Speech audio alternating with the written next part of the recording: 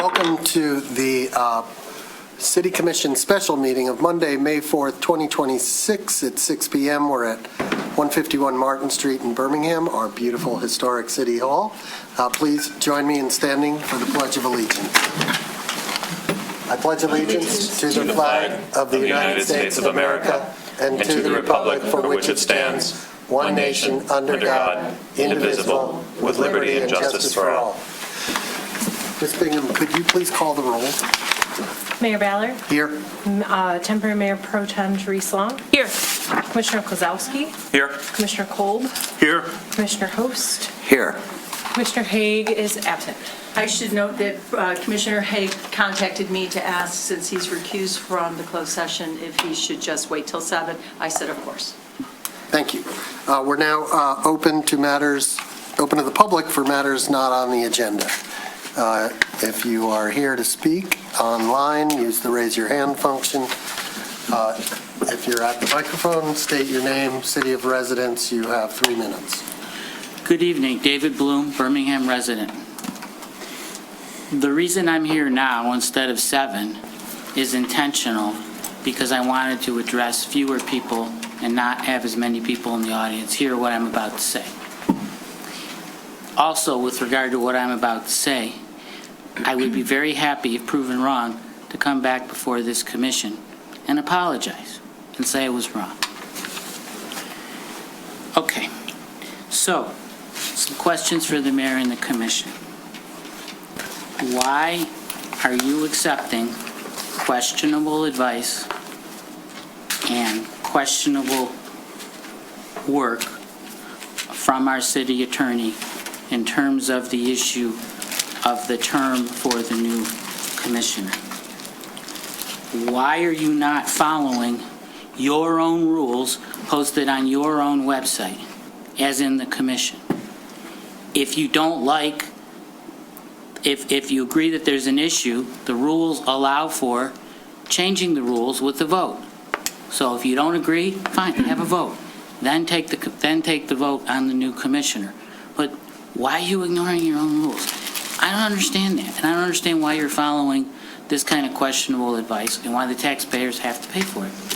So those are and then by not doing that, and by not following your own rules, you all took an oath of office when you got here, to the state, to the Constitution, to the city.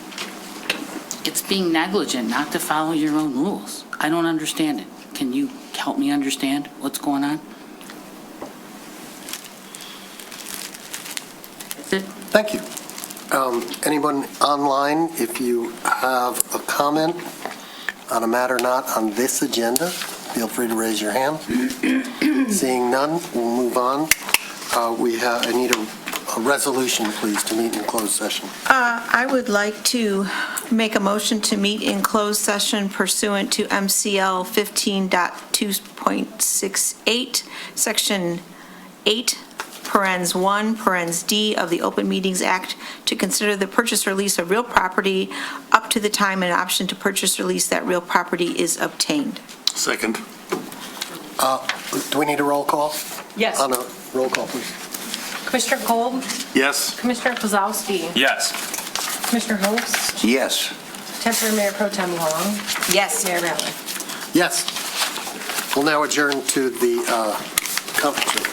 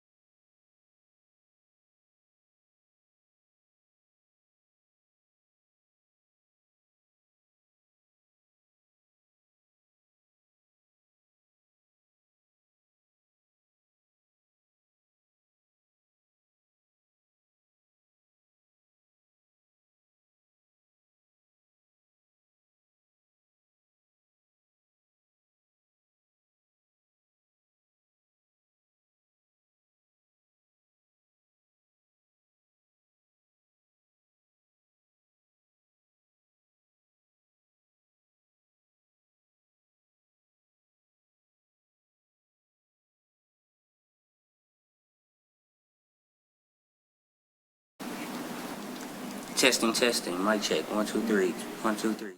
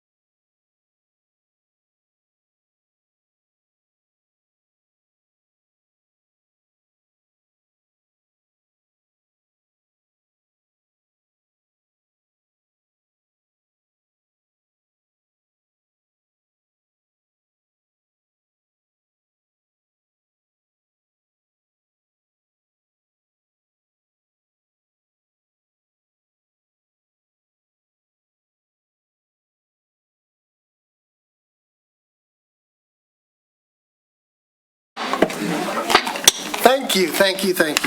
Sorry for the late start. Welcome to, well, it's not late. We're actually right on time. This is the regular City Commission meeting of Monday, May 4th, 7 p.m. at beautiful City Hall, historic City Hall at 151 Martin Street in Birmingham. It is 7:01 p.m. Please join me in standing and saying the Pledge of Allegiance. I pledge allegiance to the flag of the United States of America and to the republic for which it stands, one nation, under God, indivisible, with liberty and justice for all. Thank you. Ms. Bingham, could you please call the roll? Mayor Ballard. Here. Temporary Mayor Pro Tem Therese Long. Here. Commissioner Haig. Here. Commissioner Host. Here. Commissioner Kolb. Here. Commissioner Kozlowski. Here.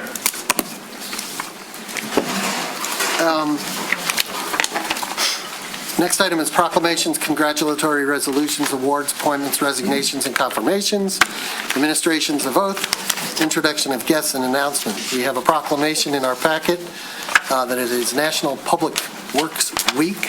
I won't thrill you with a recitation. You can read it in the packet if you'd like. We have an announcement. The 2026 Celebrate Birmingham Parade and Party will be on Sunday, May 17, 2026, from 1 to 4 p.m. The event will begin with a community parade, always fun, featuring local organizations. Some of us up here will lead, marching along Old Woodward to Shane Park.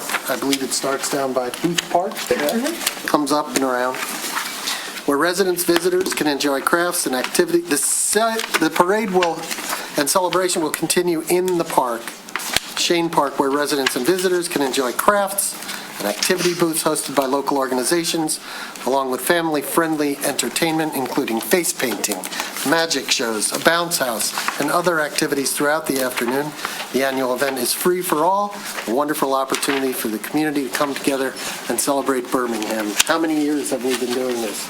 Many, many. As long as I've been here. That's 40, so hope everybody can come out. Next item of business is appointments. We have an appointment to the Housing Board of Appeals. The applicant is Dennis Mando. Mr. Mando, are you here? Hello, could you come on down and introduce yourself, please?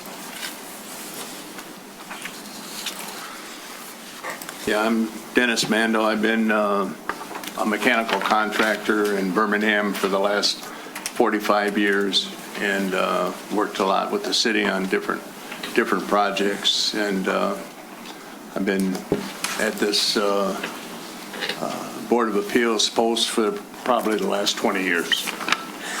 That's it. Thank you. Entertain a nomination, please. I'd like to make a motion to appoint Dennis Mando to the Housing Board of Appeals to serve a 3-year term expiring May 4th, 2029. All those in favor? Aye. Any opposed? Well, it's unanimous. Please stand by for the swearing in. We have the Birmingham Area Cable Board, Darby Hadley. Darby, are you here? I'm here. Tell us why, briefly, your interest. Unlike my predecessor, I'm only a 10-year resident of Birmingham and recently retired from a career that kept me on the road all the time, so now I have time to give back. So I've always been in tech, and this seems like a natural step to go from my career in tech into something that can help the community and hopefully use some of my skills. Excellent. Any questions for Mr. Hadley? Nomination? We're with Xfinity. Can we get Channel 7 back, ABC? I'm going to write that down. That'll be my first thing. Thank you. Nomination? Make the motion Okay. to appoint Darby Hadley as a regular member to the Birmingham Area Cable Board to serve the remainder of a 3-year term to expire May 1st, 2029. All those in favor? Aye. Aye. Opposed? Unanimous. Stand by for the swearing in. Next, we have the Public Arts Board, Julie Pincus. Needs to reschedule. She needs to reschedule, so we'll be rescheduling that. Is that okay, or is it the pleasure of the commission to go ahead and appoint her? I think she's new. She would be new. Okay. She is And new. so therefore, We generally don't. okay, we generally don't. Okay, so we'll reschedule that. So we will have Hold it. swear. Oh, go ahead. We will have the swearing in then of the other two. Dennis and Darby, come on up and stand up. You'll raise your right hand and say, "I do" after me.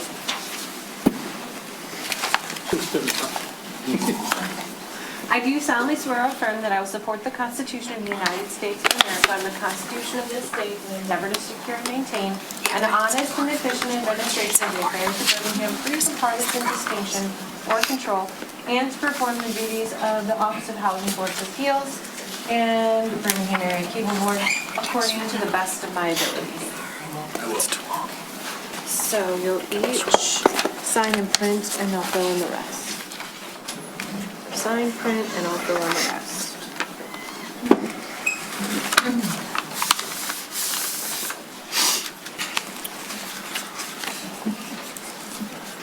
Mr. Mayor, point of order. Could I suggest that we change the agenda tonight? I would say 95% of the people here. I'll get to that. Oh, you will? I know what you're talking about.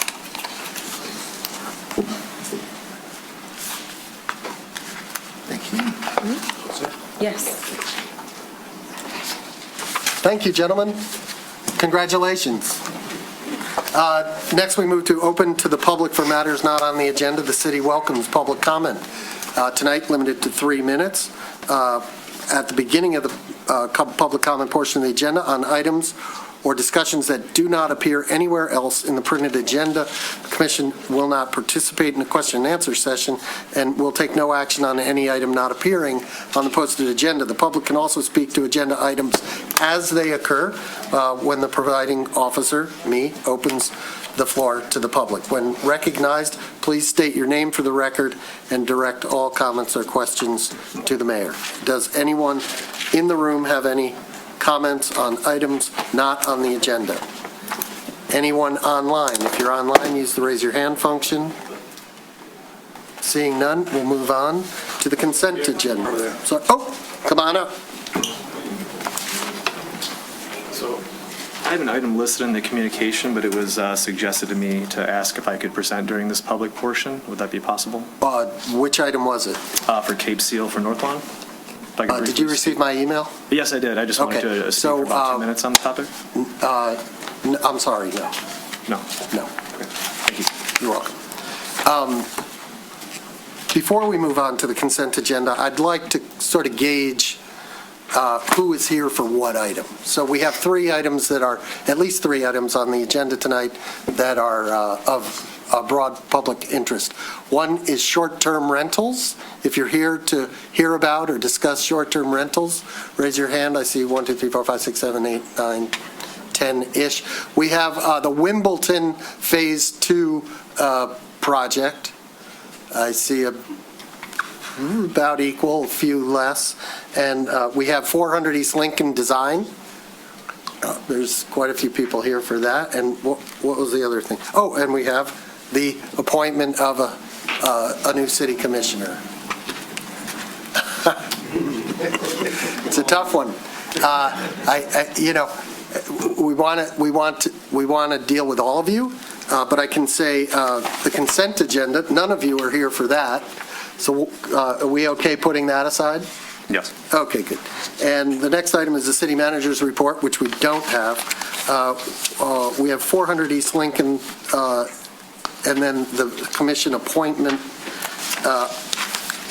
I'm thinking, given the numbers that I saw, that we ought to go in the order that it's on the agenda. Folks who may be at home, look at the agenda, figure it's going to be late in the meeting or early in the meeting. I think there are some items that we could whip through or put aside. Let's ask whether any commissioners intend to pull items off the consent agenda. All right. Well, you can pull it later. Yep. I'm fine with doing that. Okay. It's not. All right, let's interrupt this. Let's move right into 400 East Lincoln. Okay? Okay, we have Newman Smith here. They have completed the first iteration of the design, the renovation and design for 400 East Lincoln. Scott from Newman Smith, who will lead our discussion and let you know what they come up with.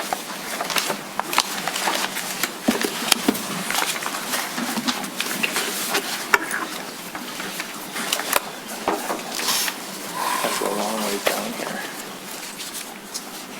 For those of you who don't know, this is Sarah Sarkeesian. She's also with Newman Smith and is working with us on the project. You stole my introduction, Mark. Oh, sorry. Is there a presentation here somewhere? So you're using my own presentation. Okay. Do you need some tech help? I think I'm okay. Okay. I seem to remember how to do this. See a lot of familiar faces here. For those of you who don't know, you probably all know, but 400 East Lincoln is what will soon be the former YMCA. Let's do this. Let's do this.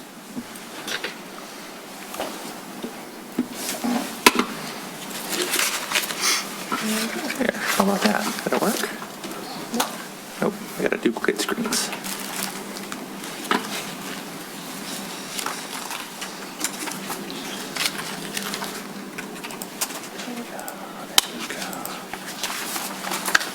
And these folks represent Newman, never liking too much silence. These folks represent our architect, Newman Smith, whose charge is to suggest renovations to the first floor to accommodate Next, our senior organization. Here we go. Yes, hello, hi, I'm Jim Stock from Newman Smith Architecture. I'm a design director at the firm. With me is my favorite senior project manager, Sarah Sarkeesian Bell. We've had the pleasure of working with Next in the city on this project. So we'll get right into it. So we're going to talk about the space program really quickly, just the spaces that we're able to fit into the project, and I'm going to see if I can break through this. And can everybody see this okay? Should we make it bigger? Yes, and I'm going to ask the city commission right up front, does anybody have any questions about the space program? So I can certainly go. We've all seen your report, and Beautiful. And I think if there's something important that you want to point out about the space allocation, go ahead, but otherwise, the diagrams are pretty, the floor plans. Excellent, excellent. I'll blow through these then. So what we have in front of you today is the existing floor plan of the first floor, and that's really the scope of our work, is the first floor of the existing YMCA building.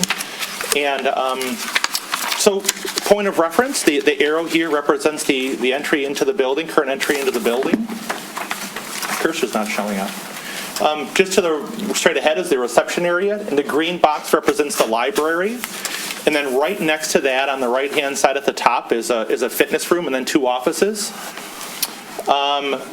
Behind the reception area is their office administrative area. Just to the west of that is the child watch room that exists today. The red square is the elevator. And then as you come around the corner, there's another stair that leads to the basement. And then that big room is the big fitness room. You may all be familiar with that, with treadmills and ellipticals and things like that. Of course, the big yellow box in the middle is the gymnasium. Across from that on the east side, or the parking lot side, is another fitness area that's more free weight and those types of spaces. And then just to the south of the gymnasium, there's various storage spaces and then stairs that go up to the second floor and or down to the locker room. And so just as a point of clarification, I want to point out that our scope here today only deals with the first floor of this building. So that represents about almost 16,000 square feet, as highlighted in red and blue. And with that, our building scope, renovation scope, is a few things. First and foremost, we're interested in making the building barrier-free compliant. Think hardware and door operators and things like that. In fact, that's our first point. Adding power door operators at the north vestibule, so make it easier to get in and out of the building. Right? New door hardware levers, right? Knobs are no longer barrier-free compliance. We need to change door hardware to levers. Additionally, the toilet rooms that are on the first floor are not barrier-free compliant. So we'll be adding 2 new completely barrier-free compliant toilet rooms. Of course, these renovated areas, we need to make life safety compliant. So, think about fire alarms and strobes and things like that. So the spaces that we're renovating, we would bring that up to life safety code. Throughout the first floor, we would be providing new paint and wall base, floor finishes throughout the entire first floor. And then additionally, new acoustical tile ceilings, new supply and return air diffusers in all the spaces. We would be looking at energy efficient LED lighting throughout the whole area, and we would also equip all room with lighting dimmers. And it's per code that when you leave a room, as we all know, the lights turn off. And so we have to follow building code while doing that as well. We would like to look at doing all new doors and door hardware, because the doors are, well, they've served their useful life. They need to be replaced. In the existing toilet room on the first floor, we're proposing to replace the toilet partitions, the plumbing fixtures and hardware, and replace the lighting and toilet accessories in that toilet room as well. And then also, there's quite a bit of furniture and equipment at the existing next location. So whatever we can bring from that location to this location, we're going to do so. So let me see if I can, my cursor is not working. So, okay, so the entrance is staying where it is. Oh, I know what I can do. Can we see, let's see. I'm gonna do a laser pointer. Now we can see that, right? There we go. Okay, so the entrance stays where it is.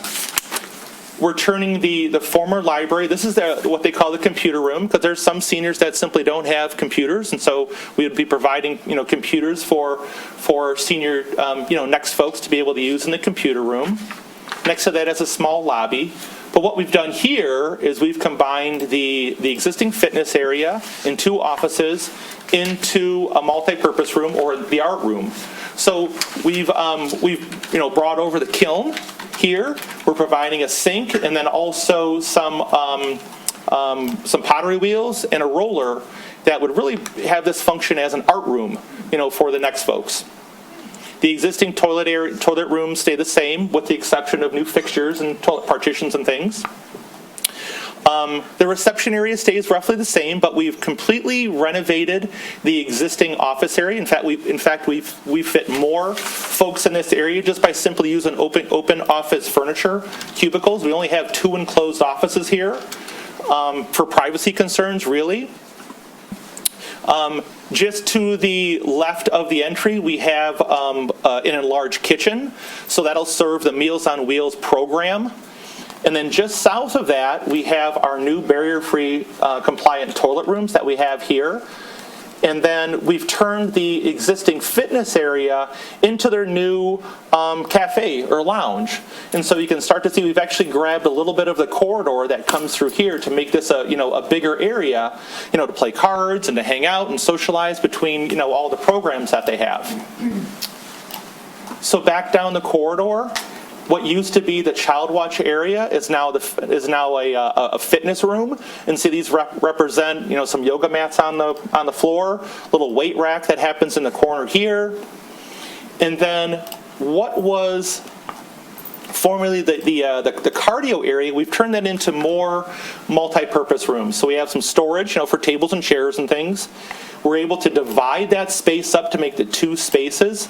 And here, and I'll show you, different floor plan layouts in just a moment on how we can use this space. These are 5-foot rounds here.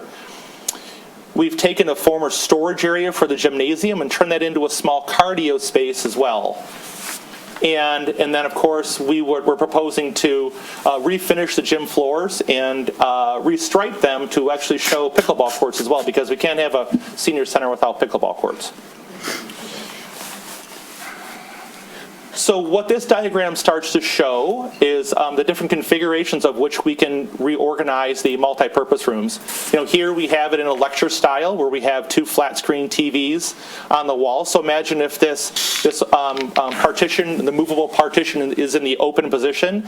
You're able to see content on both of these AV screens. This is a configuration where if the wall was in a closed position, and you can use training tables. Let's say if there was a type of a training exercise or a lecture that you need a table for a laptop or something or take notes on, you can configure it in this location here.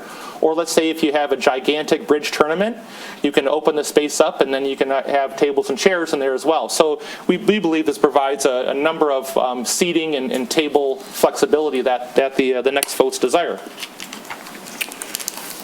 So next, no pun intended, our next steps are to select the interior finishes for the project. We're coordinating right now with a construction cost estimator, so we're going to develop a number of schemes within this building so they can price these things and make sure we're not over budget and prioritize things we need to do within the project itself. And then we would develop the construction documents. And that's it. That's our progress so far on the project. Excellent. So- Thank you. Is there anyone here from Next who would like to speak? Come on up.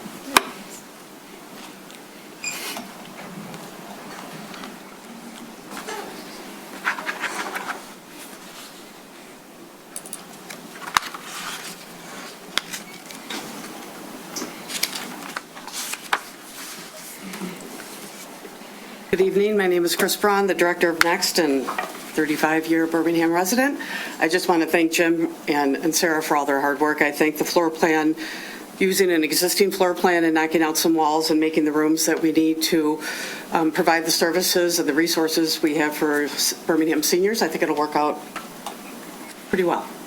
And we're thrilled that we are at this point now, and we can kind of see the end in sight, hopefully, and I think it'll work out very, very well, and I think our members will be pleased when they see it.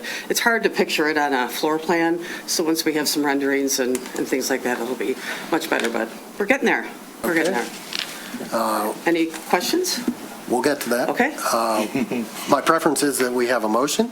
If anybody feels the inclination to put a motion on the table so that we have something firm to discuss, or? I'm happy to make a motion. Make a motion adopting a resolution to approve the architectural design plan for the renovation of the first floor of the building at 400 East Lincoln as presented by Newman Smith Architects, and to direct city staff to issue a request for proposals for a contractor to develop construction design build plans for the 400 East Lincoln consistent with the design plan. Second. Excellent. Discussion. Commissioner Host. Hey, are we allowed to ask questions now? Yeah. Oh, okay. Jim, in the gymnasium where you're putting 2 pickleball courts, does it remain a gymnasium when the pickleball people are not in there? Is it a regular gymnasium? Absolutely, yes. Okay. Yep, we are not taking down the hoops or even the curtain or anything like that. Yep. And now a comment on the motion. It doesn't include an ADA elevator. And what we're discussing is 1/3 of the building, which hopefully will be finished by June of next year. Without an ADA elevator in this building, the lower level as well as the second floor are totally useless. And the city of Birmingham taxpayers own this building and deserve to have the use of all the space, not just 1/3 of the space for 4% of our population. I'm one of the 37% of Next. And as such, I won't vote for this unless we get an ADA elevator, because the city of Birmingham owns this and deserves to be using 100% of the building. Thank you. I will just add the comment that my understanding as mayor is that this is phase 1, and that we have a deadline to get Next in there. This matches up with the not only the MOU, but the millage proposal that voters approved to renovate the building for Next. So we may eventually move to some plans that take into account the upper and lower floors and elevators, but tonight, the only thing on our agenda is to deal with the plans for next and the first floor. And to Newman Smith, correct, this was an elevator, and ADL was not part of their Scope. So, and we approved that, we approved That's correct. the engaging them and that scope. So it's possible that had you had the concerns about the elevator at that point, maybe we could have included it, but we didn't. Any other comments? Commissioner Haig? Yeah, couple of things, just from orientation on the picture. Bottom left, where we've got what used to be the electrical cabinet and then the 95 square foot storage. Is there anything that could be done more with that to add storage? Because it just feels like an awkward space right now, and it's like dead space that's not being fully utilized. And the next question within the same theme was on the bottom right, the circulation 329 square feet. What's that that's just underneath that? Is that another foyer? And is there something, could it be, no, to the right of there? Go down? This? Yeah. That leads into the pool. Ah, okay, all right. Because I was just wondering, again, same question about that 329 square feet. Is there anything could have been done to maybe utilize that more by moving a wall somewhere? Because it just seems like, again, it's lost opportunity for space. That's really it. Sure. It's egress capacity from the gymnasium and from the lounge area. So that's needed from an egress standpoint. Okay, fair enough. Yep. And the storage he asked about on the On the multi-purpose right, room. you're seeing right here? Yeah, just that it seems like there's something that... Well, this is an electrical cabinet. Yeah. We can't move that. Well, we can, just costs a lot of money. But, Don't move that. could we, I was thinking just to the right of it. It looks like there's just kind of a- right in here? Well, there's a corridor that we have between the gymnasium and the multi-purpose area, so as you kind of come around here, actually what we could do is make the storage room a little bigger. Well, that's sort of where I was going. I don't want to overthink it. It was Yeah, just, yeah. if there's an opportunity to make more storage Sure, then why not take the opportunity now while we're actually moving stuff around? It was fine. That's really all I wanted to go, and no further Sure. than that. And then the last question was, up by the reception, there's the stairwell. I think it's stairwell 4. I think it Right was there. called. Yep. How's that being blocked off? Yep. We're just It's simply not now today. providing a door. Okay, lockable. Yep. Correct. All right. That's it. Oh, yeah, one last comment. Sure. Yeah, so November, a lot of you that are sitting in the audience asked pointed questions about when's Next going to have a home, and I got really confused by your questions because I kept on telling you Next had a home. I wanted to do it right. Not do it badly, do it right. So that's why I was confused by some of you asking, when are we going to have a home because we don't have one? You always did. That's doing it right. That's it. Thank you. Commissioner Host. To reiterate about the elevator, it should be done while we're doing this to get Next in there, and that way the city of Birmingham taxpayers can use the entire building. This should be part of the same construction. Thank you. Other comments? Commissioners, temporary Mayor Pro Tem Long.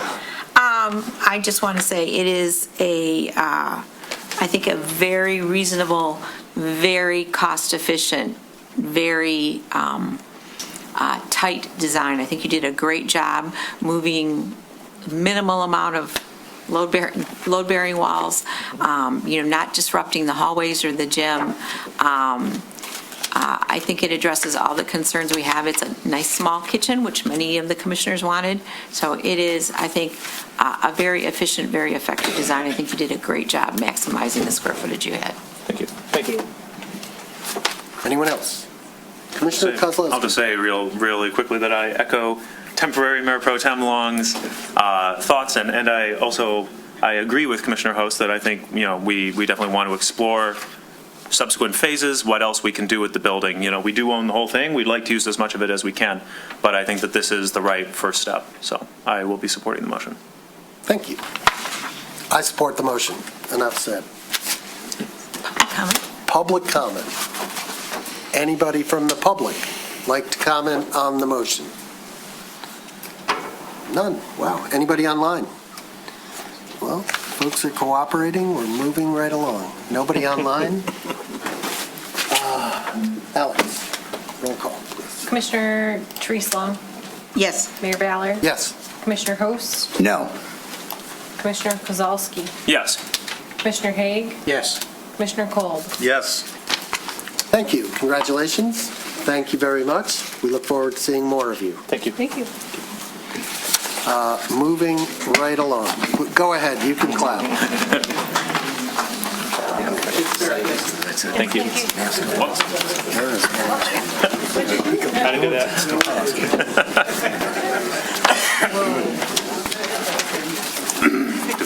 Now you might need IT. Sorry, That could be don't look at the tricky. screens. You help, the screens are really crazy. We're going to take a Try to minute unplug. to It's like Stop the flickering like a craziness. horror movie. Sorry, I didn't do that. Seriously, because it's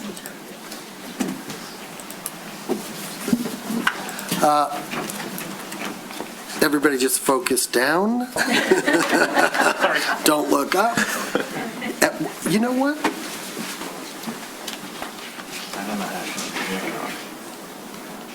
No. Oh, That's not gonna solve it. that just rolls. Just rolling them up, yeah, that's gonna look weird. I think it probably is missing an output thing, because if you plug something, He did plug in his own computer. then you gotta plug something right in. Okay, while she's working on that, a little bit of commentary on the agenda. We have something on the agenda that talks about, what we do if we're deadlocked. We don't know that we're deadlocked, so we're going to move right to nominations and possible appointment of a new city commissioner. If at that point we're deadlocked, then we can go back to the item that talks about how we move forward on that, right? Yeah. And so,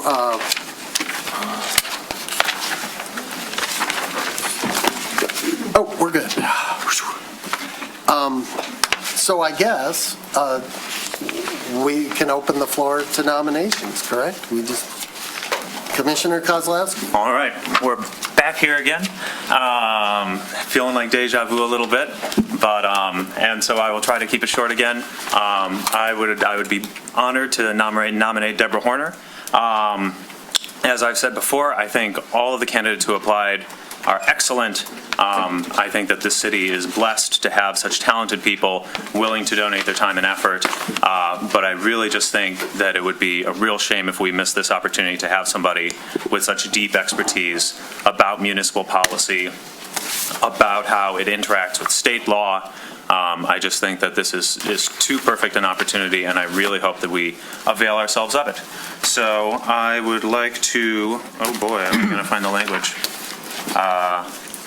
Move to nominate Deborah Horner to the City Commission to serve the remainder of a 4-year term to expire in November of 2027. Okay, other nominations? Commissioner Kolb. I read a 3-minute speech last time. I assume you don't want me to read it again. That is entirely up to you. Robert's rule says you've got 10 minutes. So I would like to once again support Mary J. Birmingham is a truly special place, a charming, walkable city with tree-lined streets, outstanding schools, and a community spirit that is the envy of communities across Michigan. But keeping Birmingham special in a changing world requires thoughtful, experienced leadership. That is exactly what Mary J. brings, a perspective on problems and approaches to solving problems that are additive to this commission, not duplicative. Mary spent over 40 years as a senior executive at Chrysler, Daimler Chrysler, FCA, and Stellantis, one of the most complex, globally competitive industries in the world. What makes her background genuinely distinctive is not just that she ran large organizations, but the specific nature of what she did. She led product and commercial development, negotiated and reviewed legal documents, technical, operational, distribution, and franchise, and held direct decision-making authority over major business proposals. That is a very particular skill set. Someone who has sat across the table in high-stakes negotiations, who understands how contracts shape outcomes, and who has had to be accountable for those decisions at scale. That kind of experience, commercial judgment, legal fluency, and operational execution, all in one, is not something every board or commission has. It is the kind of lens that can change how a body evaluates a contract with a developer, weighs an infrastructure proposal, or scrutinizes the fine print of an agreement before the city signs it. It is additive in the truest sense of the word. And then there is the perspective she brings as a resident. Mary bought her first home in Little San Francisco over 33 years ago. She has watched neighborhoods change from the inside, not from a boardroom, but from her front porch. She currently serves on the Historic District Commission and is on the Board of Sale, focused on independent living for adults. She understands both the physical fabric of Birmingham and the human needs of its residents in a way that is deeply personal.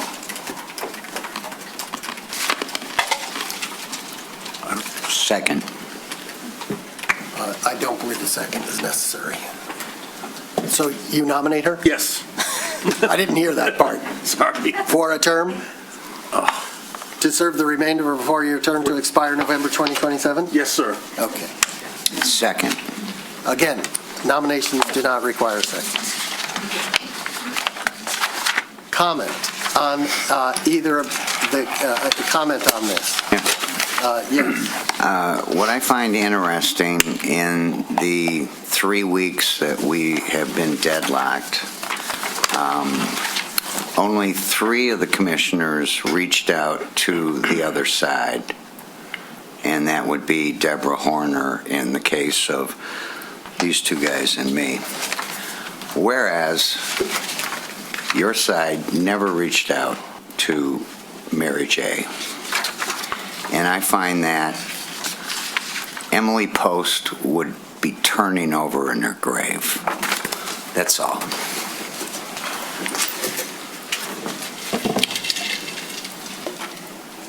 Temporary Mayor Pro Tem Long. I'm going to politely take issue with the idea that there are sides here. I think what there is instead is a fundamental difference of opinion about the role of the commission in city government and the person best suited to fill this role. And I would also say that although I did not initiate the contact, I did speak to Ms. J after the original vote. So perhaps you are not completely informed about who has talked to who, Commissioner Host. I absolutely agree with the comments that Commissioner Kolb made about Ms. J. She has wonderful business experience. I, however, believe that those strengths are what you would be looking for in a department head or a city manager, scrutinizing contracts and so forth was one of the examples he used. And that this commission is not the city manager, and we do not direct employees or projects or staff, that we function as the board of directors. We do not have any employees who report to us other than the city manager. And I'm always very concerned when city commissioners think that their role is to micromanage or overstep or direct and usurp the city manager's role. So in my vision, I think that Deborah Horner is the candidate who can add the most to this commission because, as I said 2 weeks ago, she can bring new perspectives, she can bring new resources, she can bring the body of her research. One of the things that she spent a good portion of her career studying is fiscal models and fiscal sustainability in municipal governments across the state of Michigan. And I think that's a useful perspective for us to have as we are thinking about how we spend taxes and pay for roads and what policies we develop about how we're going to move forward on maintaining roads, paying for improved roads, or how we handle unimproved roads, how we look at our sewer and water infrastructure. I think that perspective is not academic, and it is not, not real world as some have asserted. I think that is a person who is well-trained for this position, like I said, which is more like the board of directors than the city manager role itself. And so I think there are not sides. Rather, there are perspectives on how this commission should operate.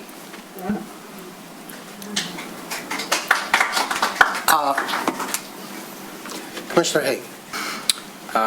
Someone correct me if I'm wrong in remembering this. The oath of our office is free from partisan bias and distinction. Is that correct? As part of the phrasing? Yes. Alex? That might be a Free question. from partisan distinction or control. Okay, thank you for the correct wording. So, I've heard now from more than one person that a political party has weighed in and tried telling some people up here which way to vote for party lines, which is a violation of oath of office. I never asked anyone what their political party is because it's not part of the office, not part of the deal. But someone decided to now put a shadow of doubt over one of the candidates by telling people, you need to vote for our person because they belong to this party. I'm sorry, but now what am I supposed to do? Break my oath of office? I have heard no such thing. I've heard it from News more to than me. one person. Okay, well, you've heard it, but it doesn't, you vote how you want to vote. Yeah, but my point Nobody's is- questioning whether your independence. I'm just saying, what now that does is it injects, and I don't believe that this particular candidate asked for it, but what it's done is now going to put it out there. Oh, well, they're potentially under this influence, which I find sad, actually. Well, And so that's where I have a great big challenge with now going forwards with this, because a political party decided to inject itself and ignore our oath of office, paid it no respect.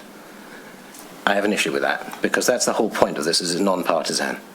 So that's really the point I wanted to make about it. It's very sad that we had to have that, because an endorsement is different from a phone call that says, you need to vote for our party member. Very different message. That's it. okay. I'm speechless with regard to that. I don't know what,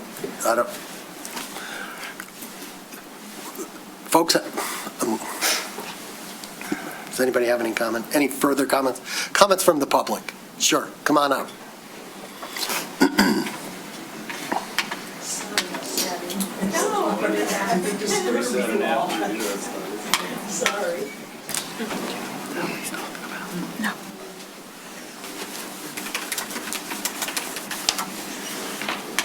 Racklin Hoff, 211 East Merrill. As a person who sat in your seats for 20 years, I know intimately how the commission works. And it really saddens me to hear people talking about sides. That's not how the commission is supposed to work. Differences of opinion are healthy. I appreciate differences of opinion. That's how you move forward. But sides is not what we're supposed to be doing, and it's not what you were elected to do.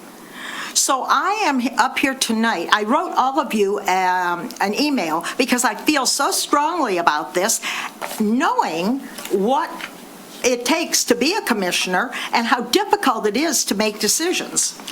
I urge you to break the tie vote, which I've seen, and make an appointment to fill the vacancy on the city commission tonight. Otherwise, I'm concerned that there will be a deadlock in future votes affecting the effectiveness of this body and your decisions for the next 18 months. And there are so many important issues coming before the commission in the coming months. We're starting now, and I was very happy to hear the vote on the renovation of 400 East Lincoln. That's an important issue in our community. The community house, that's another very important issue. City infrastructure and street improvements, to name a few.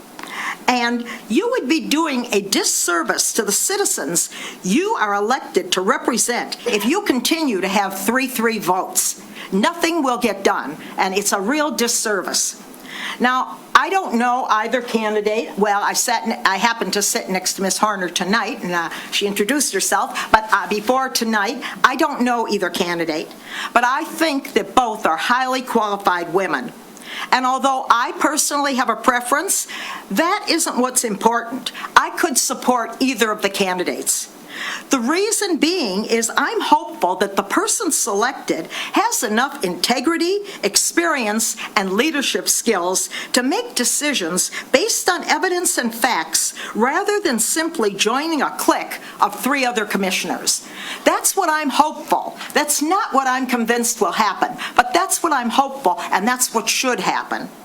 Therefore, I'm imploring just one of you, that's all it takes is one of you, to reconsider your previous vote and support the other candidate so the empty seat will be filled and the commission can move forward with efficient and effective city leadership. Thank you. Thank you.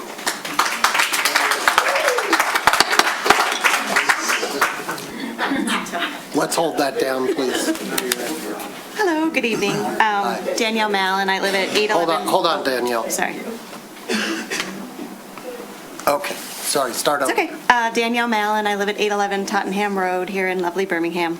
I'm here tonight to support Deborah Horner for the vacant seat on the commission, though I agree both candidates sound wonderful, but I believe Deborah Horner's work with U of M's Center for Local, State, and Urban Policy would be an asset to the commission. I was going to read all of her accomplishments, but you guys are all aware of this. But I think personally, I was a city employee, I was a state government employee. I love the idea that even though she is not a government employee, but she has all this government experience, and I think that would be a wonderful asset to the commission. So, thank you. Thank you.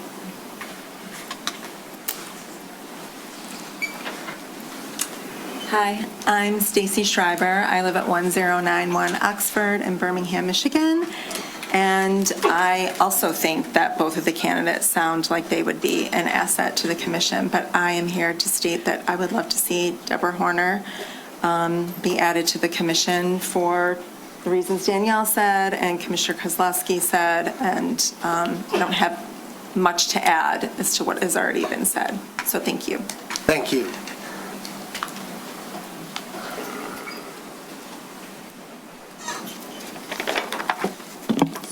Hi, I'm Wendy Friedman. Can you hear me?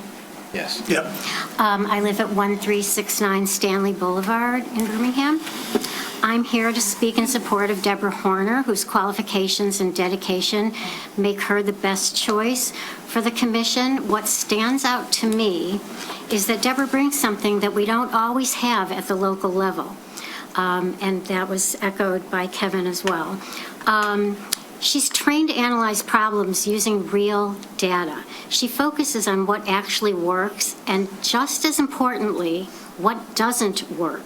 City decisions, as you all know, are not simple.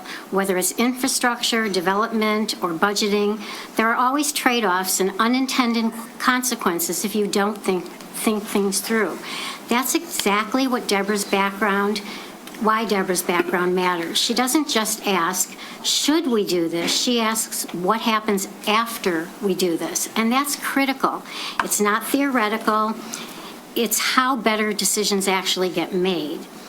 Deborah works with cities across Michigan, as you know, through her research and policy work. She's also recently been invited to present at the Michigan Municipal League's Fall Conference, which I assume you'll all be going to, because she's working with local leaders on the very challenges cities are facing now, from infrastructure to budgets to emerging legal issues. Many of these, as you know better than I, are the same issues that Birmingham is dealing with right now. Infrastructure is a perfect example. Like many cities, we've deferred from some of these decisions over time, and now they're catching up with us. We need people at the table who not only understand the problem, which you all do, but also understand how similar communities to Birmingham are addressing it in practical and proven ways. And this isn't abstract. Cities like ours are figuring out how to phase infrastructure upgrades without overburdening residents, how to prioritize, how to fund, and how to communicate those choices clearly. That's exactly the kind of real-world decision-making Deborah is equipped to help guide. What Deborah brings is truly a valuable perspective. She doesn't have to guess or start from scratch. She can look at what's working elsewhere and help guide smarter decisions here in Birmingham. Just as important, she can communicate complex issues clearly, helping ensure the Commission and the public can engage in thoughtful, informed decision-making. At the end of the day, being a commissioner is about judgment. It's about being thoughtful, informed, and able to weigh competing priorities responsibly. This commission already benefits from strong business and management experience. Deborah brings a complementary perspective, grounded in policy analysis and real-world data that would further strengthen the group.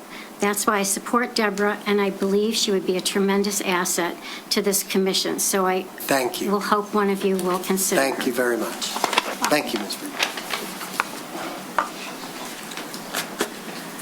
Hi, my name's Diana Lopez Negretti. I live at 1324 Ruffner Avenue. I've been in Birmingham for about 5 years, and over the last 5 years, I've seen an explosive amount of growth in the town of Birmingham.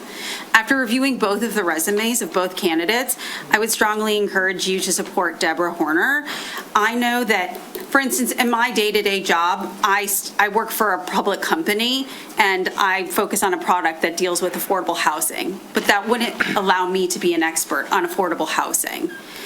People who dive deep into public policy and can make those data-driven decisions that we desperately need in the city of Birmingham, I think will be extremely impactful.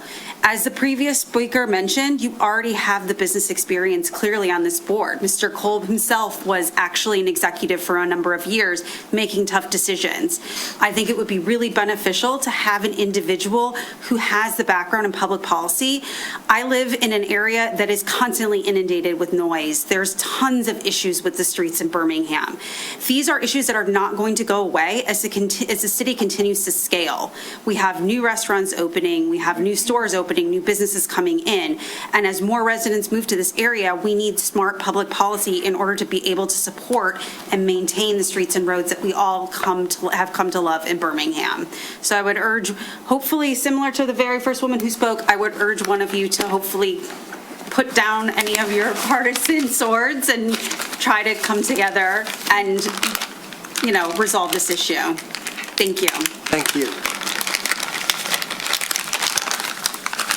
Hi, I'm Mike McEwen. I live at 1324 Ruffner Avenue. I'm also here to support Deborah Horner for this vacant seat. I'm not going to spend a lot of time. I echo a lot of what we've been hearing tonight, both up here and among the crowd. I think, as the last person just spoke, we have a lot of good business acumen already in this commission. I think we need somebody with deep public policy expertise to really navigate the real issues that the city is facing, such as housing, such as noise on Woodward, which has not been dealt with or addressed in any way, shape, or form that I see as somebody that lives half a block away from it. So just echoing what everybody else has said and giving my support for Deborah Horner. Thank you. Thank you very much. Good evening. I'm Michael Smith at 1244 Cole, and I'm here to ask one of you to also support Deborah Horner.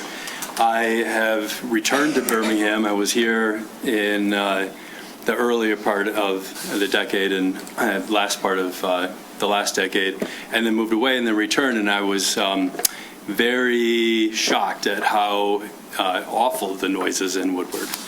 It's intolerable. I think that having somebody that has good network and connectivity to be able to work with state government and municipal government, knowing that Woodward is a state highway, would be fantastic. Even if she can help even a little bit, I would be very, very happy about that. But what is most important to me as a taxpayer here in Birmingham are the things that make a city work really well. Safety, health, schools, everything that goes, all the ingredients into a great foundation for then businesses to come in and will be attracted to be living here. So I think Deborah Horner has the background, the capabilities, and also has a great, just overall vast network around the state that she can draw upon to make sure that Birmingham's the best city to live in the state. So I agree with Commissioner Kozlowski. It'd be a real shame if we missed out on this opportunity. Thank you. Thank you. Hi there, my name is Issa Jurassi Ackerman, and I live at the corner of Maple and Adams in Birmingham with my husband, who grew up here in Birmingham his whole life. We moved to Birmingham, well, I did, from out of state, and to raise our kids because it's a thoughtful and intentionally run city, and that's something I value and appreciate every single day, so thank you very much. And I am here in support of Deborah Horner because she is exactly the kind of commissioner who will keep our city that way. She brings 2 decades of professional experience in the exact work that you do, budgeting, zoning, infrastructure, and sustainability. And I believe that she is the gold standard, and I urge one of you to cross to the other to support her, and thank you very much. Thank you. Anyone online, if you're online and you'd like to comment, use the raise your hand function on Zoom. Don't see anyone. Got one more. George coming up. Good evening, George Dogard. Just want to follow up to what I said last Monday. And I was thinking about this week, and one of the issues here is the composition of the city commission. And this commission, it's not your fault, but it lacks a lot of experience and expertise. No attorney, no planning board experience, no architect, no urban planner. When I served on the commission with Racky, I was only 8 years, also on the planning board. On that commission, we had all of those covered and many more, as well as business. So I think Deborah Horner fits what the city needs and what the city commission needs. And I think the vote should be taken tonight and to move on and have a full city commission. Thank you. Thank you. Any other comments in the room? Any further comments from the commission? I'm just going to say, this is the side I'm on, yours, okay? Ever since I got involved in city government 25 years ago, I've been on the side of Birmingham residents, and that's the only side I'm on. And I'm going to echo, you folks out there and up here made the case for Deborah Horner. She is with the Gerald R. Ford School of Public Policy at the University of Michigan. She's with the school's Center for Local, State, and Urban Policy. It's what we do every day. Call the vote on Deborah Horner, please. Commissioner Kolb, No. Commissioner Kozlowski, Yes. Commissioner Haig, No. Commissioner Therese Long, Yes. Mayor Ballard, Yes? Commissioner Host. No. Okay. Vote on Mary Jane. Commissioner Kozlowski, No. Commissioner Kolb, Yes. Commissioner Haig, Yes. Commissioner Host, Yes. Commissioner Therese Long, No. Mayor Ballard. No. Let's do it one more time, and then we can move on to the next agenda item. Let's roll call on Deborah Horner. Commissioner Kolb, No. Commissioner Haig, No. Commissioner Therese Long, Yes. Commissioner Host, No. Mayor Ballard, Yes. Commissioner Kozlowski. Yes.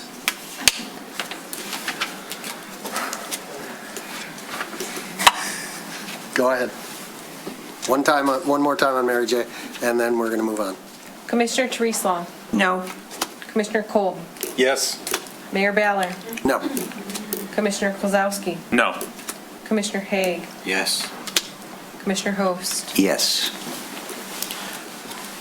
Thank you. We have a couple of memos from the city attorney, which I am going to ask her to expound upon. And then we have some decisions to make up here.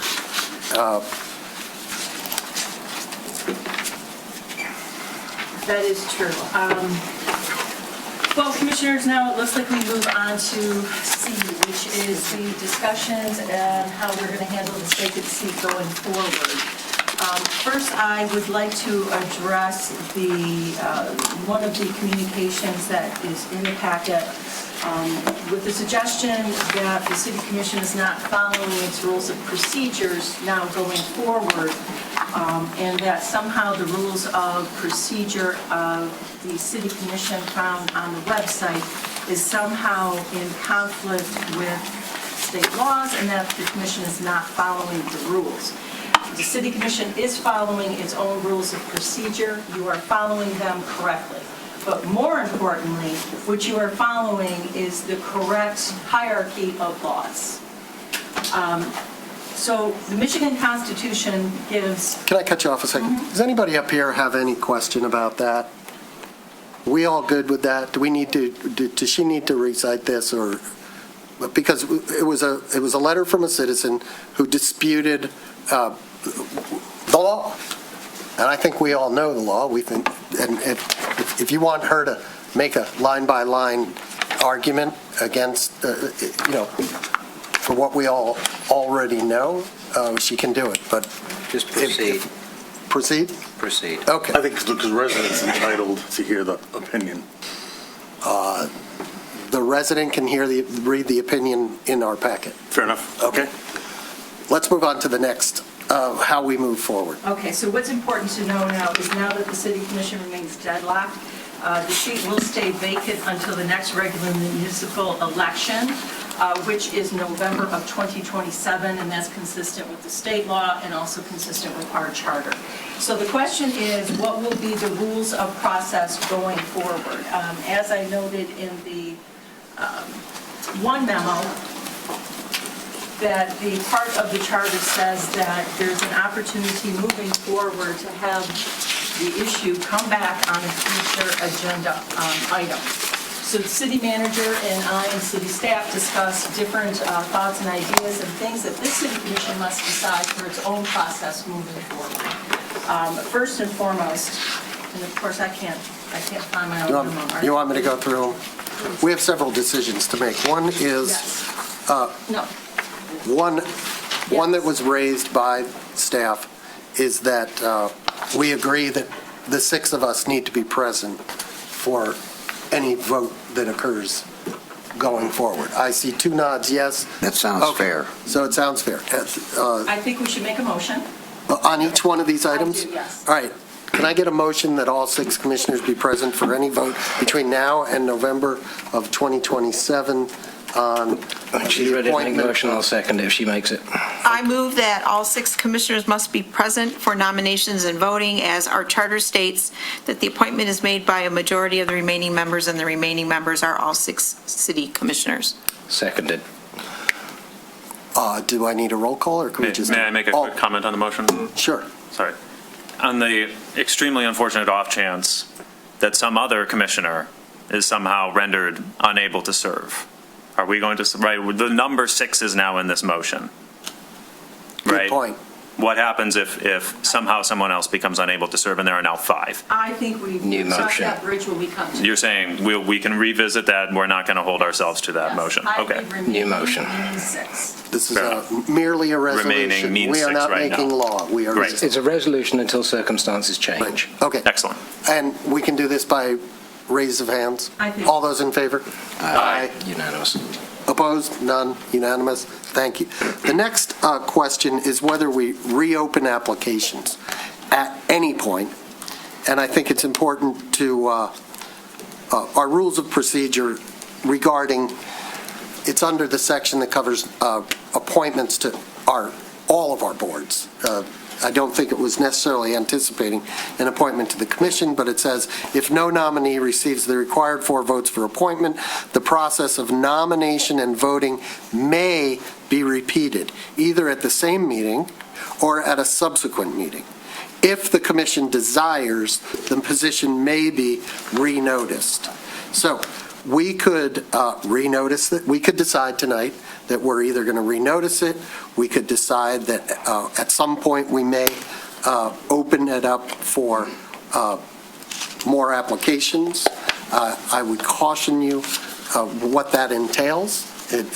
We've already canceled or repurposed 2 workshops, and one of them was for this, and the one was tonight, that we were going to have workshops on other topics, important matters before the commission.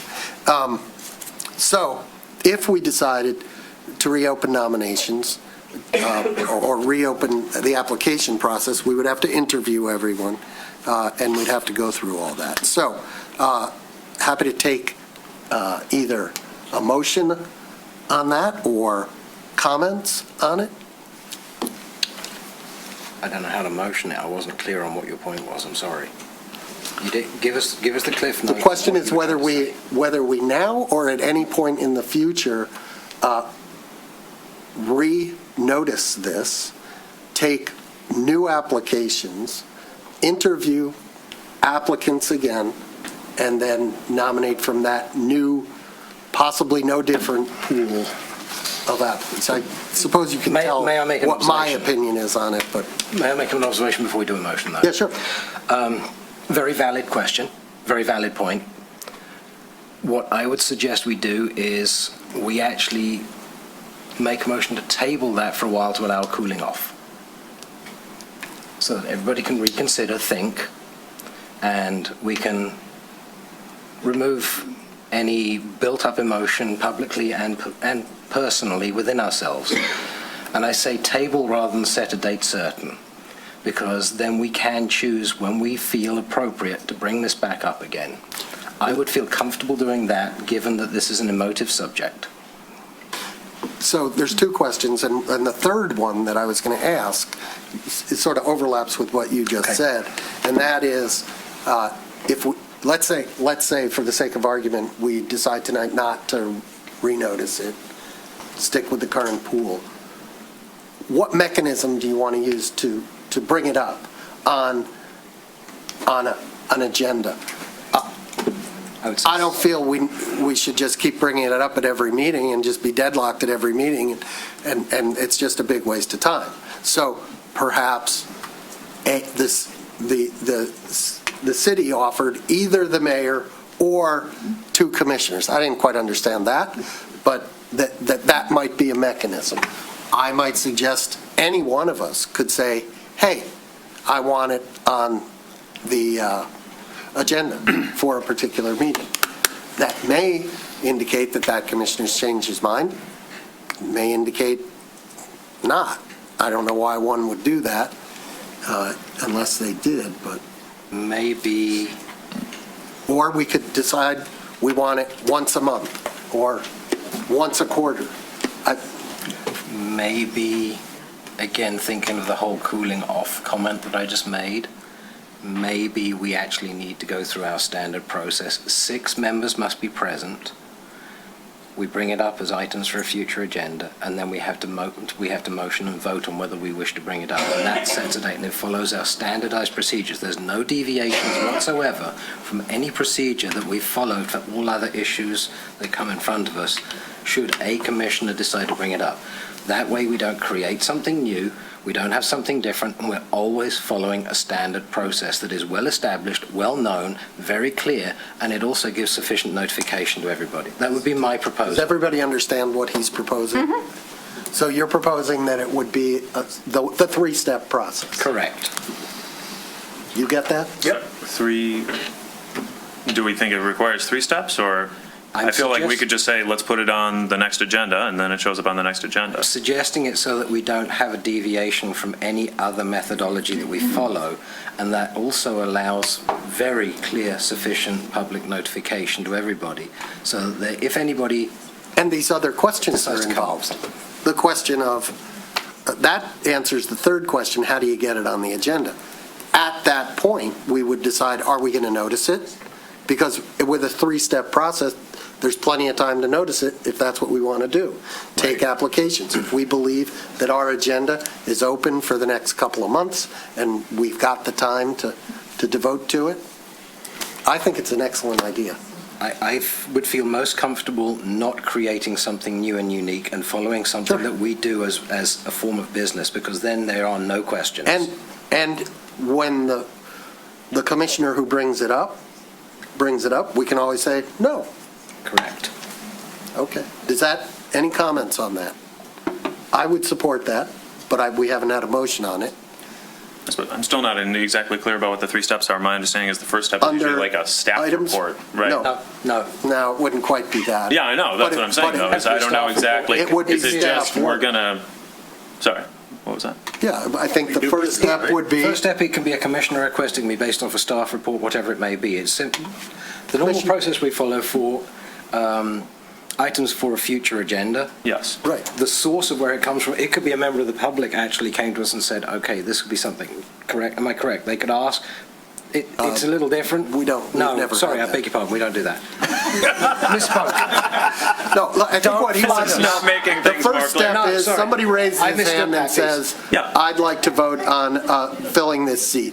Yes. We vote on whether that should come up at the next meeting. Yes. And then at the next meeting, there would be presumably, we would discuss whether we want to notice it. Yep.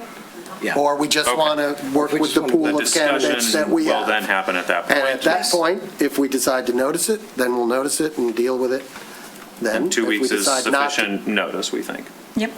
Whatever. We don't Well, don't always, forget, we it's don't got- always do It's it. got 3 steps. And those There's steps are 2 not weeks always the between next meeting. each step. And that's with Potentially. all 6 present?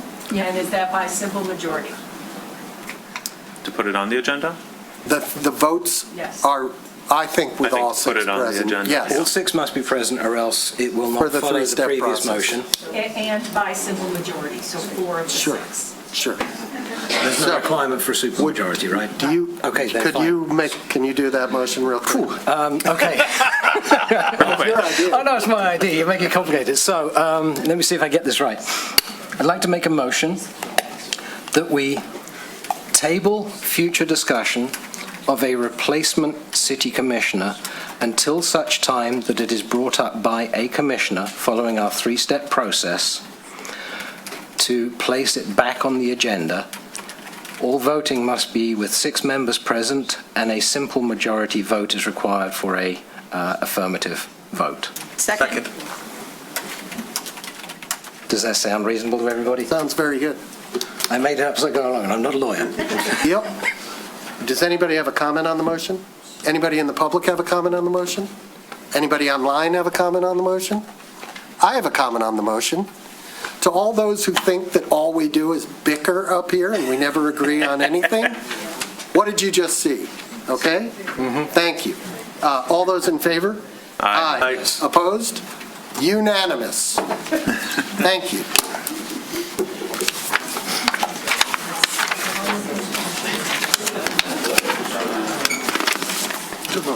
Mr. Mayor, will you be going back to new business? I'm trying to learn this politics game as I go along. Well, One day I'll no, get we're going to hold off on the consent agenda. New business. Where are we? We are on Public hearing, water laterals, I guess. water lateral, new A. STRs. To hit the important things that are in order. So if we could do, I'm STR. perfectly happy leaving the consent agenda until later to get yeah, people out. no, I would like to do, not consent. I mean, do you want to move to, what was it, Wimbledon? 8 to I 8 think we first? should do Wimbledon. Yeah, public hearing. Public hearings. We're going to, I hope somebody's keeping track of what we're doing and what we're not doing, because I'm having a little hard. All right, we're going to go to item 8, new business. Item A, public hearing of necessity for sewer and water lateral special assessment district Wimbledon Phase 2 project, contract number 6-26W. We're going to open the public hearing at 8:14 p.m. on May 4th, 2026 at Birmingham City Hall. Melissa Coda, our city engineer, will present. Good evening, everyone.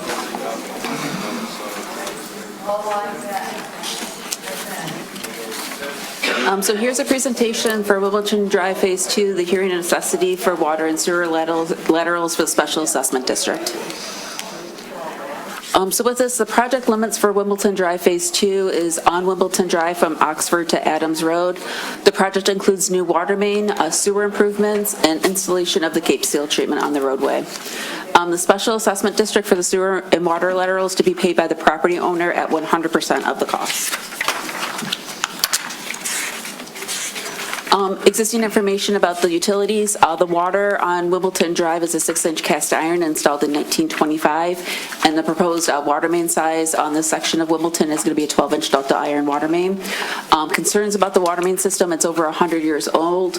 Also, Wimbledon Street is the backbone of the water system of this area since it connects to the larger size of the water main on Woodward Avenue and Adams Road and feeds the streets to north of Wimbledon itself. Also in this area, there's no water main feed from the north area due to the city limits and Bloomfield Township itself.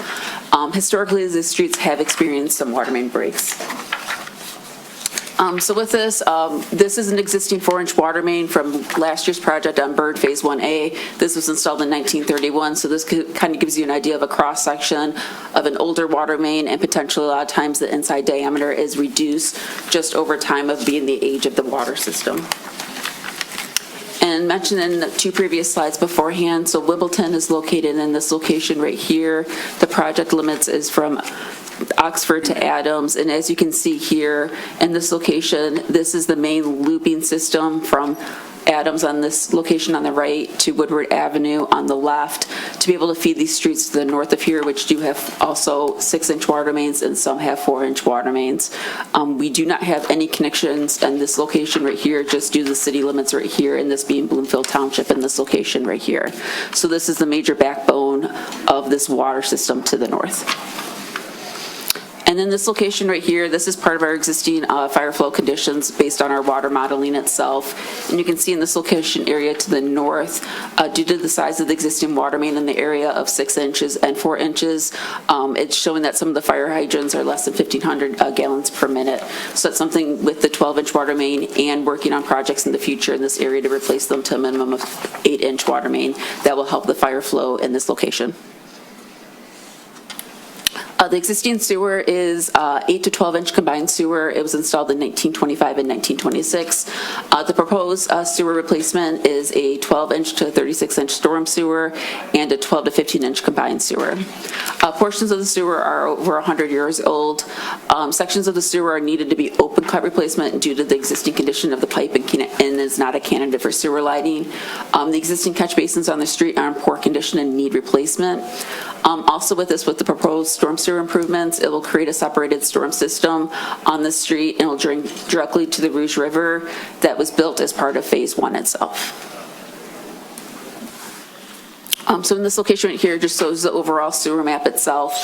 This is before any construction occurred last year on Wimbledon Phase 1, but to be able to show that some of the backbones of the sewer system for this area into the north. So the city's policy is to protect the public investment being made with the capital improvement projects and the public roads as part of the project. So the criteria for a water lateral to be replaced, replace all water services that are 60 years in age or older, or less than 1 inch in diameter, or constructive unsuitable materials. With this, any existing water services that meets that criteria will get replaced with a new inch water service diameter, or for some reason we run into a project where an existing water service is 1.5 inch diameter, we would match that 1.5 inch diameter. For the sewer laterals, the policy is to replace all sewer laterals that are 50 years of age or older, or less than 6 inches in diameter, or constructed with unsuitable material. With this, if it meets that criteria, it replaces with a 6-inch Schedule 40 PVC, or match an existing size if larger than 6 inch. With this, the water lateral would be 100% of cost to the property owner, and the sewer lateral will be 100% cost to the property owner also. The cost can be either paid back in a lump sum or over a period of time with interest. The time and the interest rate will be confirmed at the confirmation of the roll. We received bids on this project on April 9th, and the water was $35.54 per linear foot for a 1 inch diameter water service. And for the sewer, it was $49.77 per linear foot for the 6 inch sewer pipe. And this right here shows the locations of the map. With the blue, it would just be someone that's receiving a water service replacement only. If it's green, it's just getting a sewer one, and if it's yellow, it's getting both water and sewer replacement within the right-of-way. And then here's a list of the property owners that are in the water and sewer special assessment district. And then with this, engineering department recommends that City Commission declare a necessity and approve the special assessment district for Wimbledon Phase 2 project for water and sewer laterals. And should the commission approve it, a public hearing of confirmation of the role will be held on May 8th, 2026. May 18th. May 18th. May 18th. Sorry about that. And that's the end of the presentation. Thank you very much. It was important that we go through that because it's up to us to determine the necessity of that, so the detail is important. I want to remind everyone here that this portion of the meeting, this public hearing, is about the sewer and water laterals only. This is not about the paving. That comes next. This is not every property, as you saw, it's a subset, okay? Now, if you'd like to comment, please approach the microphone, state your name and city of residence, and make your comments. You also have an opportunity, you got to come to the microphone, sir. I'm sorry, it's a public record, a public meeting. I would also hasten to add that if you have an objection, it is, well, this is for the entire room and anyone online. If you have an objection, in order to preserve your rights with the Michigan Tax Tribunal, it's important that you register your objection formally tonight or in writing to the city. Prior to this meeting. Okay. SOL. Okay, Mr. Mayor, my name is Thomas Saracino. I'm a builder, and I'm just curious. Are you coming back to the consent agenda? Yes. Yes. Okay. Sorry, I didn't know that there was someone here for the consent agenda. But yes, we are. Nick told me I should be here. Yeah, we are. I'm sorry. Thank you. Oops. Any other comments on the sewer and water laterals? Anyone online? If you're online, please use the raise your hand function. Going once, going twice. We're going to close the public hearing at... I have a question, sir. Sorry. Come on up. We got one. We're going to reopen the public hearing. I'm sorry, it was just more. One popped up online as well. Robert Geenans, I live over on 1070 Wimbledon. And so my question, when I saw here in the end, there was the lump sum and or interest, and I haven't read through this, but is there a time frame for when that payment would be due or when they would start? So is that in the document? Maybe I haven't seen Generally, that. the bills don't go out for some time. Like, it might be a year after the work is done before you even receive the bill. And then the interest doesn't begin until you receive the bill. Is that correct? And then you have five years to pay on this one? I believe so. The Department of Treasury would send all of those details out to each person. Okay, and those would be sent to, and the reason I'm asking is we're in a complex, we've got 7 units in our building, those would be sent to the individuals, not to the building as a whole. They are separate Sidwells and they're, yeah. I think, are you talking about what property? I'm at 1070 Wimbledon. It's right on Wimbledon and Adams, and so we're a condo complex, basically, so there's 7 units in one building. I think you're in here. Yeah, I saw each individual one listed, so that's why you would get a separate. Then you should get an individual letter. That's We what good? I wanted to make sure. That was it. Any other comments? Thank you. All right, we're going to close the public hearing again. There's one online. There's one online. Oh, Travis Bouchard. Thank you very much. Travis Bouchard, unmute yourself and fire away. Hi there. Travis Bouchard, 715 Wimbledon. And my comment isn't about the sewer water updates themselves. I think they're absolutely needed. It's specifically on my property, the sewer lateral. I saw, I'm part of the special assessment district. I'm in a 1928 Wallace Frost historical home. I have about a 100-year-old tree in my right-of-way that is extremely healthy. but is set to be cut down because there was fear from the arborist that it would be killed with the construction of the update of my sewer lateral specifically. So my request is, can we change the route of my sewer lateral to accommodate and not just cut down that 100-year-old tree? There's been so many new builds in our immediate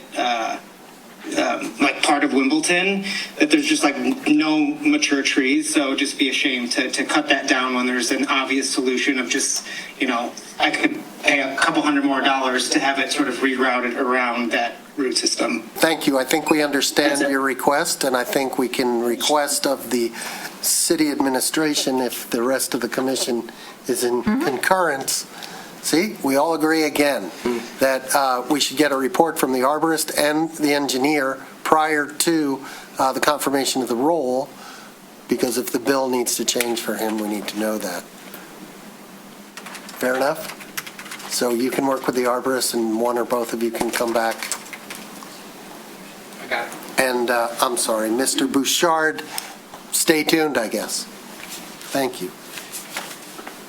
Any other comments? And thank you very much for, we almost missed you on that.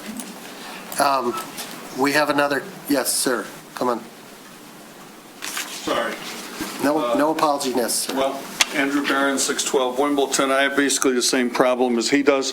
I have a huge tree, which is one of the 14 that was marked for destruction, and I was here last week, and I talked about that with the people who were here. And you believe that it can be rerouted? Yeah, but someone was going to get back to me, and nobody has, so I just want to preserve that question.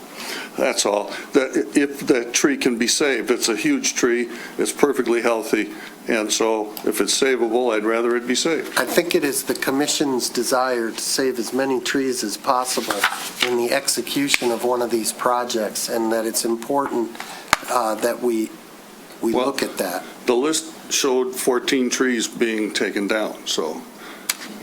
Okay, were they all big, beautiful, healthy trees, or? I don't know. I know mine is. Okay, I think we need a report, a thorough report on those 14 trees, even if it means we have to delay by a week the confirmation of this role.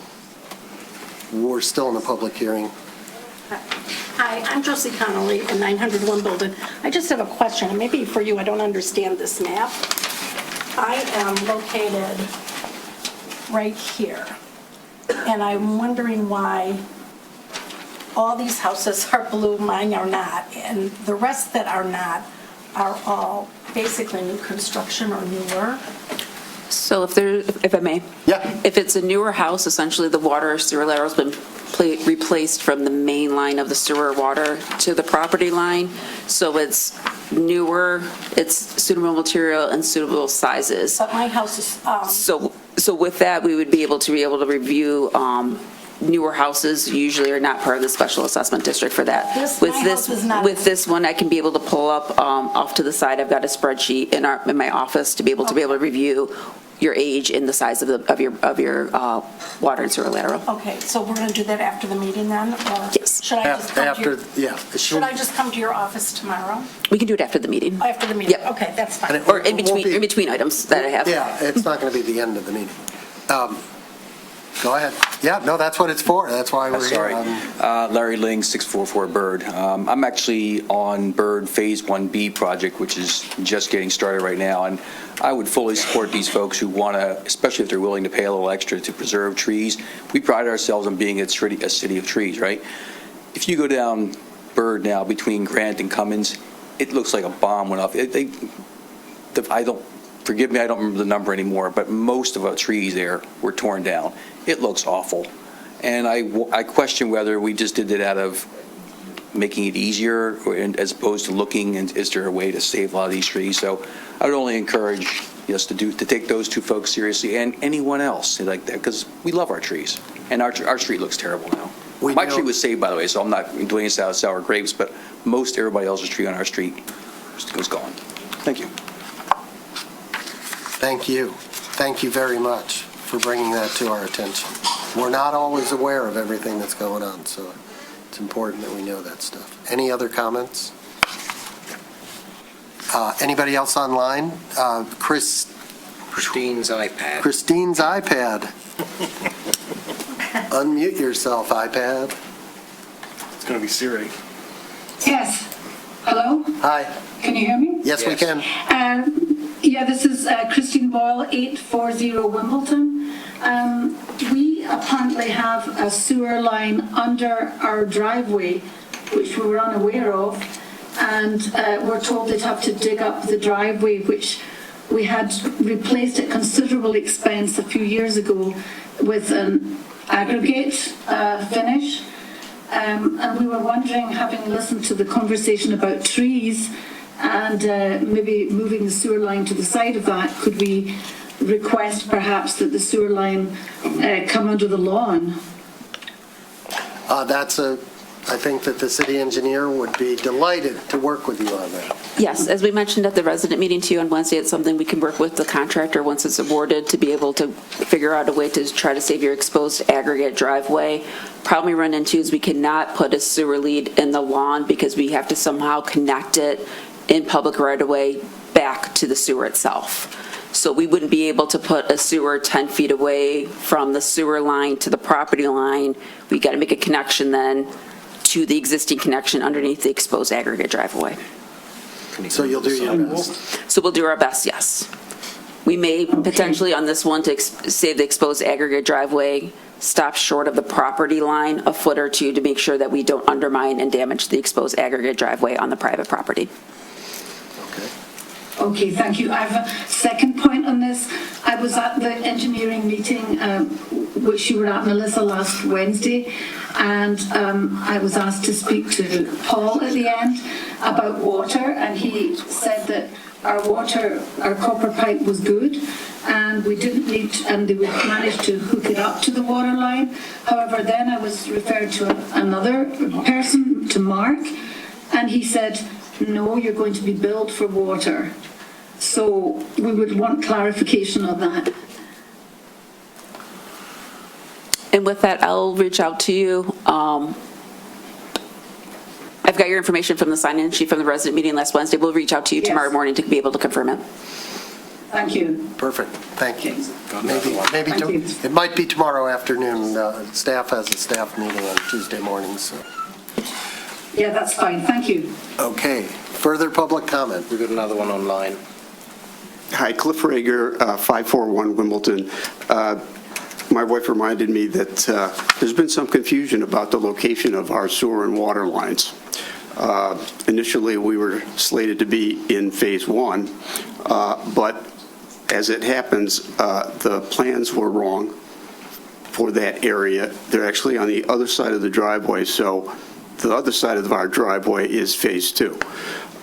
And at the meeting last week, there was some general confusion. I know that Melissa is well aware of this, but I just wanted to make the city commissioners aware of the fact that we're in a very confusing spot, being right at the cutoff line. And just reemphasize the fact that the logistics for these large trucks in the staging areas need to be planned out and communicated to the residents. And I can tell you we are working on that. I know you are. Okay. Sally Swift, 541, same place as Cliff. What I wanted to bring up was the fact that listening to those talking about their driveways and the trees and what have you, since there are no records of the pipes for our address as best we know, how are they going to go about determining what our costs are going to be? We're given a cost, but yet they don't have records.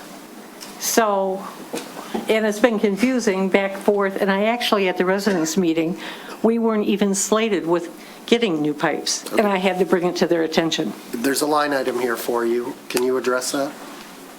There is a line item that has amounts. That's true. They must be estimates. Yep, they're estimates for that. So what we anticipate for this property here, Department of Public Services does not have a water and sewer card for this address. So no records indicate of where the water and sewer lateral is on this property. So we included it in Phase 1, thinking potentially maybe in that phase. They did not discover it during Phase 1, so it's included in the Phase 2 Special Assessment District. With this is where we anticipate the length might be the longest because their property kind of angles to the northeast. And with this, anything with a special assessment, the cost can be 25% over the amount. So with this, if we potentially run into something where the length's a little bit longer, we have up to 25% over the amount in case we go over it. And if we go under it, say if we assume it's going to be 20 feet and the construction amount is 15 feet, the property owner only gets charged the as-built length, which in my example I just mentioned a few seconds ago would be 15 feet. So it's possible that they would have a certain amount on the confirmation of roll, and then they would be charged something different once you do the construction. You're not going to know. You're not going out there and detecting where these laterals are. You're waiting until construction to do that. So that's when you'll find out. But it won't be any more than what's on the confirmation of roll. Is that correct? Is that what? Up to 25% more or less. Okay. Except it could be under our driveway, potentially? Potentially. Yeah, okay. All righty, thank you. Is there anything we can do to find out where that, well, I mean, there must be something we do at the point of construction to figure out where it is. So that's one of the things, the first steps the contractor does is in locations like this, they do exploratory digging to try to find the water and sewer lateral before we do the main line construction itself. Isn't there something they can send through the pipe that can be detected from above? So not necessarily. Department of Public Services could trace it if there's a tracer wire on the water service, but depending on how old this water service is, there may not be tracer wire that was installed with it. Also, too, what we run into sometimes with older sewers from 100 years old, when they built that sewer, they placed Ys 2 to 3 up to each property line because they don't know how the house is going to get built. So a lot of times when we're watching sewer videos, it's hard to tell the sewer is capped or active also. So that's the other things that we do try to look for, but sometimes depending on the construction of the sewer, how many Ys they left in when it was initially constructed, the angles of the Ys, if you can see the cap or not, it's sometimes difficult, so we err on conservatively of the length. Sorry. It is what it is. We're doing our best. It is. Okay, I'm just going to add one thing not related to it. Melissa, please let me know about the design in front of my house and whether or not there's going to be a stop sign right in the middle of our property. And Whole nother issue. And the necessity for it, but thank you. We have someone online, Lainey Cosgrove. Lainey Cosgrove? Hi, everyone. Lainey Cosgrove, 868 Wimbledon. I had my sewer line replaced recently, so I wasn't sure, am I going to be responsible to hook up? I think there are other people that are also have replaced their sewer lines on our street as well. Hold on, we're checking the roll. It was 868 what? Wimbledon. 64. Wimbledon. 868. 868. 868. I'm not seeing it. Yeah, it is. It's here. Yeah, it is. Oh, there it is. Yeah. Yes, both water and sewer is listed. Oh, that's 886. Yeah, no, 868, both water and sewer. So you would need to, if you think that you have a new line, or both water and sewer? No, just sewer. I just have a sewer line. Okay, I see the city engineer taking notes. And Yes, and I paid a bond, a gazillion-dollar bond to the city of Birmingham, so you should have it in your records. Okay, and what, I'm sorry. Were you at the resident meeting by chance? No. Okay, if you can, please email me this evening, and that way we can follow up with you tomorrow, because I may not have her contact information. Okay, so the address is M like Mary, Coda, C like Charlie, O, A, T, T like Tom, A, at bhamgov.org. Okay, and also another question I have. How is it determined that the homeowners pay 100% of this? It's a thing, always has been. Is there anything more to say about it? Just do the best explanation I think Melissa's given in the past is it's for your own discrete use and it's not for public use. That's why this piece is always at 100%. We've had this question comes up with every SAD, by the way, so it's a very standard answer. Thank you, Commissioner Haig. Thank you for addressing. Appreciate Welcome. it. Sir, are you here to comment on the water and sewer laterals on Wimbledon? I am. Name, address or whatever. Good evening. Danny Seidman, 652 Wimbledon. Mostly a question directed at Melissa, but as it pertains to the sewer and water laterals, has there been discussion or is it in the proposal of the style of installation of the sewer and water laterals? I mean, again, my main concern is even if it's not under my driveway or my front walkway, is my lawn going to be torn up? Is that an added expense that I'll need to budget for? Or is there going to be more of like a bursting style of installation? If you could comment on that, I'd appreciate it. Thank you. If I can, the water and sewer laterals will be installed by open trench cut installation. So essentially they'll remove the soil up above it, get down to the existing sewer, remove it, and then replace it with that to the property line. The special assessment cost for the water and sewer lateral is just for the sewer or just for the water pipe itself. Any grass restoration is part of the project cost, and any sidewalk removal and replacement for your water or sewer lateral is part of the project cost. But it's understand it is to the property line. From the property line to the house always has been your responsibility. Right. I was just wondering if there will be, based on the style of installation, is there going to be, I'm going to have a mound on my lawn running to the house that I need to budget for, anything like that? Well, that, again, There'll be they're not something right touching at the that. edge of the property line, but as we said, it goes to the property line. They'll probably have to cut back a little bit just for safety purposes and access, but it's not all the way to your house. It's to the property line, then that's it. Got it. Okay. If there's any issues between the property line and their house, that's on you. Right. We're just talking about the lateral from essentially the center of the street to your property. Got it. Thank you. Any other comments from the public? Online, use the raise your hand function. Okay, well then, we can close the public hearing again, 8:41 PM. Any questions or comments from the commission? Melissa, if we pass these,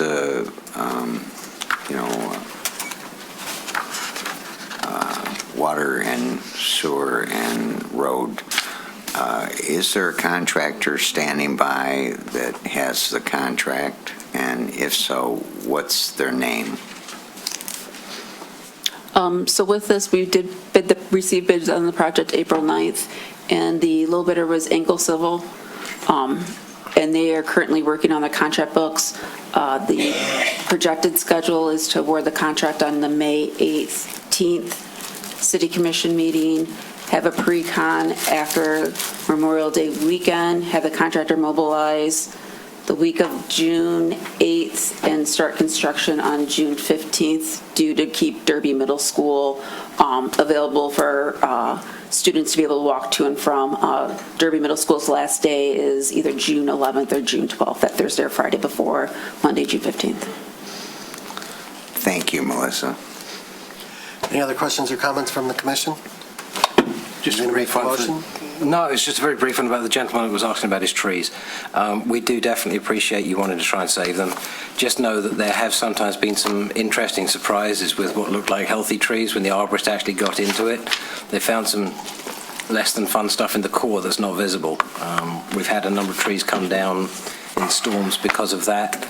My neighbour's garage learned that the hard way from a really healthy looking tree. It wasn't, it was a pipe. So just be aware that very sympathetic to the question, but sometimes we find out something we didn't expect. That's all. Okay. Can I get a motion? Anyone? Sure. Thank you. Thank you. Whereas notice was given pursuant to Section 94-7 of the City Code to each owner or party in interest of property and lots to be assessed by first-class mail and by publication in a newspaper generally circulated in the city, and whereas the City Commission has conducted a public hearing and has determined it is necessary to proceed with the project replacing sewer services 50 years of age or older, or constructed of a material that is not acceptable for city standards, and replacing water services that are 60 years or older or less than 1 inch in diameter on Wimbledon Drive from Oxford Road to Adams Road. And whereas the city has previously established a policy requiring replacement of sewer services 50 years of age or older, or constructed of materials that are not acceptable for city standards, and water services less than 1 inch in diameter. and the city street is open for repairs or reconstruction. And whereas the City Commission, after the public hearing, has determined that the Wimbledon Phase 2 project, the replacement of sewer services that are 50 years of age or older or of material that is not acceptable for city standards, the replacement of water services that are 60 years or older or less than 1 inch in diameter, is a necessity and is in the best interest of the city. And whereas the commission has approved the detailed plans and cost estimates prepared by the city engineer, and whereas formal bids have been received and the actual cost of sewer service and water sewers replacement has been determined, and whereas the city engineer has determined the boundaries of sewer service lateral and water service laterals located within the limits of the following streets shall be installed as part of the Wimbledon Phase 2 project, contract number 6-26(W), Wimbledon Drive, Oxford Road to Woodward Avenue. And whereas the formula used in making the assessment is 100% of the contractor's charge for replacing the lateral service that is 50 years of age or older or constructed of materials that are not acceptable, and water service that is 60 years of age or older or less than 1 inch in diameter within the public right-of-way between the utility and the property line, calculated at the rate of $49.77 per foot of 6-inch diameter sewer service pipe and $35.54 per foot of 1-inch water service pipe. Therefore, let it be resolved, the City Commission has determined that the scope of the public improvement as described is in the best interest of the city and will benefit the properties listed in the assessment roll and is a necessity, and the City Commission directs the manager to prepare a special assessment roll and present the same to the City Commission for confirmation, and further set a public hearing of confirmation on May 18th, 2026, and give notice of same. The motion includes all the sewer and water lateral, Sidwell numbers, street addresses, estimated sewer SAD costs, and estimated water SAD costs as incorporated in tonight's agenda packet. Item number 8A, pages 139 and 140. Second. Any comment on the motion? Roll call, please. Mayor Ballard? Yes. Commissioner Host? Yes. Commissioner Haig? Yes. Commissioner Treeslong? Yes. Commissioner Kolb? Yes. Commissioner Kozlowski? Yes. Okay, let's go back to, before we move on to the next item of new business, let's go back and do the consent agenda. I did not realize that there were folks in the room. All items listed on the consent agenda are considered to be routine and will be enacted by one motion and approved by a roll call vote. There will be no separate discussion of the items unless a commissioner or a citizen so requests, in which event the item will be removed from the general order of business and considered later in the meeting. So, does anybody on the commission want to remove an item? Sir? G and H. G and H. Okay. Any others? Anybody in the room want to remove any items on the consent agenda? Anybody online? Use the raise your hand function. Okay, can I get a motion? I move the consent agenda as presented, excluding items G and H. Second. Commissioner Kolb? Yes. Commissioner Kozlowski? Yes. Commissioner Haig? Yes. Commissioner Treeslong? Yes. Mayor Ballard? Yes. Commissioner Host? Yes. Okay, let's go item G. All right, item G. Just really quickly, as I read through the documentation in this, I just had an objection to the wording in the letter from Lawrence L. Properties, the very last paragraph. Based on the foregoing, we respectfully request your approval to permanently utilize the 26 angled parking spaces in the public right-of-way. I have an issue with permanently because that insinuates in perpetuity. We don't do anything in perpetuity. I would have no problem if we said this was a 30-year usage or something like that, or 30 years or until the building is changed of use. But if we set this up for permanently, then that actually interferes with the 2040 plan for the activation changes that we have for the Woodward Corridor. It locks us out. Okay, City Attorney, that may be in the letter, what is the motion The motion simply says to utilize 27 parking spaces. It does not say in perpetuity, nor does it define a number of years. That's interesting. I just realized that the motion says 27, the letter says 26. Yes, the memo says 27 as well. I just noticed that as well. It says 26 in the one we got printed here. Okay. So is it is it 26 Hold or on, 27? the planning director is on his way. Nick Dupuy, Planning Director, City of Birmingham. Pretty fair. What I did was I used the site plans, the actual site plans that they submitted, 26 plus 1 on the south side, 27. I guess I can clarify with Mr. Lawrencell, who is here tonight. If he disagrees with me, if you agree with me, you should stay sitting down. But the number is 27. Okay. All right, and it's not necessarily in perpetuity. No, if there was some reason to... Well, the reason why I suggested we actually need to clarify that, because there's no clarification in the motion, yet the letter that's appended that is part of the permanent record states forever. And that's where I see the written discrepancy, and I just wanted to clarify. What matters is your motion. Okay, so I could change that motion to put a limit. What would be a typical limit that we've given others? I don't think we need a limit at all. We don't. We never have. Yep. Okay. My understanding of the motion is we are simply saying you can count these parking spaces towards your parking requirement. Right? We're not even guaranteeing that these spots are going to exist in 10 years, potentially, right? It's MDOT's road, they could do whatever, right? It's their right of way, they could remove them. But we're just saying, right now, we're going to allow you to count these 27 spaces towards your required parking. And their required parking could change with use, right? Okay, so this is for now, for This what is they just to plan. satisfy the zoning requirements. Right. Okay. Again, the understanding that. So fine. Move the suggested commission action? Yes. Okay, we have a motion. Second. Excuse me, I'm sorry. Since now we've had this discussion, I think it's important to actually state the entire motion. Okay, that's fine. So, make a motion adopting a resolution to permit the owner of 33202 Woodward to utilize 27 parking spaces in the Woodward Avenue right-of-way towards their off-street parking requirements pursuant to Article 4, Section 4.45, parentheses G, parentheses 1 of the zoning ordinance. Second. Roll call, please.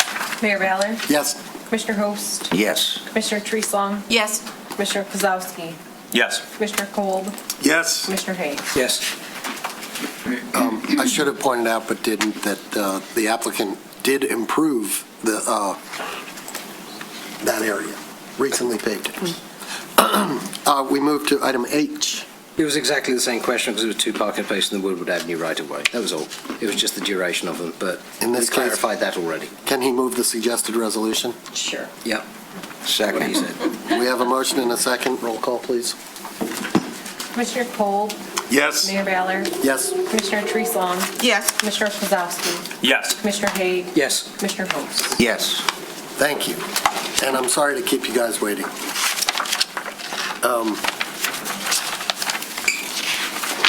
We move back to new business, item C. B. B for Bravo. B. Sorry. Lot of pages here. This is a public hearing of necessity for the special assessment district for Wimbledon Phase 1 project paving. Now, Phase 2. It says Phase 1 on the top. It says Phase 1 on here, but it should be Phase 2. Couple things before we get started and before I open the public hearing. I think it was the understanding of some commissioners the last time around when we approved a 50-50 split as opposed to 85-15, that would apply to Phase 2 as well as Phase 1. I see one commissioner nodding his head. I see a second commissioner. Were you even on the commission? I don't think I was. No. She's nodding. Yes? Not on the commission at the time. Okay. Those of us who are on the commission believe that we approved the 50-50, or at least that in concept, that we would approve that. And now you two may weigh in informally that if we should proceed, we already have 1, 2, 3, 4, Got so I'm 4. not sure we need you, but. But we're going to be nice and ask for your opinion anyway. No offense. Thanks a lot. But I think it's safe to say that we move forward on this, assuming a 50-50 split, right? For the front, For the, Yeah, we'll get to the details of Yeah, that. The same as it was. The same setup that we had for Wimbledon. Same Phase setup one. that we have at Wimbledon. Now, so that's one thing. And the second thing I want to address before I open the public hearing is I'm not really a denizen of social media, but there was a post on social media, and it kind of highlights this this misapprehension, I would say, that we bicker or we don't get along or we can't agree on anything, or that residents have to come to us and fight for something, okay? So there was a comment on social media that said, as most of you likely know, we fought hard to get a 50-50 cost split on the West Wimbledon roadwork last year. Well, I think you advocated effectively and made a good argument, and we bought it right off the bat. There wasn't a whole lot of fighting that had to occur. However, if you want the same for East Wimbledon, it looks like you will have to show up at meetings and fight for it. So I guess I take exception to the word fight. We're all, we're your neighbors. You don't have to fight us. Please don't set it up as if something that there has to be a fight. It's not. It's a conversation. We do our best to accommodate you. You want us to take into account a tree that's in the way, and I'm sorry on Bird. I wish we knew. We would have. We'll take that. We're your neighbors. We're just like you. We're up here to do your work, okay? Okay, go ahead. I think that that the City Commission considered that according to the State of Michigan's MDOT Public Act 51 roadway map, that Wimbledon was a major road. It didn't have characteristics of a major road that we somehow decided it is a major road on the map. And we considered that because it's a major road and it had additional uses that were not originated, by the residents, that the 50-50 split was fair. And I think that it is very reasonable to consider that Wimbledon Phase 1 and Wimbledon Phase 2 are both parts of the same street, which are both parts of a major road, and that therefore the decision we made about 50-50 for Phase 1 is extraordinarily reasonable to make for Phase 2. And that we, not that we make decisions in advance, but that upon consideration tonight, I wouldn't understand why I would vote to treat one portion of it any differently than the other. Okay, we can get back to that. Let's open the public hearing. It's 8:57 p.m., and we're going to get a presentation from Ms. Coda. And this being a hearing of necessity, it's important for her to go over some things that you may have already gone over. I would just ask you to go quickly if you can. 10-4. So this is the hearing necessity. This is for the paving portion of Wimbledon Drive Phase 2 project. So with this, the limits are the same from Wimbledon Drive, Oxford to Adams, new water main, sewer improvements, and installation of a Cape Seal. A special assessment for paving would be for roadway with Cape Seal treatment and driveway approaches. Here's information as part of the packet, the difference between improved and unimproved road. Unimproved road at a high summary level is a gravel road with or without curbs. It has Cape Seal treatment that's done to essentially prevent dust and rutting on a streetway itself. Here's some examples of improved roads and unimproved roads throughout the city. Some of the improved roads do have concrete curb and gutter with it. Here's a map from 2025 of the status of the city's unimproved roads. They're shown in red. And then streets with curbs and an unimproved road are the red with the blue lines next to it to indicate curbs. So with this, it's been the city's history it started in the 1930s when subdivisions were developed. Local streets were built as gravel roads. Over that time frame, essentially it started turning over where if residents wanted to do an engineered pavement with that, a special assessment was done to convert a road from unimproved to improve road itself. What ended up happening back in that time frame also is that neighborhoods that decided to retain gravel roadways initially coordinated within themselves, within their neighbors, to be able to maintain their gravel roads. And then later, back around the 1960s, the city began initiating coordination and assessing the maintenance on behalf of the property owners. Here's a cross-section of showing an unimproved road. So here's the existing sub-base, and then here's an existing gravel roadway. It can vary anywhere depending on the road, 4 to 10 inches, and then you have a Cape Seal treatment located on top of the gravel roadway. And with this, of an improved road, you essentially have a existing sub-road base. You have about 8 inches of aggregate, and then on top either 4 inches of asphalt or 7 inches of concrete on a local street. On major streets, you may see a slightly thicker asphalt cross-section or potentially 8 inches of concrete. That gets coordinated and reviewed during design process. So here's an example of a Cape Seal cross-section on the left-hand side, and then here's a cross-section of an asphalt that was on top of an aggregate base. And the last Cape Seal treatment, Wimbledon Drive, was done in 2019, and on the presentation mentioned some of the previous special assessments that were done on Wimbledon Drive. The city's current policy with this is the 85% of short side cost of all properties fronting the improvement. As City Commission just mentioned a few minutes ago, this number would change potentially to 50% for Wimbledon Phase 2. The 25% for long costs for residential properties citing an improvement from Wimbledon Phase 1, that 25% still held the same and potentially would still hold the same for Wimbledon Phase 2. And then information if there's a business property along the side of an unimproved road. And then so with this, the paving cost shown in the presentation right now is 85%. As Commission has just discussed, that's potentially going to be reduced down to 50%, and then 25% of the long cost would still stay 25%. The approaches would be paid by 100% cost of the property owner itself. We received bids on April 9th, 2026. The paving cost for the special assessment for the Cape Seal was $113.01 per front footage, and then the approach costs were removing and salvaging brick pavers was $3.90 per square foot. Remove concrete approach and install concrete approach was $66.47 per square yard. Remove asphalt approach and install concrete approach was $65.31 per square yard. And then here's the location map of the project itself, and the properties are indicated in green, which are within the project limits itself. Here's a list of the sidewalls and the property owner and the property street address. And then the engineering department recommends that City Commission declare a necessity and approve the special assessment for Wimbledon Drive Phase 2 project for paving. And should the commission approve the special assessment, a public hearing of confirmation of the road will be held on May 18th, 2026.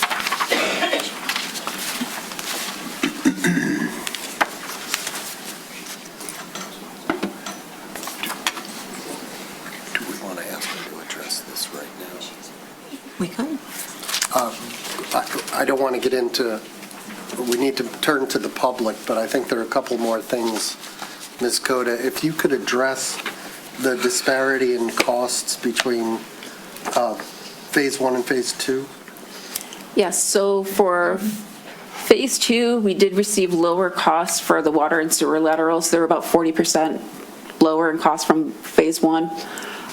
When it comes to the Cape Seal, we did see increases around 5% for the Cape Seal treatment itself, but where we saw the jump of the increase was the road grading and the aggregate base. So most of the cost increase is located under those items, and they were about, I don't have the percentage offhand, but that's the majority of the cost increase is in those couple of items. If I may paraphrase or ask you, what I hear you saying is that the grading on this section of road, which is Phase 2, which is relatively flat, right, compared with Phase 1, which had a grade. However, for whatever reason, the grading of the road is going to take more work, and the base needs to be built up a little bit. Is that right? That there was some gravel or aggregate or something that needs to go under there? Yep, so there'll be that, and then also the unit pricing for the bids were a lot higher for those items compared to Wimbledon Phase 1. So we saw, when you compare the unit pricing, it was higher for those items. Okay, we have to go to the public. Is that okay? It was a cost question, but fine. Okay. I want to address one other thing that came up before we go to the public, because I'm sure the public is going to bring this up, and that is the extra state road funding that we have not received but might get for major streets. And there has been a suggestion, I think, that money ought to go to defray special assessments. If that were the case, that money would be going straight into the pockets of the residents who are being special assessed. That's not how it works. If we get the money, and we haven't gotten it yet, it would go into our major streets. Is that an enterprise fund or just a fund? Major Streets Fund, which would, and that fund is spent on major streets by the city. In this case, we're going to cover 50% of the cost. So all of the residents of Birmingham pay for the 50% that you're not going to pay for, and all of the residents of Birmingham will benefit from any state funding, whether it's additional or not, that goes into the major or local street funds. So I hope that addresses that issue. So with that, I'll take public comment.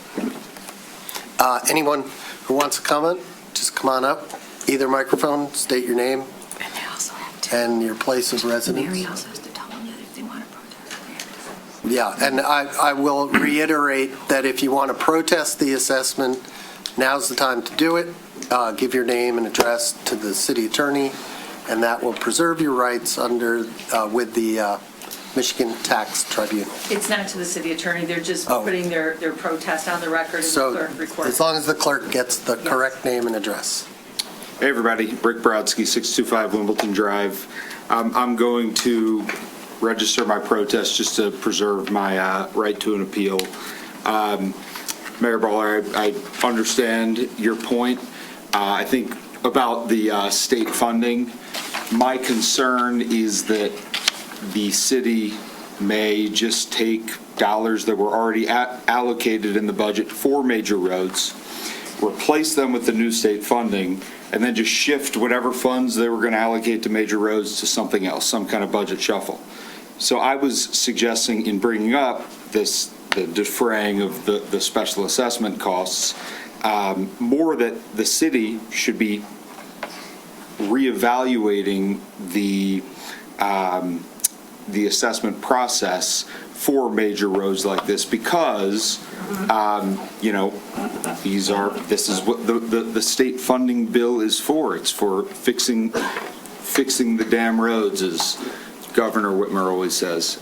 So that was my suggestion. I appreciate your comment, but I think the residents of the city have a right to know where that new money's going.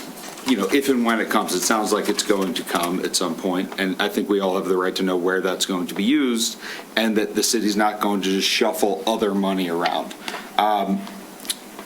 One other comment that came up in my review of the materials for this meeting was the special assessment roll had certain condo groups. I think there was a condo with 150 feet with roughly 15 households, a condo with 100 feet serving 7 households. The straight per front foot method on paper sounds fair, but in practice it doesn't reflect how these properties are actually used. So for the condo with 15 households, that 150 feet is being used for 15 or more cars. the seven household, property with 100 feet. You've got, 7 to 10 cars using that property. So treating the condos and their frontage the same as single property houses, I don't think reflects the actual benefit that each property would be receiving from an improved road. The higher use properties are, I think, being underassessed, and the single-family homeowners are picking up more than their fair share because of that. So I just ask that you take a hard look at reasonable adjustments that account for the intensity of use before finalizing the assessment. Thank you. And thank you all again for, this whole process over the course of several years. You're welcome. Could you make sure you click the timer? You didn't But- announce the timer, so I'm that's why I sorry. didn't. So everybody gets 3 minutes. I'm sorry. That was at the beginning, I thought. I do want to address your comment about transparency. We have an extremely transparent financial system. I can assure you that our infrastructure needs are such that we will spend every penny of the money we get in grant from the state for major roads on major roads. Okay, that's. I know, but that's not what I was suggesting, just to clarify. I was suggesting that if you spent X amount last year and we're contemplating before going into, before this road fund became a thing, if you're contemplating $5 million, spending that on major roads in 2026, and then suddenly you're getting an extra $2 million, and then you decide, okay, we're going to still do that $5 million, but then take the $2 million we're getting and moving it to, Next year. Or to Next some, year. I want to make sure it's staying in the roads is all I was suggesting. I can assure you it will stay in the road. And it will be treated most likely like Act 51 money. Right. All right, thank you. You're welcome. Josie Connolly, 900 Wimbledon. I'll make this really quick. I brought this up last week. I'm on the east side, a few houses off of Adams, and I'm hoping while the construction is going on our side of Wimbledon, we will get permission from Derby School to park in their lots, the parking lot. Okay. And that got brought up at the resident meeting. As I mentioned at the resident meeting for Bird Phase 1A, we did reach out to Pierce Elementary School to see if residents can park in their parking lot. They were amenable to that. We're in the process of reaching out to Derby Middle School to see if that's possible when the school is not in session, to be able to potentially use it as parking for residents on Wimbledon Phase 2. Is there a crosswalk on Adams at Derby? Yes. Good. Thank you. Any other comment? Public comment. If you're online, use the raise your hand function. If you're in the room, remember, if you want to register an objection. Good evening again. Danny Seidman, 652 Wimbledon. Reserve my right to protest, first off. Second off, again, I want to echo Rich's comments. Really appreciate the years that have gone into making this happen. Our road is in desperate need, as everybody knows, and the 50-50 split makes it an easier pill to swallow. So thank you all for the work on that. I also wanted to make note of a couple things. I called it out last year, but I've lived in the neighborhood since 2016. Others before me, there was no Cape Seal treatment in 2019 on our road. And it has not been done since before I moved in. So I just wanted that, make sure, because it's part of the record, that it was corrected. Outside of that, I was just hoping that we could have a discussion when it's time for the contract for the Cape Seal to talk about. I think it was brought up at the resident meeting, but maybe not everyone here is aware that the trucks are going to be kept off of Phase 1, which I thought was a really important point. But also that I would hope that there's a dedicated timeline that the contractor is required to stick to. There should be financial penalties if they cannot hold to that timeline and the quality of their work. So I wanted to put that on everyone's radar and make sure that was at least in consideration. So thank you. Thank you.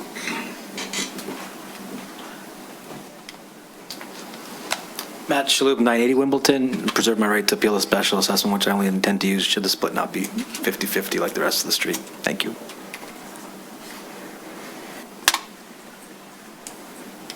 Cliff Rager, 541 Wimbledon. I just wanted to reserve our right to protest in the process. And thanks for the 50%.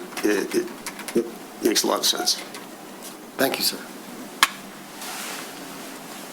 Following again, 541 Wimbledon, I guess now is the time where I can address the paving in front of our house and the location of the sign, and the outside consultant hasn't responded evidently regarding the need for some kind of sign at Warwick and Wimbledon, and what I saw on the initial design was a sign placed directly in front of my house. And that, to me, is going to destroy our property value. It will eliminate parking. And once again, I ask that you really take a good, long look into this and imagine if it were your house. Thank you. So what kind of sign? Stop sign. Stop sign. Okay, I gotta believe there are pretty strict standards for placement of stop signs, right? Yep. And There was not a stop sign there now? No, and there's never been an accident at that intersection, ever. It's being reviewed by our traffic consultant. Yeah, we should have an answer by the end of this week. Okay. Okay, thank you. Further public comment? I see online, Joelle. Joelle? Hello, can you hear me? Yes, we can. Okay, hi, I'm Joelle Caslari and I live at 554 Wimbledon and I wanted to reserve my right to protest. Okay, is that it? Thank you. That's it. Thank you. Thank you. Okay.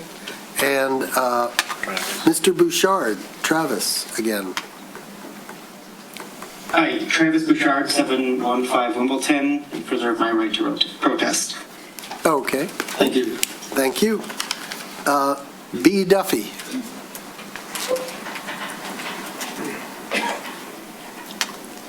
B. Duffy, you might be muted. You would have to unmute yourself. Can you hear me? Yes.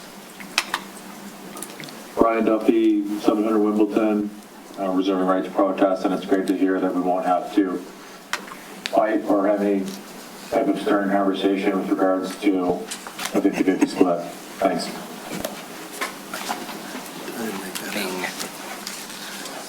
Well, City, Ming. I'm Ming Su, 733 Wimbledon, reserve our right to protest. Just want to also echo some of the sentiments on the consideration of the contractor and just kind of how the construction will progress.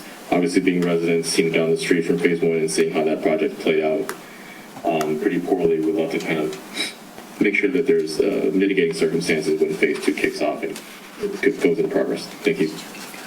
Thank you, sir.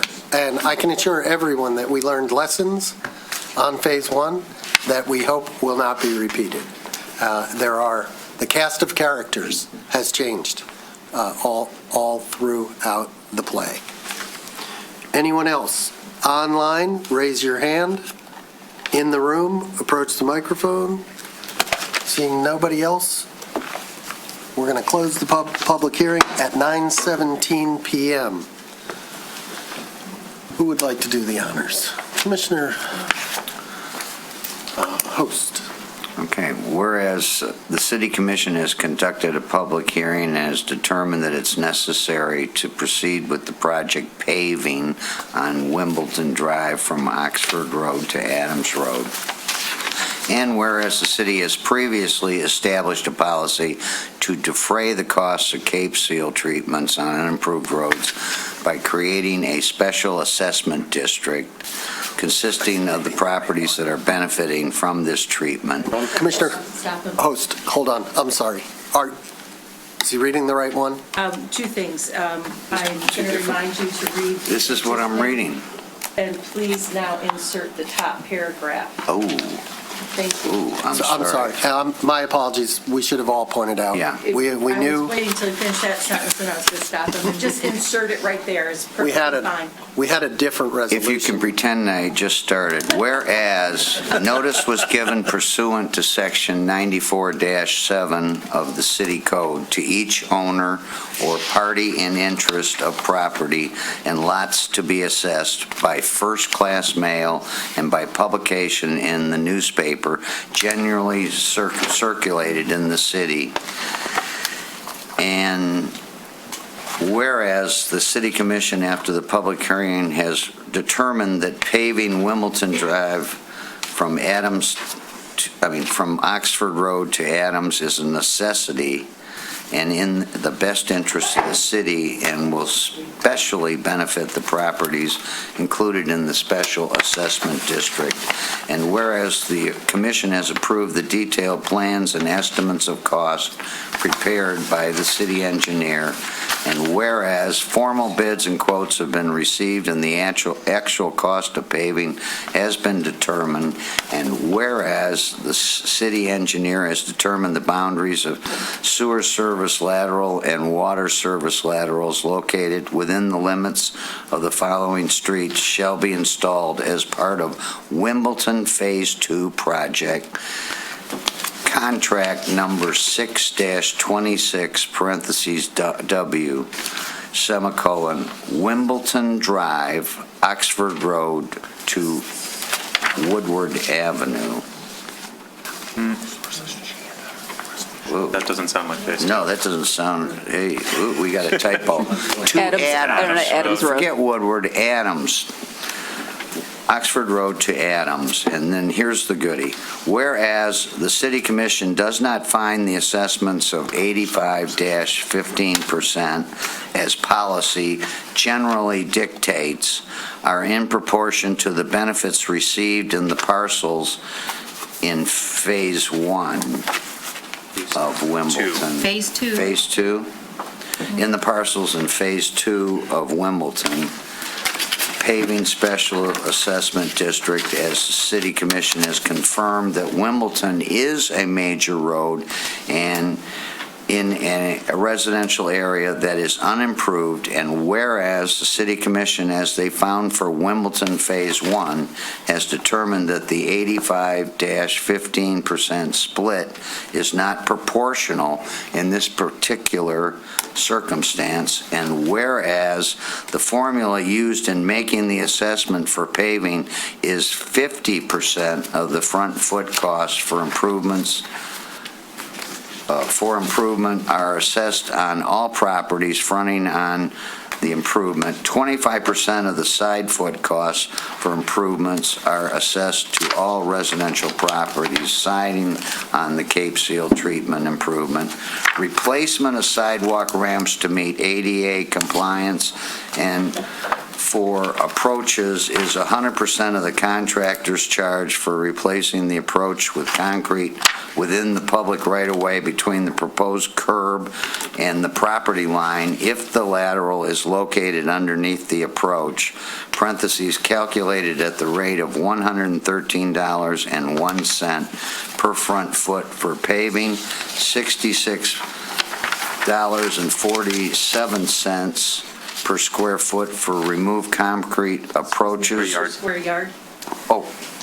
Per square yard for removed concrete approach and installed concrete approach. $65.31 per square yard for remove asphalt approach and installed concrete approach. Parentheses, period. Therefore, let it be resolved, the City Commission has determined that the scope of the public improvements as described is in the best interest of the city and will benefit the properties listed in the assessment roll is a necessity, and the City Commission directs the manager to prepare a special assessment roll and present the same to the City Commission for confirmation and further set a public hearing of confirmation on May 18th, 2026, and give notice of same. The Sidwells, the street addresses, and the 50% SAD costs are outlined on my page 2, 3, and 4. It would be. In the agenda, it would be page 7 and 8. That's sufficient, thank you. Second. Discussion? Roll call. Mayor Ballard? Yes. Commissioner Therese Long? Yes. Commissioner Host? Yes. Commissioner Cole? Yes. Commissioner Kozowski? Yes. Commissioner Haig? Yes. Item C, a public hearing for 126 South Old Woodward Snap Taco, a special land use permit and final site plan and design review. We have Nicholas Dupuy, our planning director. I tried to slide Melissa $5 to do my presentation for me, but presentation out. He's trying to ask a question. Okay. I just have a quick question. My neighbor had to leave to get his mom from the airport before we reserved our rights to appeal, and I wanted to see if I could just put his name on the record for us. I apologize. You just let me know. A representative may do so, and I believe you're actually an attorney, aren't you, sir? I am. So as an officer of the court and sworn to the bar, I would take Matt's word that he is here to represent. I am not his representative in the sense that he's my client or anything like that. We get that. Our neighbors. We are neighbors, but my neighbor's name is Chuck Greening, and he is at 647 Wimbledon Drive, and he would like to reserve his right to protest. Thank you. Welcome, thank you. Mr. Dupuy. Okay. Nick Dupuy, Planning Director. I'm here with the final stop of a special land use permit, final site plan and design review. But what should be a familiar face now, Snap Taco. You saw them last in February where you allowed them to proceed into the special land use permit process, starting with the planning board to become this cycle's new bistro, or one of the two. I would say that they had what seems to be on paper to be a pretty smooth path. I know that they had a lot of work to do in the meantime, specifically with their neighbor, Faraday, to the south. I wanted to at least highlight that although it's the same property owner, it's the same building, they are proposing to put an outdoor dining patio in front of their neighbor, Faraday. They did get approval from the landlord to do so. That letter was in your packet. I hope you saw it. That was really the only issue that came up. The overhead door that's going to be on the storefront, plus all of the bistro requirements have been met. Just to be clear, there's only 35 seats inside where 65 are allowed, and there's only 8 seats outside where 65 are allowed. So they're well below the limitations of bistro in terms of seating. So the last stop they made was the Historic District Commission, because it is in the Historic McBride building. They did receive approval. And of course, just to be clear, they received approval from the planning board as well. I wanted to note before I kicked it back to you, Mayor, that I noticed coming in that the resolution on the agenda page is a little bit different than the resolution in the memo. Could very well be my fault. We'll figure that out internally. But what I would like, or what I would request, is that you use the resolution within the memo that's on page 314. It's got a little tail to it that they complete the investigation pursuant to Chapter 10 of the Birmingham Code of Ordinances. With that, I'll pass it back to you. Of course, the applicant's in the room. Okay, I'm going to open the public hearing 314. at retroactively, but right now it's 9:27. We've heard the report. Now, if the applicant would like to address? You don't have to. Well, I just want to thank you again for seeing us. I mean, we've been working with you guys for the last 6 months and with the other groups and with Nick. So I just want to thank you guys for taking the time to look at it. And we've taken all the input from the different groups, and you'll see in the layout of the outdoor seating, which again was probably the major hurdle that we needed to get past. And I think we've done that with all the groups ahead of us. So we'd love to get your approval since you guys are already, because we guys see how you guys work together really well. So we want to see that move forward in our proposal. Well, we appreciate your patience and your willingness to work with us. So Nick, more question for you. Well, hold on. Public hearing. Anyone else in the public, either in the room or online, members of the public? If you're online, use the raise your hand function. This is a public hearing regarding the special land use permit and final site plan design approval for Snap Taco. Okay, we're going to close the public hearing, 9:28. Commissioner Haig. Thank you. Yes, this is a question for Nick, and because the package and everything on the screen is slightly different, there's a different picture with a rendering showing the street view with the parking and the patios. I want to ask a question about something I saw in that one on the left. Yes. What is the inset of everything else? Because the back of that patio seating, when I look at that and then I look at the top view plan, it looks like it's extremely close to the curb. And when I look at that rendering, the front bumper of that car is actually further in than the edge of the seat. And having lost all faith in the quality of drivers these days, I believe most people park until their wheels hit the curb, or in this case, the bumper hits the people. I was wondering if there's enough room there, and if not in this view, is there enough room for us to inch that patio seating in enough to just at least be in line with everything else? Yeah, we want to put in line with the parking meters, which we use as our That's fine. It was just, like I said, the rendering made me look at that and think, We have 7 feet 6 inches from the storefront, so we do have more room, but since everything is set to 5 foot, we would like. that's all I wanted to check on. I just don't want anybody to have a bad day. Yeah, me too. That's all. Me too. If I could see it, it's going to happen. Any other comments on the commission? Commissioner Cole. Question might be for you, it might be for you. So I'm a retailer. The landlord may have given approval, but you're blocking my window displays. That's how I sell my goods. Did the landlord get approval from Faraday to block their front? Yes, the letter is in our packet. Yes, if you want to hear the explanation, I know Mr. Lico did a lot to get there, but the answer is yes. Okay, that's my only question. Commissioner Host.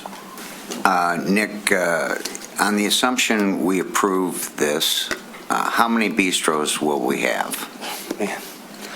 Would you accept an estimate? I'd say somewhere in the 30s, plus or minus. You want to just say 30 or around 30? Yes. Okay, how many restaurants do we have? North of 50. Okay, so between bistros and restaurants, we're at 80 or close to it? Aren't we closer to 60? I should have said 60 total, including that bistro figure. Yes. Okay. Now a couple comments. One is, if you read the 1980 Birmingham plan that projected Birmingham to be 2 or 4 stories, depending on what you wanted, they thought the ideal number of restaurants, and they didn't know bistros existed at 1980, was 20 in downtown Birmingham. Which takes me to a comment of one of our citizens who said the commission should have an outing on a Friday or Saturday night, say 9:30 to 10:30, and just see if this is what we want.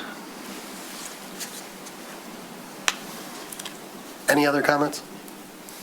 As long as we're doing some math, how long ago is 1980? Well, I was born in 1989, so at least 36 years. At least 36. And how many master plans have we had since the master plan cited by the commissioner? I'd say 2 big ones and a handful of sub-area plans. Any other comments? Can I get a motion? I'd like to make a motion adopting a resolution to approve the special land use permit and final site plan and design review application for 126 South Old Woodward to permit the sale of alcoholic beverages for on-premise consumption as a bistro establishment and a new outdoor dining facility, with the condition that the applicant complete the required investigation pursuant to Chapter 10, Section 10-43 of the Birmingham Code of Ordinances. Second. Roll call. Comments on the motion? Any comments? Any comments in the public on the motion? Thank you. Commissioner Haig? Yes. Mayor Ballard? Yes. Commissioner Long? Yes. Commissioner Kozowski? Yes. Commissioner Cole? Yes. Commissioner Host? Yes. Thank you again. Thank you for your patience, not only tonight, but throughout the whole process. The next item. Review the recommended rate structure and provide direction regarding the adoption and implementation of the proposed water and sewer rate fee structure. This, I'm told, is very important, and it is. It might be. So just a little bit of background information for the City Commission and also for the public itself. Spring of 2025, we went out for a request for proposals to have someone study our water and sewer rates and our connection fees for the city itself. We issued a contract to Hubbell Roth and Clark in June of last year. And with this, we've been in the process of working on and studying the water and sewer rates and the connection fees. And this is a presentation tonight to potentially discuss the methodology of water and sewer rate calculations for this. And with that, we have Jamie Burton, who's the Vice President for Hubbell Roth and Clark, and he has experiences with water and sewer rate studies. He's completed 60 of them. He works with 12 other communities for their Great Lakes water contract negotiations. And then we also have Karen Stickel, who's also a Vice President. She's the Director of the Asset Management Department for Hubbell Roth and Clark, and she's the partner in charge for the city itself. And with this, Jamie Burton will come forward and present the presentation. Mayor, Commissioners, good evening. Make believe you're talking to residents who don't get this stuff. Okay? Because we all get it. We've all read your report, and I could say, but really. Yep, we'll work it through. So I'll go, so we can go walk around at 9:30 to 10 o'clock on a Monday night as soon as possible. I'll move a little bit forward. So this is just a slide in background information on where we obtain all this data that then comes in to inform a recommendation. I always put this up front, and then we skip over it pretty quick because it's just all publicly available information. We work with finance, accounting, engineering, DPW, and we work all the way through the process. Go ahead, Melissa. So one of in the RFP, and then working with staff after being selected to do this work, we kind of came up with the concept of what are we trying to do with the rates. It's not just about raising revenue to meet cost of service. What's the right thing to do for each community? So we always start with objectives, and this is kind of what we came up with, and I'll kind of go through this. So on average, your service providers, Great Lakes Water Authority, the GWK District, South Oakland District, Evergreen Farmington, and others, typically prices are going up 5 to 7%. Sometimes they're 14, sometimes they're 0, sometimes they're in between. But generally speaking, about a third of your costs are going up every year, 5 to 7%. Sewer costs by your providers are 100% fixed. And what I mean by that is they determine how much revenue is required from Birmingham, and they charge you in 12 equal payments, kind of like a debt or bond issuance. So it doesn't matter how much sewer you use this year. Ultimately, the volumes you use show up in subsequent years on a rolling average, right? So the first gallon of sewage in Birmingham costs, like $10 million, and then everything after that's free, essentially. So it's all fixed. SACWA just started doing this at 25% because Great Lakes went to 60%. So that's another large portion of it. Your staff is 100% fixed. We don't lay off DPW staff on Thursday because we didn't sell enough money, sell enough water the week before. Your debt service, all your capital, it's all really quite fixed costs. So if you don't collect it fixed, but you're paying it fixed, you start to bear the entire brunt of the financial risk. One bad summer where you're not selling a lot of water, you're using a lot of sewer because it was wet, next thing you know, you're not able to make your obligations. So we really do want to reduce the fiscal risk. Transparency, very simply put, is money coming in, where's it going out? Let's keep that simple. Let's not try. The city doesn't do this, but we want to make it very clear. If you're going to pay a debt service fee, where does it go? If you're going to pay a capital project, where does it go? Just very simple in and out. Promote equity between users. A lot of communities will charge. There's an infinite number of ways we can pull different levers to figure it out there. What's the most equitable between users? We'll walk through that a little bit. In years past, you've used the general fund to offset water and sewer fund. You've transferred funds over for capital projects and other things, and that's just not a sustainable utility. If you can't meet your own obligations, then that's a problem. You're dipping through your own savings account in the infrastructure fund into the city's savings account, and that's really just not a good go forward basis. And then obviously you want to make sure you have enough money in reserves in that savings account to come up with emergencies, problems, things that happen. And the fact that you pay every day, but you only collect every quarter, there's a lot of nuance into this. And then ultimately you want to be able to fix your system. Birmingham's water and sewer systems are not getting any younger, right? The depreciation curve is a straight line, but these things go until they fail. And then you really do have a lot of capital projects, usually associated with your roads, fix the infrastructure while you're fixing the road. So you need money in there to do those. The way we have this set up is cash basis. I bring this up early and often, and this is like you would do the budget of your own home. Okay, so things like depreciation are included in the cost because that's a non-cash item. Money in, money out. This is essentially the same way you budget your home. Okay, you wouldn't say I'm going to set aside $100,000 because all my property is devalued by $100,000. You don't do that, right? So that's out there. And then the last is you guys have a July 1 to June 30th fiscal year, which lines up with the rate year of GLWA and Evergreen Farmington and GWK. Their new rates start July 1, so it kind of works within your own budgeting process on a go-forward basis. So this is, I'm not going to read through all of this, but really what this is there's a four-step process that we always go through. And describe it as pie. I'm sorry to describe food and sewer in the same sentence, but let's talk pie here for a moment. How big, what do we need? Revenue requirements. How big is the pie? How big does that pie need to be? And how much money do we need to collect? Who and how should we collect, or who should that go? Where do those costs go? Overhead, administration, just all the variables. Where should that cost kind of fit into that pie? What is the community's goal setting? We've already talked about transparency rate, capital projects, fully funding your utility, things like that. Sometimes you get into we are okay with affordability, therefore we're going to have a cost structure. We want to diminish people from using high volumes of water for irrigation, so we're going to charge more as you use more. Those get very complicated very quick, and I don't think it serves the purpose. So once you know how big the pie is, kind of who's getting the pieces, what's the goals, then you figure out what we're going to charge per slice. That's the design and how we're going to pay for that. Okay, so these are all the four steps we go through. So let's go back. So we already mentioned Great Lakes Water, Saukwa, GWK have all gone fixed structure.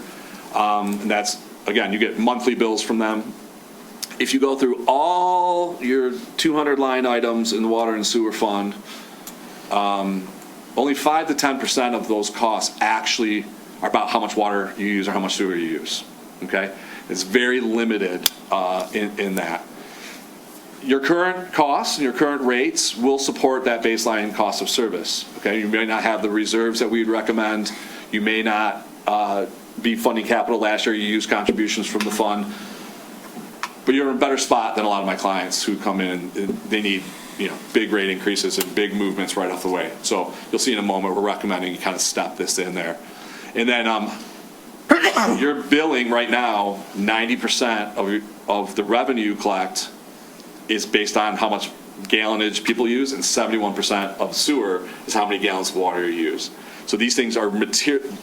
You're 90% paying this way, and you're 90% collecting this way.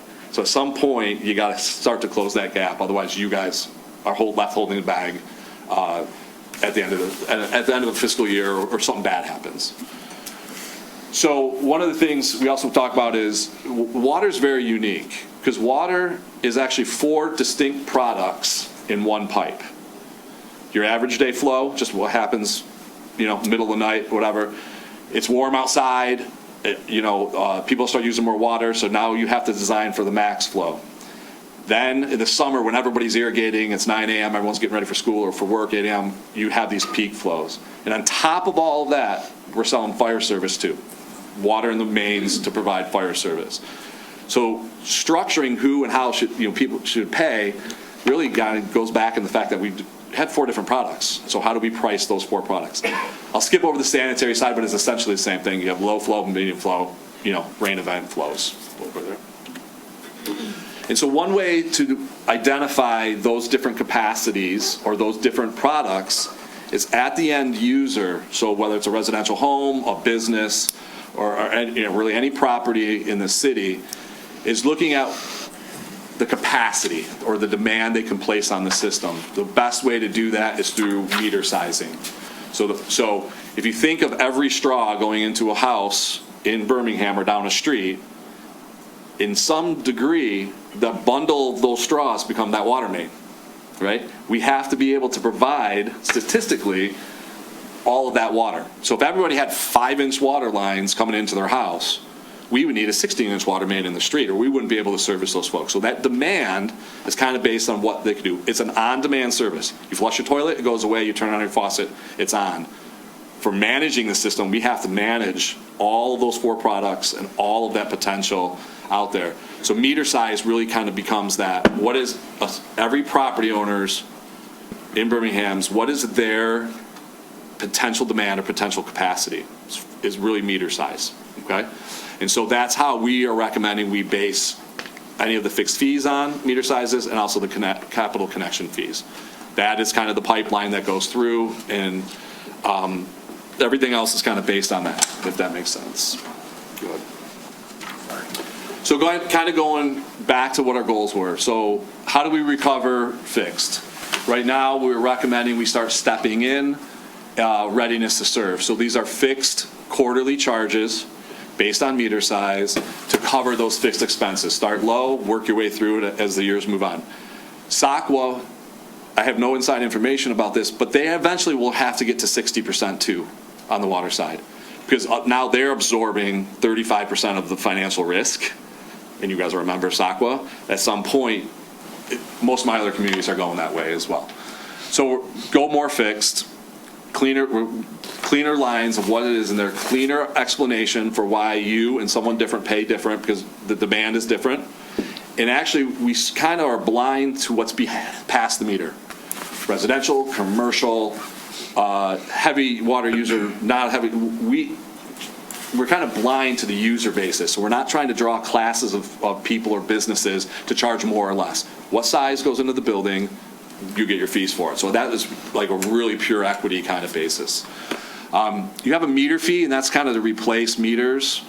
We want to roll that into the fixed cost. That should be a system cost on top of the other fees. So we move that. And then each connection is treated simple. We're trying to simplify this down into a very reasonable thing. Reasonable cost buckets and then cost structure. So I mentioned you guys are doing pretty well. You've got reserves. Okay, you've got, you're generally collecting things except maybe capital, and that's where the general fund kind of helped out. So we really thought of this in 3 steps. Okay, step 1, eliminate the general fund contribution. Okay, get back to the enterprise things. Always pass through your supplier in your provider costs on, because you start subsidizing and you're just running, your capital suffers at the other end. If you can't charge what you're being charged back through the residents, then you're going to give up something which will be capital. And now your system deteriorates a lot faster. So get rid of the meter fee and go to RTS on the meters, and then increase the commodity charges minimum, so the dollar per gallon. Our recommendations are based on what was in your budget book already. That kind of illustrated those commodity charges. And that still generated a need to go to your fund balance in the enterprise fund to make up some of that capital cost. The proposal now is to use some fixed fees to kind of shrink that gap in the first year. Second year is kind of clean that up, so you're fully funding the utility, meaning that's all capital, that's all the cost across the board, service provider increases. And then step 3 is to get your fund balances in each account up to approximately $10 million, not including debt service obligations, and not including if you're going to save money for a couple of years to do a bigger project in 3 or 4 years. And the reason for that is very simple. It doesn't matter what size community you are. It doesn't matter how many users you have. Your 16-inch or your 20-inch water mains under Woodward Avenue that are 50 years old cost the same whether you live here, you live in Bloomfield, you live in Sterling Heights, right? That's what we're trying to avoid. You've got a 54-inch under the train, a sanitary sewer, pretty deep under the train tracks. You need to have money available in the event that's catastrophic, a catastrophic failure. So our number's around $10 million in each utility. You can go to bonds, you can use your general fund. There's ways to get around that. But it doesn't matter what community you live in. The infrastructure costs are the same whether you're under Telegraph, you're under Woodward, you're under Jefferson Avenue. So that builds that up. Next one. So then in future years, you kind of work on keeping the commodity kind of steady. You build the RTS to kind of close that exposure. nowhere are we recommending you get to 100% fixed. I still believe that if I'm going to water the heck out of my lawn to make it green and other people don't, I should pay more. I got 10 people in my home versus 1, I should pay more on the water use. But you want to close that gap down to the reasonable services. So here's the proposed rates. One comment on this, these are not all additive. What I mean by that is very few, if any, single-family residential homes have a fire line, okay? So you wouldn't charge $18 plus another 18. But right now, your fire lines in the street are being subsidized by your residents because they're not paying to have that 6 inches of water available for their fire. This kind of reconciles that for that final product to make sure that everybody pays that readiness to serve charge. So, and you're not in more than one sewer district or stormwater district. So on the next slide, you'll kind of see these are the general what happens because there's differential rates between the stormwater districts using 90,000 gallons per year. You're basically talking under $17, $15 to $17 in a base monthly increase. That covers all your service providers in a portion of what you would have spent out of your savings account coming up this year. Commercial will pay a little bit more because they have usually bigger meters. Okay, we're basing everything off of a 1-inch meter. The other point that was part of the rate study is your actual capital connection charges. So these are the fees. These are not the costs to run a line, water line from the main to your house. This isn't the cost to run a sewer line. This is what it just, the right to be able to connect, a capacity charge is there. Everybody today in this room who's a resident or a property owner has paid to maintain the system over the past few years. And that system has a huge value, okay? Depreciated, but book value, a very large value. So what should be the appropriate buy-in amount, if you will, or the capacity charge or the connection fee?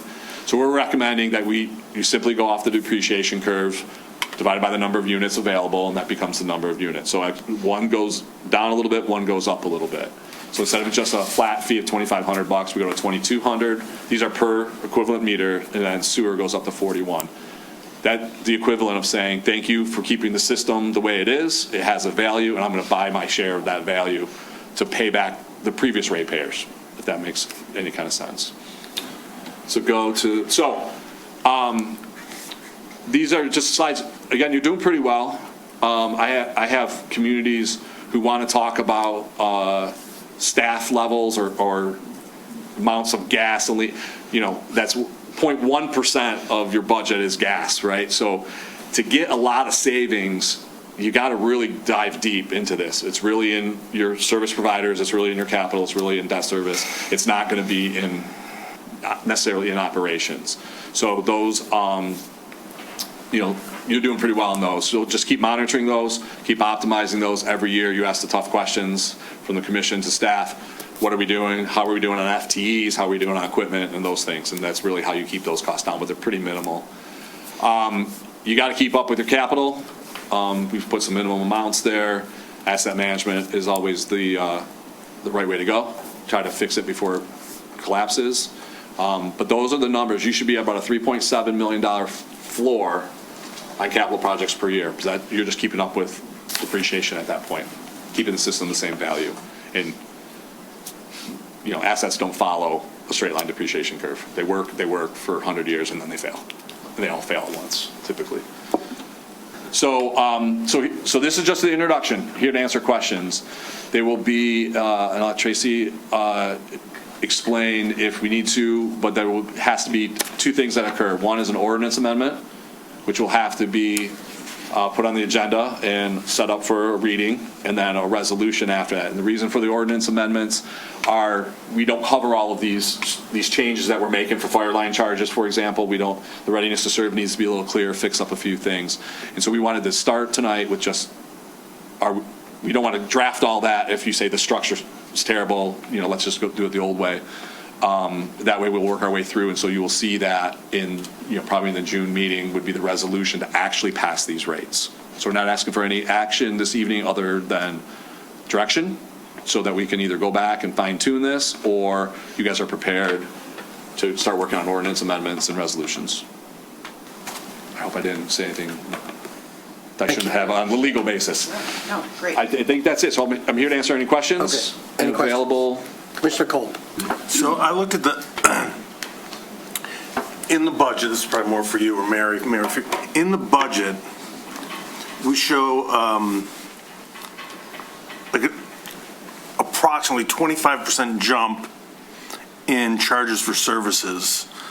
What's in here for increase in service revenue isn't 25%, so just want to know how that all foots.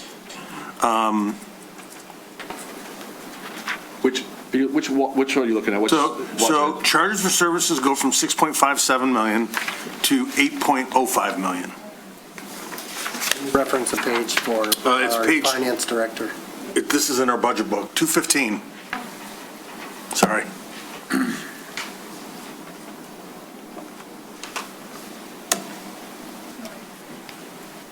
Can you say the numbers again? Page 215. Want to come here and see it? She might not have the budget book. Charges. This is water. That is water, the water. For 5.725. Here. I'm sorry, can you tell me the numbers? Yeah. No, just tell me the numbers.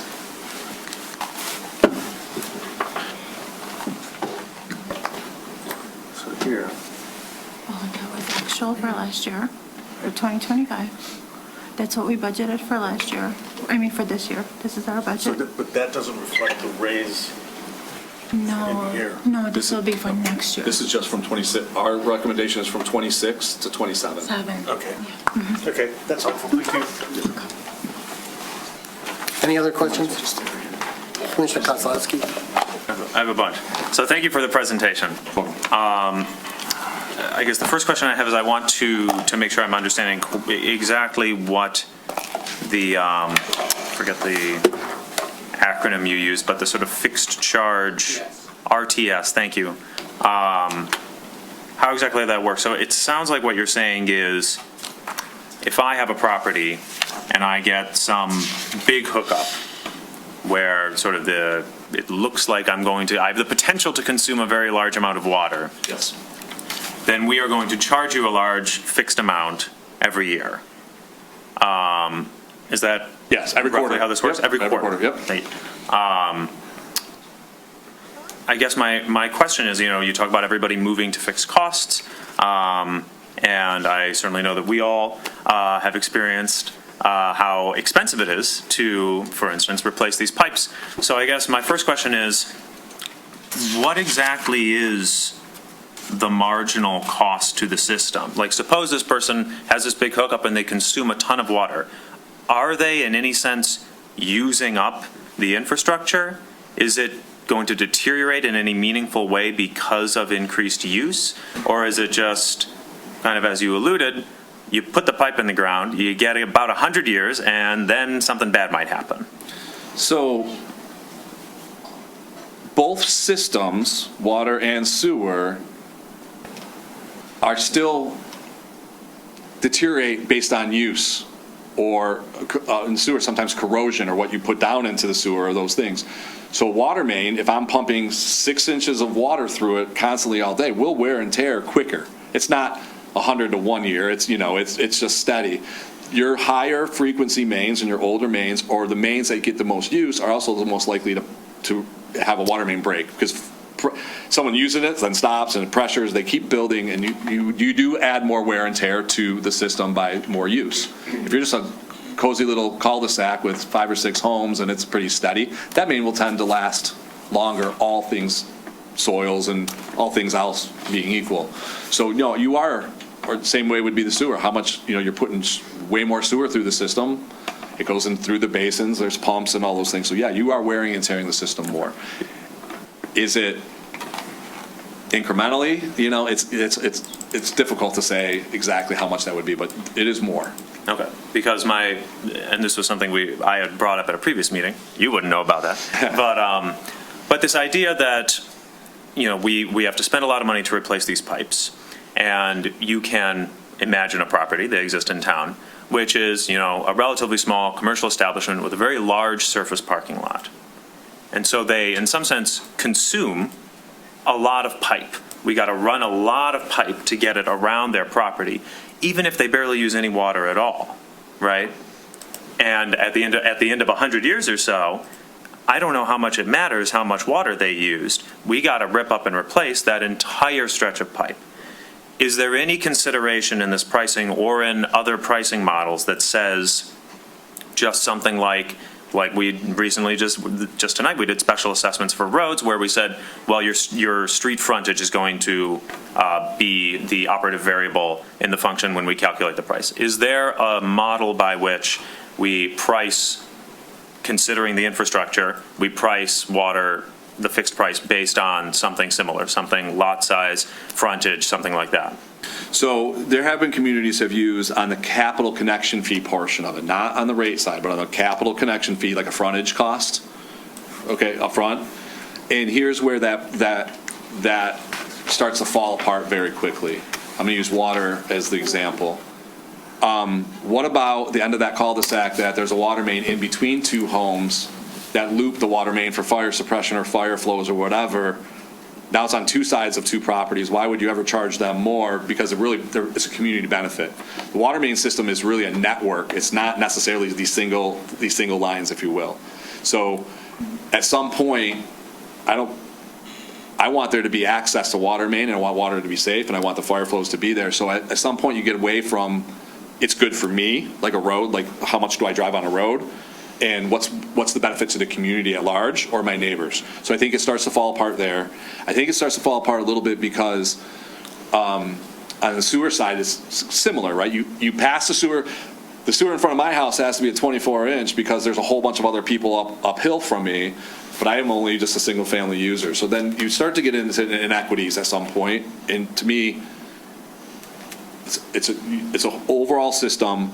You charge basis the most equitable you can, and you put that money aside. When the properties come up, you've got to be able to go in and make those repairs. Yeah, I was talking about something even simpler. Like literally, I just look at how big your lot is, and I just have some rate that I use. Yeah. However big your lot is, right? The bigger the lot is, the more pipe we have to use to kind of move around it, right? And then we're just going to use some kind of flat fee there, or some kind of rate based on that. Is that a model anybody uses? No, okay. Because you could go drive down a bunch of streets here that all have similar lots, and you don't have similar usage, right? Some are snowbirds, some are families, 5 kids or whatever the case may be. So it's very difficult to look down at a piece of property and determine their wear and tear on the system, right? Or their use of the system. And over time, in the 20 to 100 years before we have to replace the pipe, most of these change multiple times. Like businesses will change. Businesses will go from a pizza place to a cell phone store, which is a super different usage, and back and forth. So overall, you have to aggregate it. You have to just take the common good at some point and then put it all into pool all those resources. So no, we've not gone anywhere near some of that kind of frontage foot on the rate side. People still might use it for connection fees, but they're all going away from that as well. Because again, how do you economic development? You're going to charge somebody you want in your community on the big lot, that big brownfield development that you want redeveloped, but they're going to have to pay more. You get into, then you start cutting deals, and that's when the whole thing falls apart. We need to move it along. Yeah, I understand. This has been a very long item, and there are people waiting. Commissioner Haig. So I'm struggling with bits of this because, okay, you talked about things like 100-year life. What's our depreciation schedule on infrastructure? Is it standard 30 years? I think it's 30. So what we're looking at is almost 3.5 times depreciation schedule. So if you looked at it on an accrual basis, when it's depreciated, we're still taking depreciation money in rates, right? So we effectively, just because it reaches the end of 30 years, you don't change the rate down and say, no, we're not depreciating infrastructure that we paid for. Correct, yeah. Book values return to zero. Yes. But the accrual is still happening for the depreciation because of the depreciation schedule of 30 years. So now we multiply it by 3. Right. Why do the rates go up? Because if we actually accrue and save 3 times the amount of the original purchase over 100-year interest at bearing, we pay for the replacement. It's already in the bank.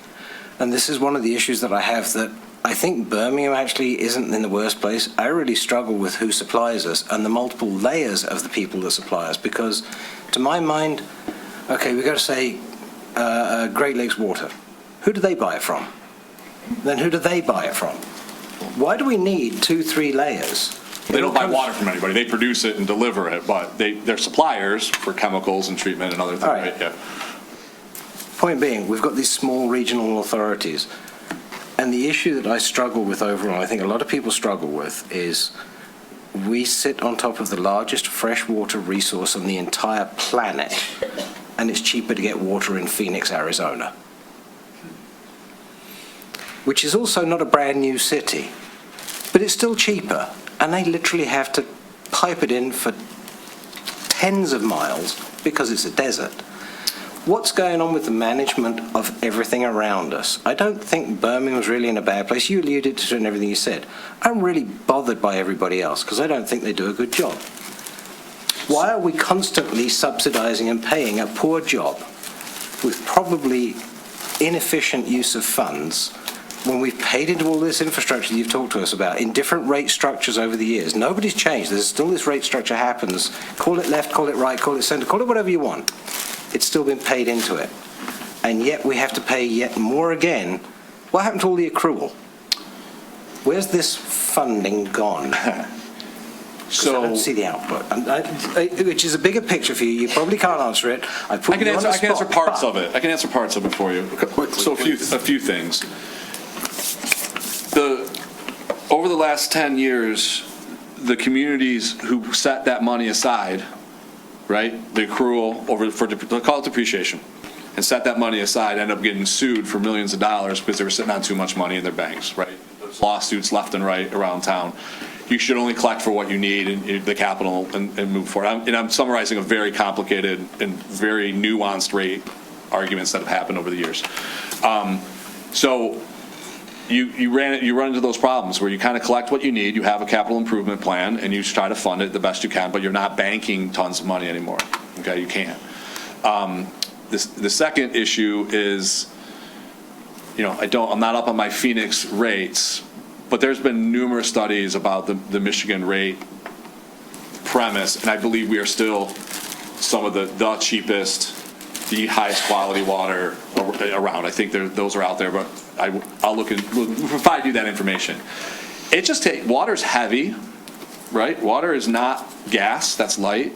It takes a lot of energy to take it out of the lake, treat it, and deliver it to your house at 70 to 80 psi so you have good water pressure upstairs at the highest quality available and still have water in the street for fire hydrants. It amazes me how people come and complain about their water rate, and they got a brand new iPhone every 6 months, right, or whatever. I mean, these are the high. This is cost of living. Anyway, but to your point, I think Detroit is doing a good job. I think Great Lakes is doing a good job. I think the water is probably cheaper than you really think on a gallon basis. So this is a very interesting topic, and we could discuss it all night, but we're not going to. The point is here, you are requesting that we review the recommended rate structure and provide direction regarding the adoption and implementation. So as long as let's ask questions about the proposed rate structure and provide any comments on the direction that we want to give regarding the adoption and implementation thereof. Commissioner Host. You mentioned that we should build up about a $10 million reserve. And how long will that take us with the current scheduling you've given us? If you follow the steps directly, you would probably within the 4 to 5 years, but it's weather dependent, right? And it's sales dependent and it's capital dependent. But the plan would be to kind of get, at the end of last year, you were sitting around 7 each and you've spent some of that. So you're not zero, right? And so I think as you work your way forward and work on your capital improvement plan, I think it would probably be within the next, under 5 years, you'd be back, hopefully faster, but without overcharging. Good question, and my follow-up would be, that includes the expenditures that you've included for capital improvements, roughly $3 million a year? Yes, correct. Okay, so we spend we're at 7-ish. We spend $3 million a year. we collect money according to your plan, within 4 or 5 years, our fund will be up to 10. Should be. With the spending that we do each year. And I guess one question I might have, is that sufficient? And, we've been pressing you for some time on doing more quickly. Yes, so with part of this, if the capital improvement program, potentially 4 or 5 years out, if you want to add additional roads or move them forward in the capital improvement program, and it has water and sewer, potentially we would have to see some increases in maybe year 2 to 3 to be able to afford the increase in year 4 and 5. And continue to build the reserve. And continue to build the reserve. Okay. And then these calculations, the methodology that got brought forward tonight and proceeds type of a deal, this is something that we'd be looking at annually with the finance department to be able to run these calculations to see where we're at in the next future years to help us figure out where do our rates need to be at. Okay. Hold on. You both have had your turns. Yeah. Do you have anything you want to ask? I think that the approach is methodical and slow, and as you said, it is a hybrid system that gradually changes to fixed cost billing, but still maintains, as you said, a usage-based rate. And as we have struggled with every year, as people are more environmentally conscious and use less water, or they transition to more water-saving devices in their homes,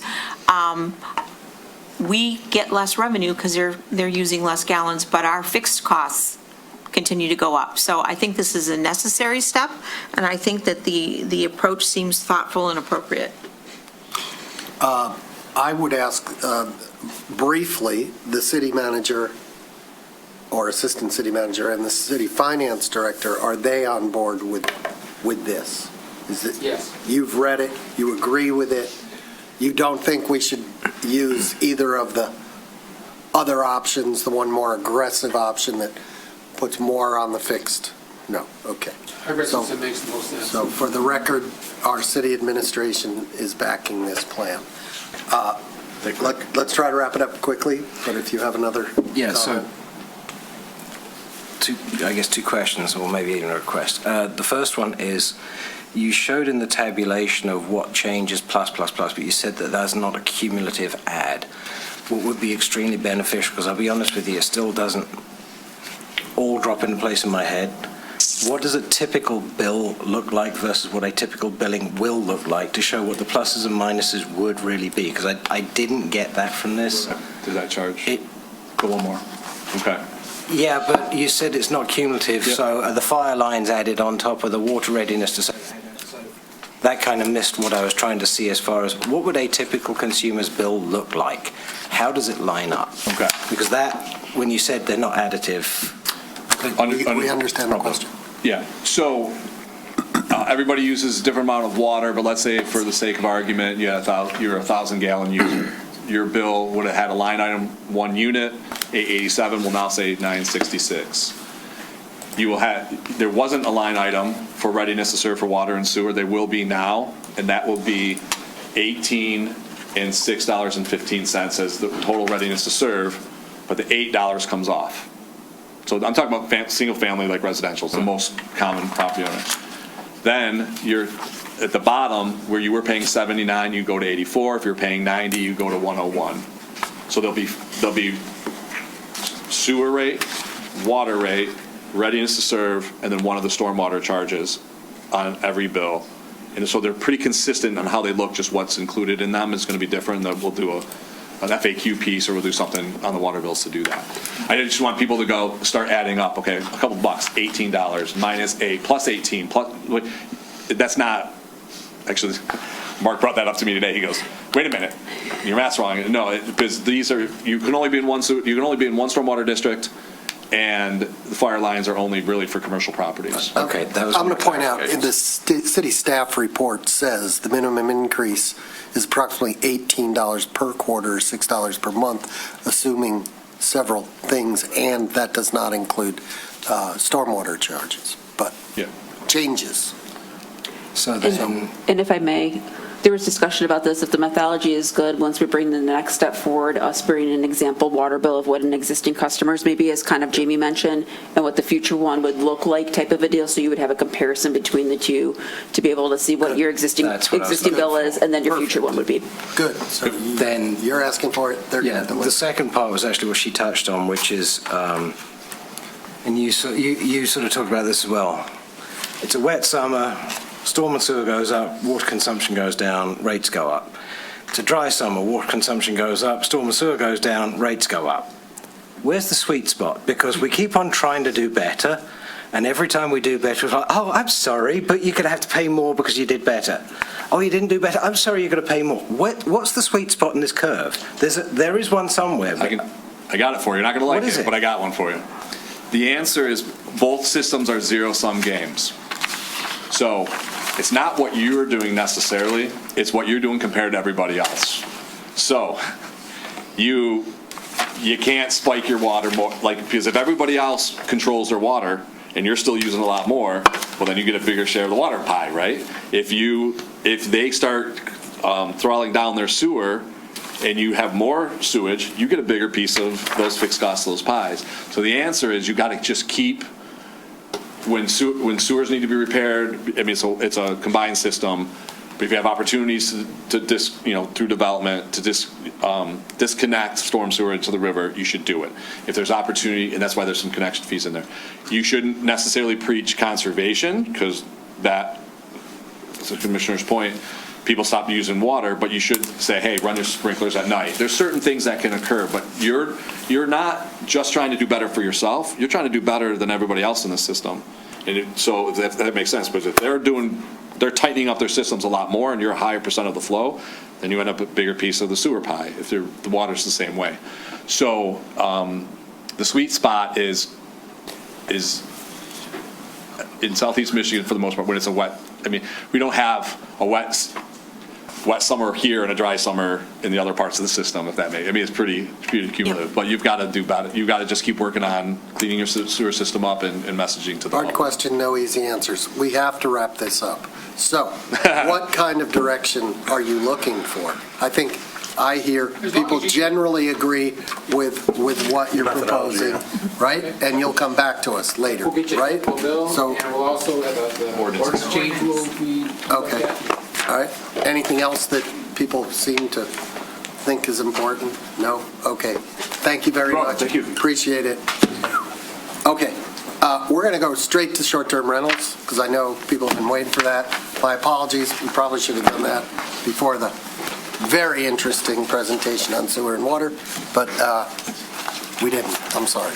So, as long as the commission agrees that we can jump ahead to the discussion of short-term rentals. All right. I have a couple things I want to say before I ask the city attorney to weigh in.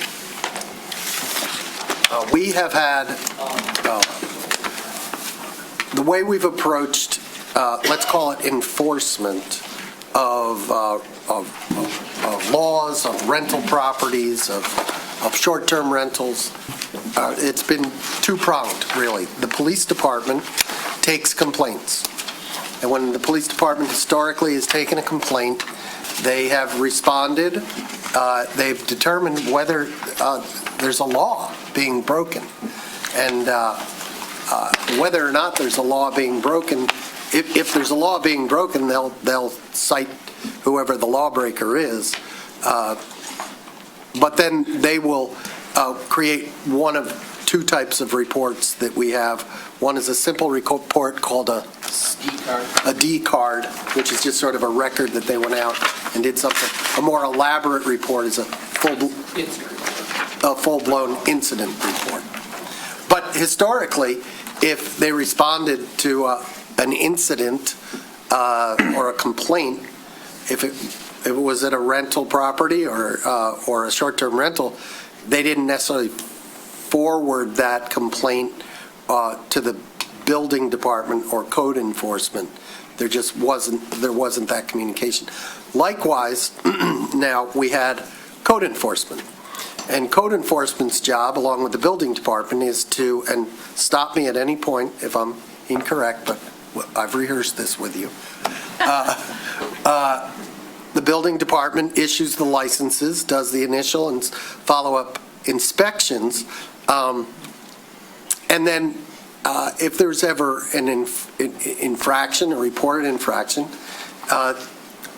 they have taken a customer service attitude toward property owners in Birmingham.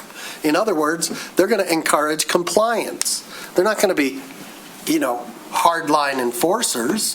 They're going to say, sir, you're out of compliance, and this is what you need to get into compliance, and they might issue some sort of warning, right?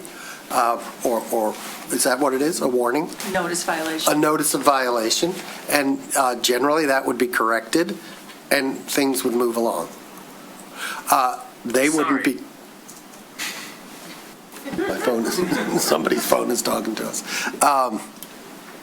Well, things are going to change, right? Going forward, if the police are called out on a matter that involves a potential violation of the law at any rental, but especially short-term rentals, they will do their work, but they will also notify the building department and code enforcement, who will then follow up. And the building department and code enforcement are going to adjust their response methodology, let's say, when it comes to rentals and short-term rentals in particular.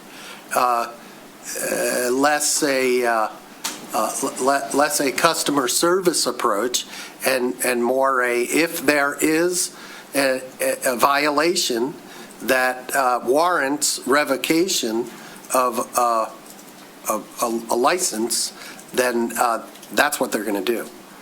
And so we've made, last meeting, we imposed a moratorium of 6 months on new short-term rental applications, and promised that we would come back just 1 week later tonight with, we demanded that they come back, and they have, with a series of affirmative actions that they have taken in addition to what I just described to you. And I will soon turn it over to the city attorney, who will describe those, but I want to make one more comment, and that is that, police and code enforcement will do all they can. But residents, you're the ones who live right next door to these rental properties, and we're going to rely on you to some extent to be the eyes and ears. And to that end, we've instituted some changes and additions to our systems.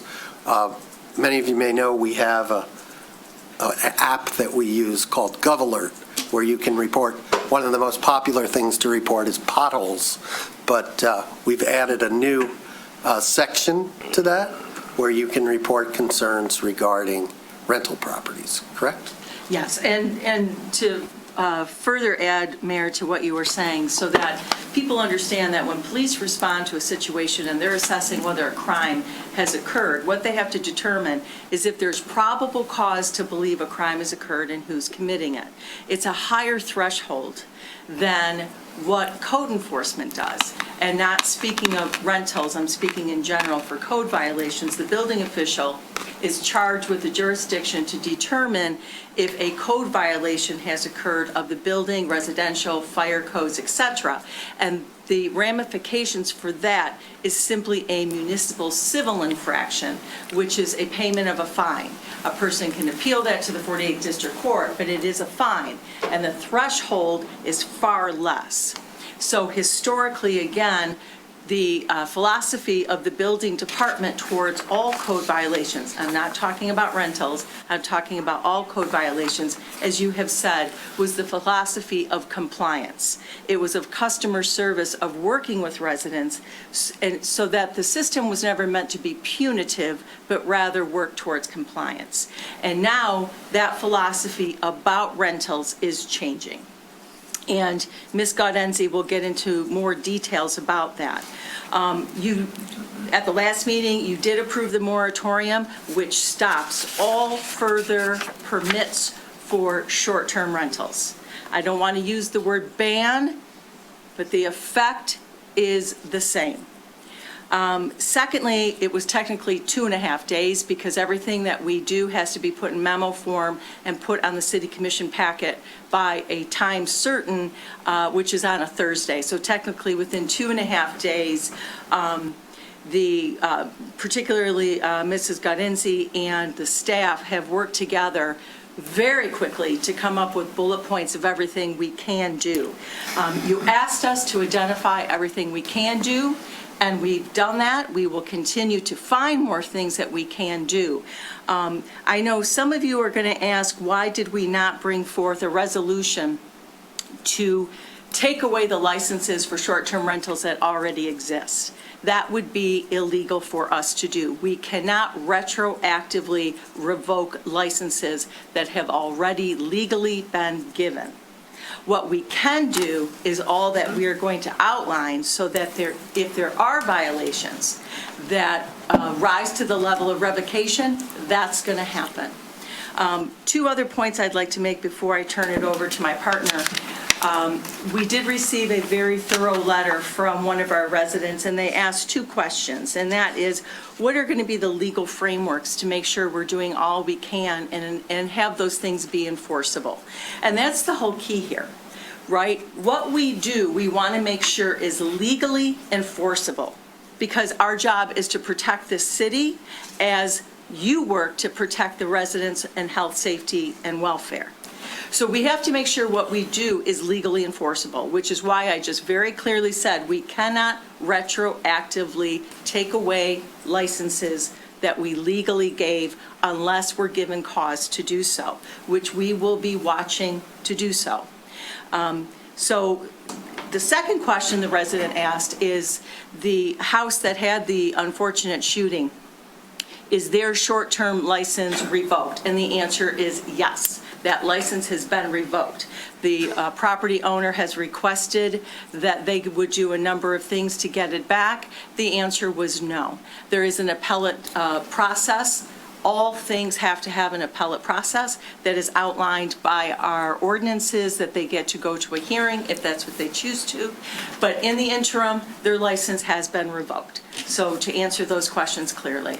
I'm going to turn it over to Ms. Gaudenzi, who's going to work through the list that is part of your packet. We've also have a few to add that we've been discussing since we turned this in on Thursday. I'll just stay here. You just say that? Yeah. Okay. Is this okay? Yeah. All right. So Mayor, you did steal some of my thunder, but I will continue. Immediately upon the passing of the moratorium, building department ceased issuing any rental licenses until we get that new application. And the importance of that is because this new application lays out the moratorium. It has the potential landlord acknowledge that they're not allowed to do the short-term rental of 30 days or less. It has them acknowledge that there is this 6-month moratorium. It has them acknowledge that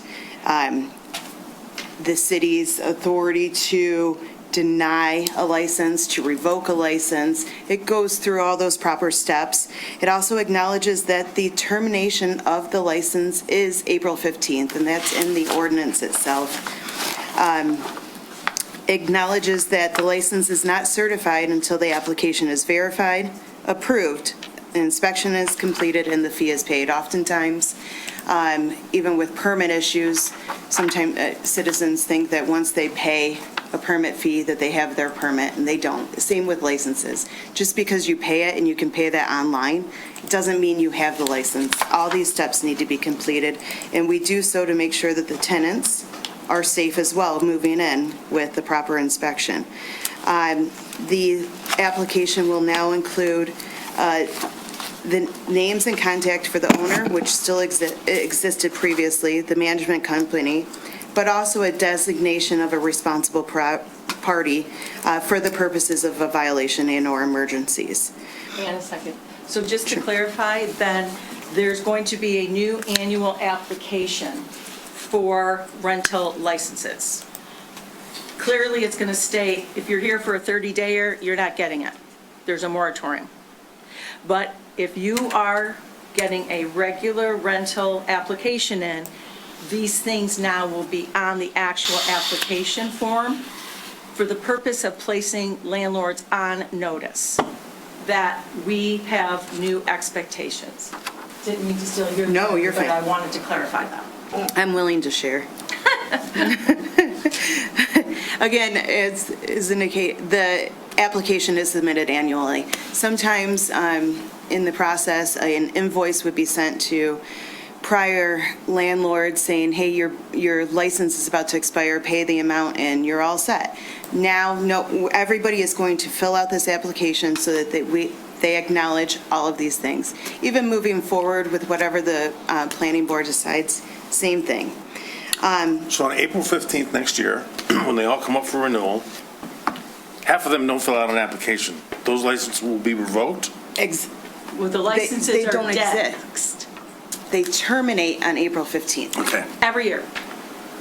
It's an annual, if, come April 15th, if you haven't applied, you haven't paid the fee, you have no license. What happens to sitting tenants? Because they get the Okay, I'm sorry. We need to. All right. Let's let her finish, All and right. then we can talk about that. The police department, as indicated, they will be identifying rental properties within their report. They will have a code to do so. That way it can be searched and tracked appropriately. There will be a monthly meeting with police, code enforcement, and the building official to just review all of that and make sure that everybody has the same list of rental property locations. Complaints received by city staff relating to rental properties or suspected rental activity will be directed to the building official for his review and investigation. The communications director has added the Gov Alert link to the building department webpage as well. And that, again, has the subsection for a rental property complaint. Those will now be routed to a designated person in the building department, as well as the building official and the code enforcement coordinator. Tracy, I want to interrupt you real quick. Those of you who are here for the short-term rental, did you get this list? Do you have this list, or are you hearing it for the first time? So it's a little bit of both. Okay. There's one more, only a few more. No, I get it. All right. Our office is going to be preparing a letter for all current rental property owners. That's going to provide them notice of the enhanced enforcement and accountability, and a reminder that pursuant to the ordinance, their rental license will terminate on April 15th.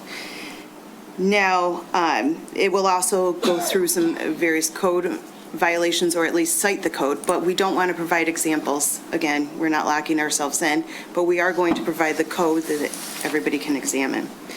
Upon investigation by code enforcement or the building official, they will review and inspect the list of properties that have failed to renew their rental licenses. There is a stack that were slow to pay their renewal fee, so those have not been renewed, and those will not be renewed until the new process is completed.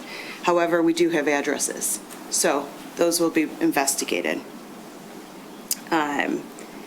And the building department is adding some checks and balances in BS&A for internal staff so that they can check and make sure that licenses aren't issued or that proper steps are taken in that. We did, since this was published, we did come up with another bullet point, and that is to amend the landlord code of conduct that was entered into some years ago to reflect certain actions, behaviors that landlords should take when they are interviewing potential tenants or looking at, or even their advertisements, and give them some ideas that we have for that. So that is our list thus far. Okay, good. We have the building official here, The chief of police is here. We have both of our city attorneys.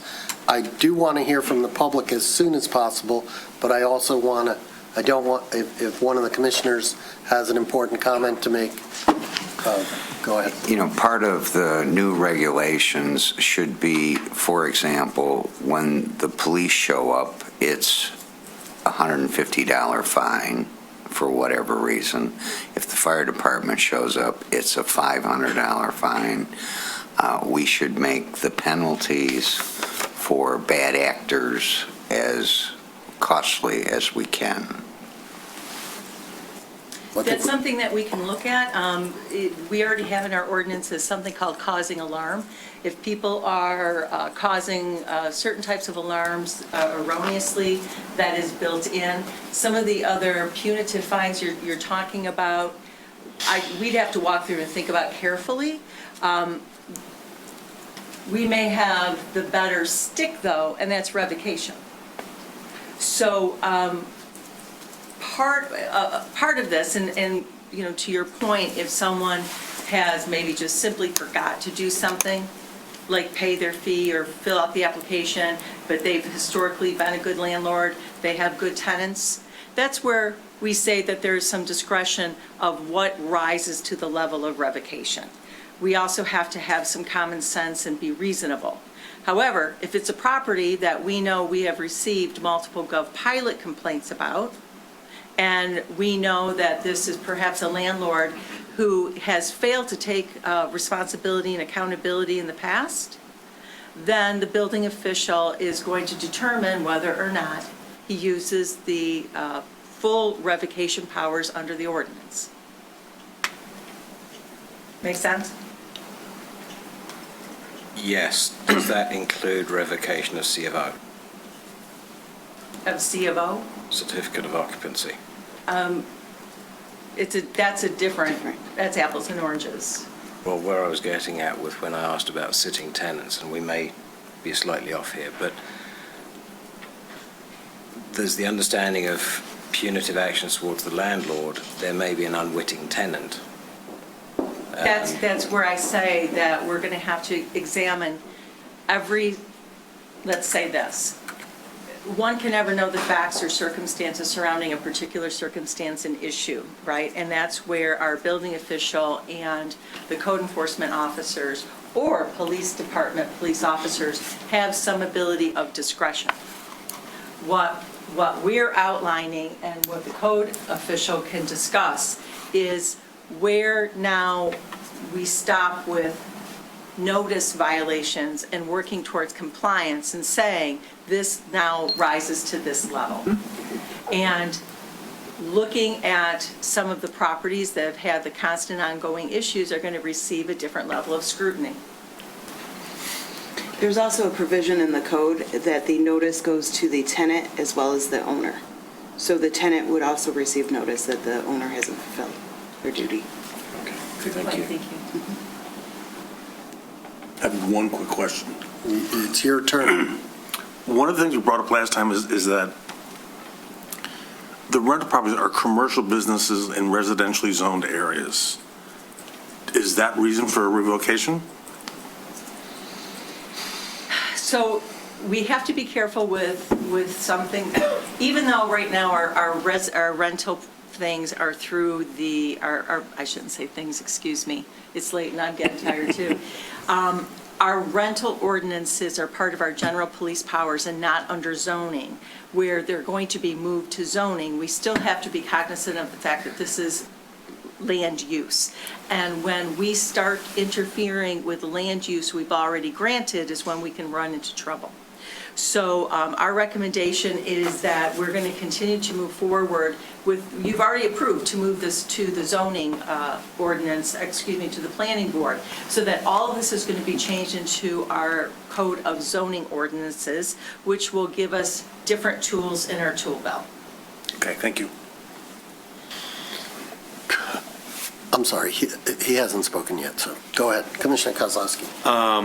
So you had mentioned that there was a sort of different standard of proof, I don't know if I'm using quite the right term there, between, the police determining that something illegal has happened and us determining that a property has not abided by the agreement, basically agreement that they enter in with the city, right?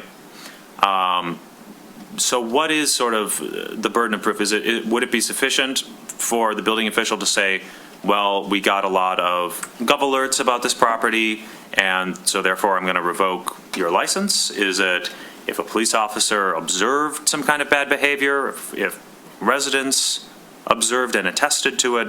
What exactly are we looking for there? That's a really good question. So when the police department goes to a residence for any complaint, rental, non-rental, and they're investigating a crime, in order to determine if a crime occurred, they have to have what's called probable cause, higher threshold, higher burden of proof.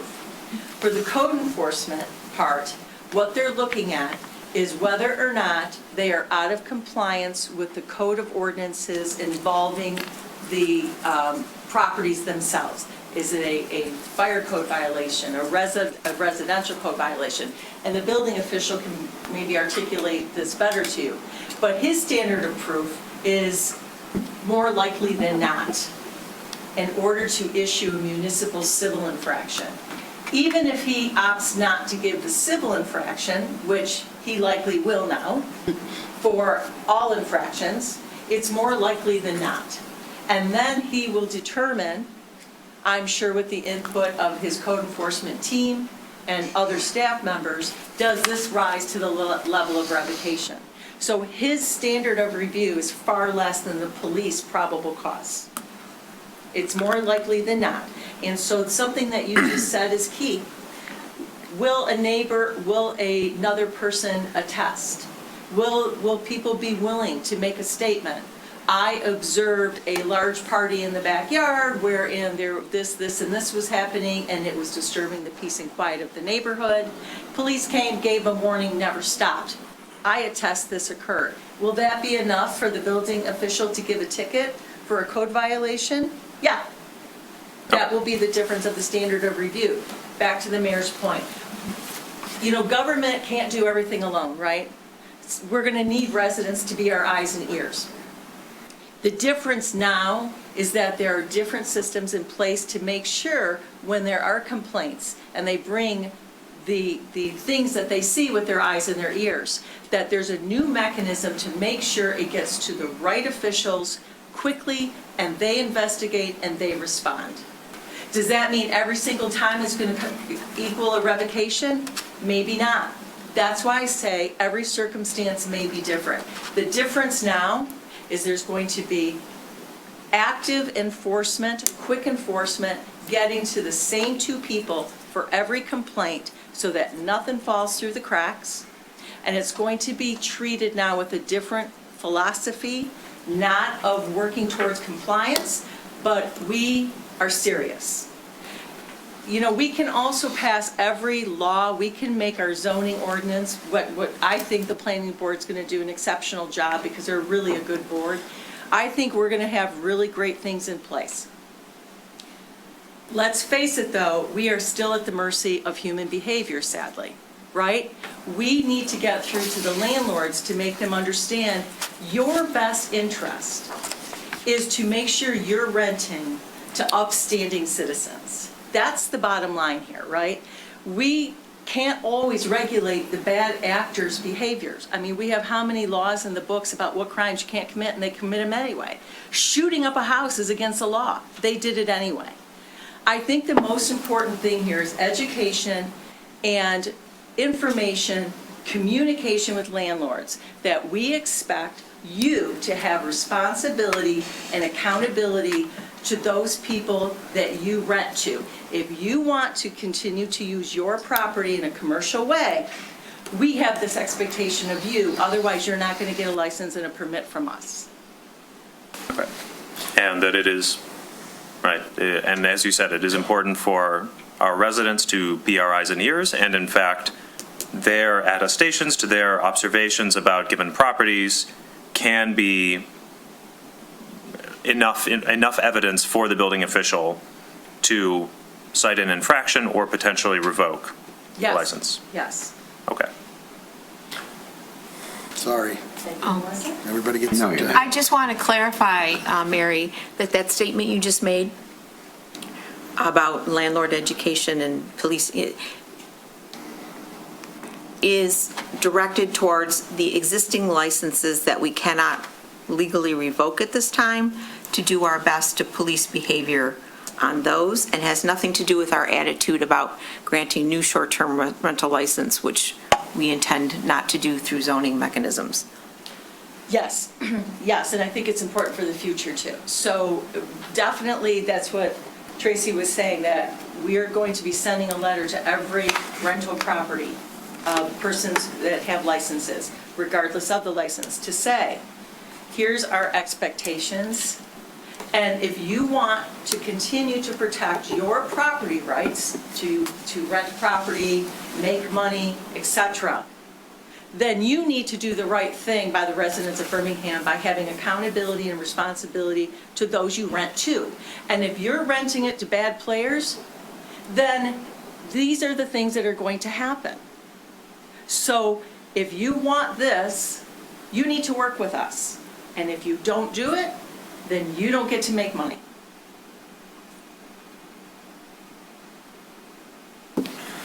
You know, when I mentioned that we should have fines and penalties, I forgot to say for the building department, when they show up with one of the instances that you have, you know, deemed worthy, it should be $150, and if the police show up, it should be $250. Just wanted to clarify that. I don't think we can just charge service charges like that, you know, like the plumber. So, but if someone, let's say for instance, there is the code violation that a ticket is issued, and they have to go to the 48th District Court, and they have to pay a fine. There is a portion of the fine that does come back to the city of Birmingham. A portion stays with the 48th District Court because they have to administrate that ticket, but a portion of it does come back to us. All right, I want to give... Then just make them higher fines. I want to give I would like to give the public an opportunity to speak. I just want to add one thing. In this time, and thanks to the eyes and ears of the neighbors, we issued actually 21 tickets in this last week for unregistered rentals. Some were short-term, some were found on VRBO and Airbnb, and there's been 21 tickets issued. Have they been shut down? The tickets have been issued, and they weren't registered yet, so we actually issued a ticket as far as we can go after more. So let's say there's an unregistered, so you're saying there's a place listed on Airbnb, and they don't have a license with you, and you issue them a violation. They've been issued a ticket. Do you go back and check to see if they're off Airbnb? Do we contact Airbnb and say, these guys don't have a license, you need to get rid of them? I know the one at 1480, they did get removed off of VRBO. I'm talking about the 21 that you just cited. I'll have to verify that and get back with you. Okay, that's important, because they could pay the ticket and stay on Airbnb and not... Yeah, I can add to that too, though. If they do continue, we can ask the court to issue an injunction to stop their use altogether, and then they would be subject to more fines and cost and things like that. So they could have to. And if I may add, Airbnb and Vrbo have both made statements that they will remove unlicensed properties from their platforms if they are notified. I was going to say that if you did. I do think that's true. Yeah. Okay, let's hear from the public. Don't go away. Not you. First of all, I want to thank everyone for all the work. Your name and... David Wynn, 1457 East Lincoln, next to 1480. But anyway, I want to thank everyone for all the effort and the work here. It's important. I think my biggest concern, and I understand we have to move in steps here, is the way I hear this is even if zoning says, okay, over the next couple months, they come up and say that short-term rentals, less than 30 days rental, is a business and should not be in a residential area, we can do nothing for those that are already have licenses. May I respond? Yes, please. Yes. We cannot retroactively remove a license, but please keep in mind, licenses automatically cease on April 15th Right. of each year. So So- if it's determined by the planning board and recommended to the city commission, and the Okay. city commission agrees to ban short-term rentals in residential areas, You don't have to renew it they will not be able to renew it. as a If it's not- short-term rental. Correct. Okay. It's going to take time. I know it takes time. But it's important that it's But very- that's a very important point, right? Because it's not necessarily that they're grandfathered in forever. No. It's up to the zoning board, and I would point out to all the residents that there's a meeting a week from Wednesday, and this is on the agenda at the planning board. So I'll be there. So, and I do think it is important that there are some good actors in short-term rentals. I've talked to some. Some rent their own homes, their residents, when they leave for a week. Some rent a room, and it's their own resident. They're living there. It's a difference. The places that I see that are in our area, they're not owned by anyone in this community. They own many properties, they're businesses. So I think the focus is right here, and I'm glad you're looking at the sites, because it's easy to find them, right? I think we should have a list of all of the, what we determine know to be short-term rentals in front of us. Okay? We have that list, and we're working on that list. Yeah, you're working, and I know there's ones that have licenses and ones that don't, but you're working on that. Okay. And you're suggesting that that be made public? It could be made public, I don't know why not. And is that legal to make that public? I think Okay, the so neighborhood it should can be know. made public. Yeah, I think the neighborhood should know, right? If a license or an application is received by a public entity, that becomes public information. Okay, good. We And can they're have a on a public webpage that site. lists them all. So, okay. Thank you. That's all I had. I really appreciate your kind words. Yeah, and I want to thank everyone, and the emails back and forth, it helps. So, thank you.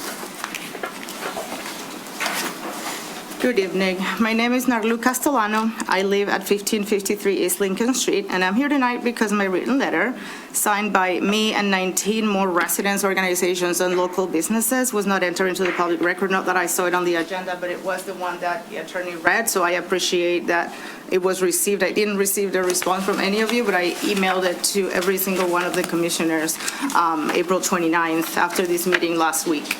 I want to begin by thanking the Birmingham Police Department. On April 11th, when my daughter approached officers on the scene and asked if her neighborhood was safe, they stopped and personally reassured her. That moment of care did not go unnoticed, so thank you so much.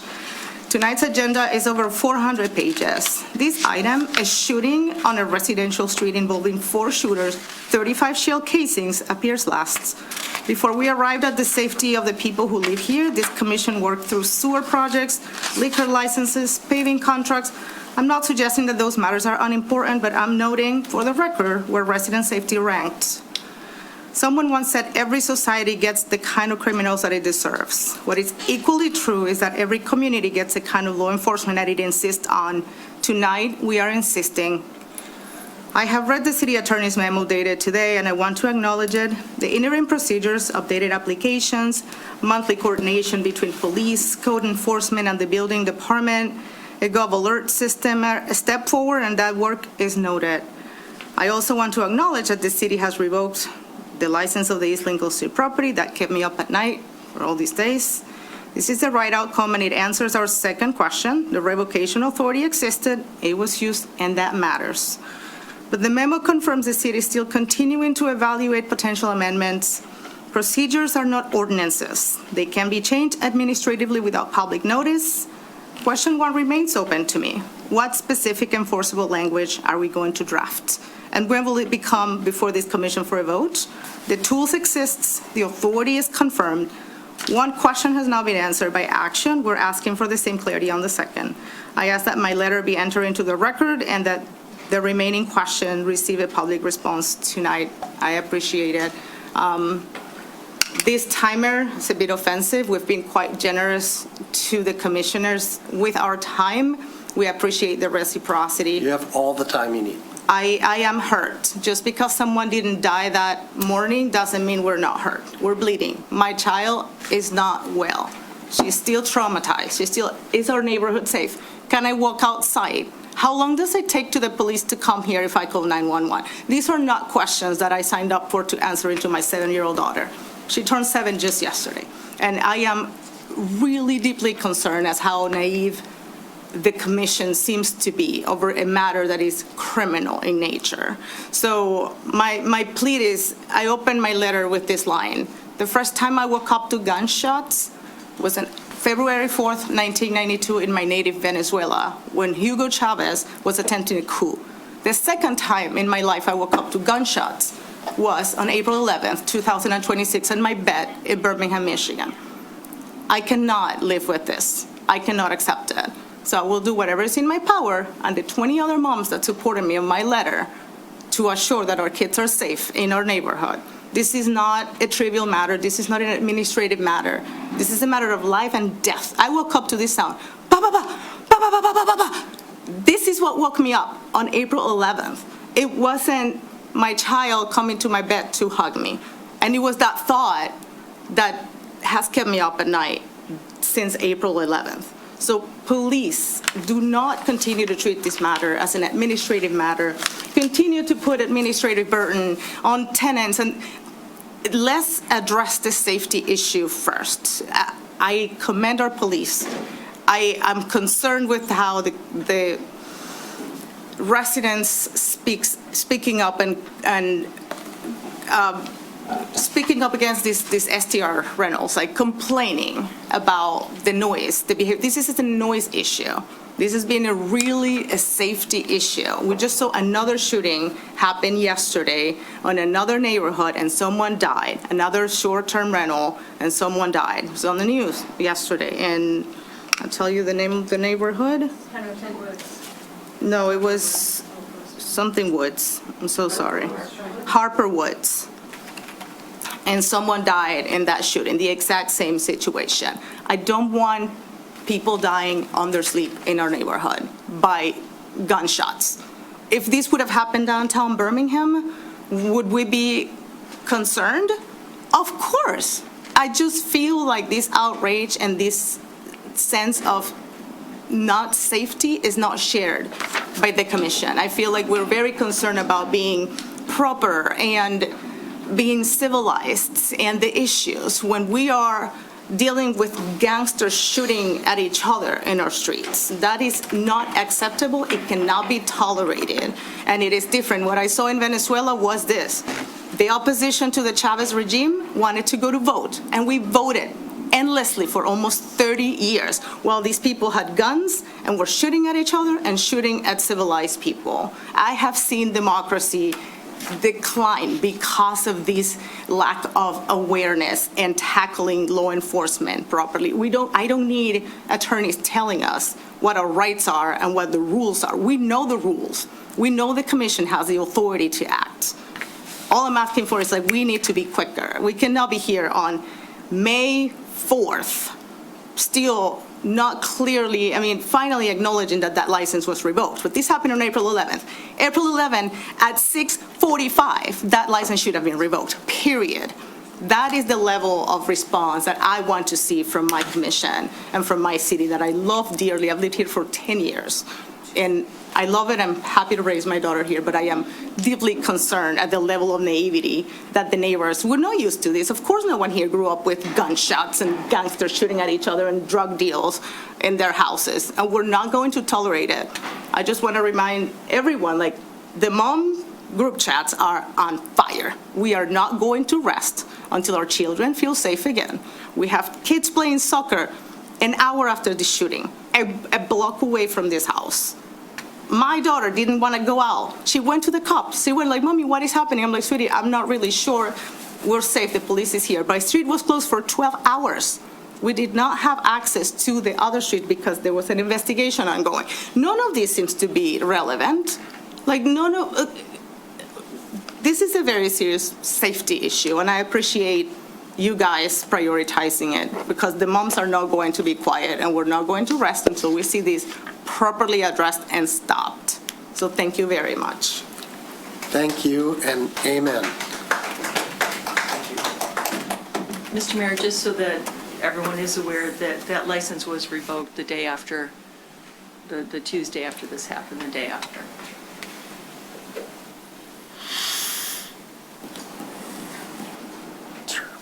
Kelly Kozlowski, no relation to the commissioner. I live in Birmingham on East Lincoln. I'm Narlu's neighbor. I signed her letter. I appreciate you giving her all the time she was willing to share her story with you, because I think it's compelling and important, and I would echo her comments that it's honestly a bit insulting that we're 4 hours into this meeting, and this is when we're talking about this. You saw the hands go up at the beginning of the meeting. There were at least 10 people in the room who came prepared to talk about this issue. It has dwindled significantly, because you can't expect residents to show up for a commission meeting and stick around for 4 hours. I'm amazed that Narlu's still here. She has a kid at home. This is disrespectful to the community. When we came to the first commission meeting after the shooting happened, you assured us you were going to expedite action and we should come to the next meeting to hear what it was. It was the moratorium, just saying we won't add more. Everyone's going to keep doing what they're doing, but we won't add any more for a minute while we think about it. And so then we came to the next meeting, because in that conversation, the commission rightly said, this doesn't have enough teeth. Lawyers, we want to see more teeth.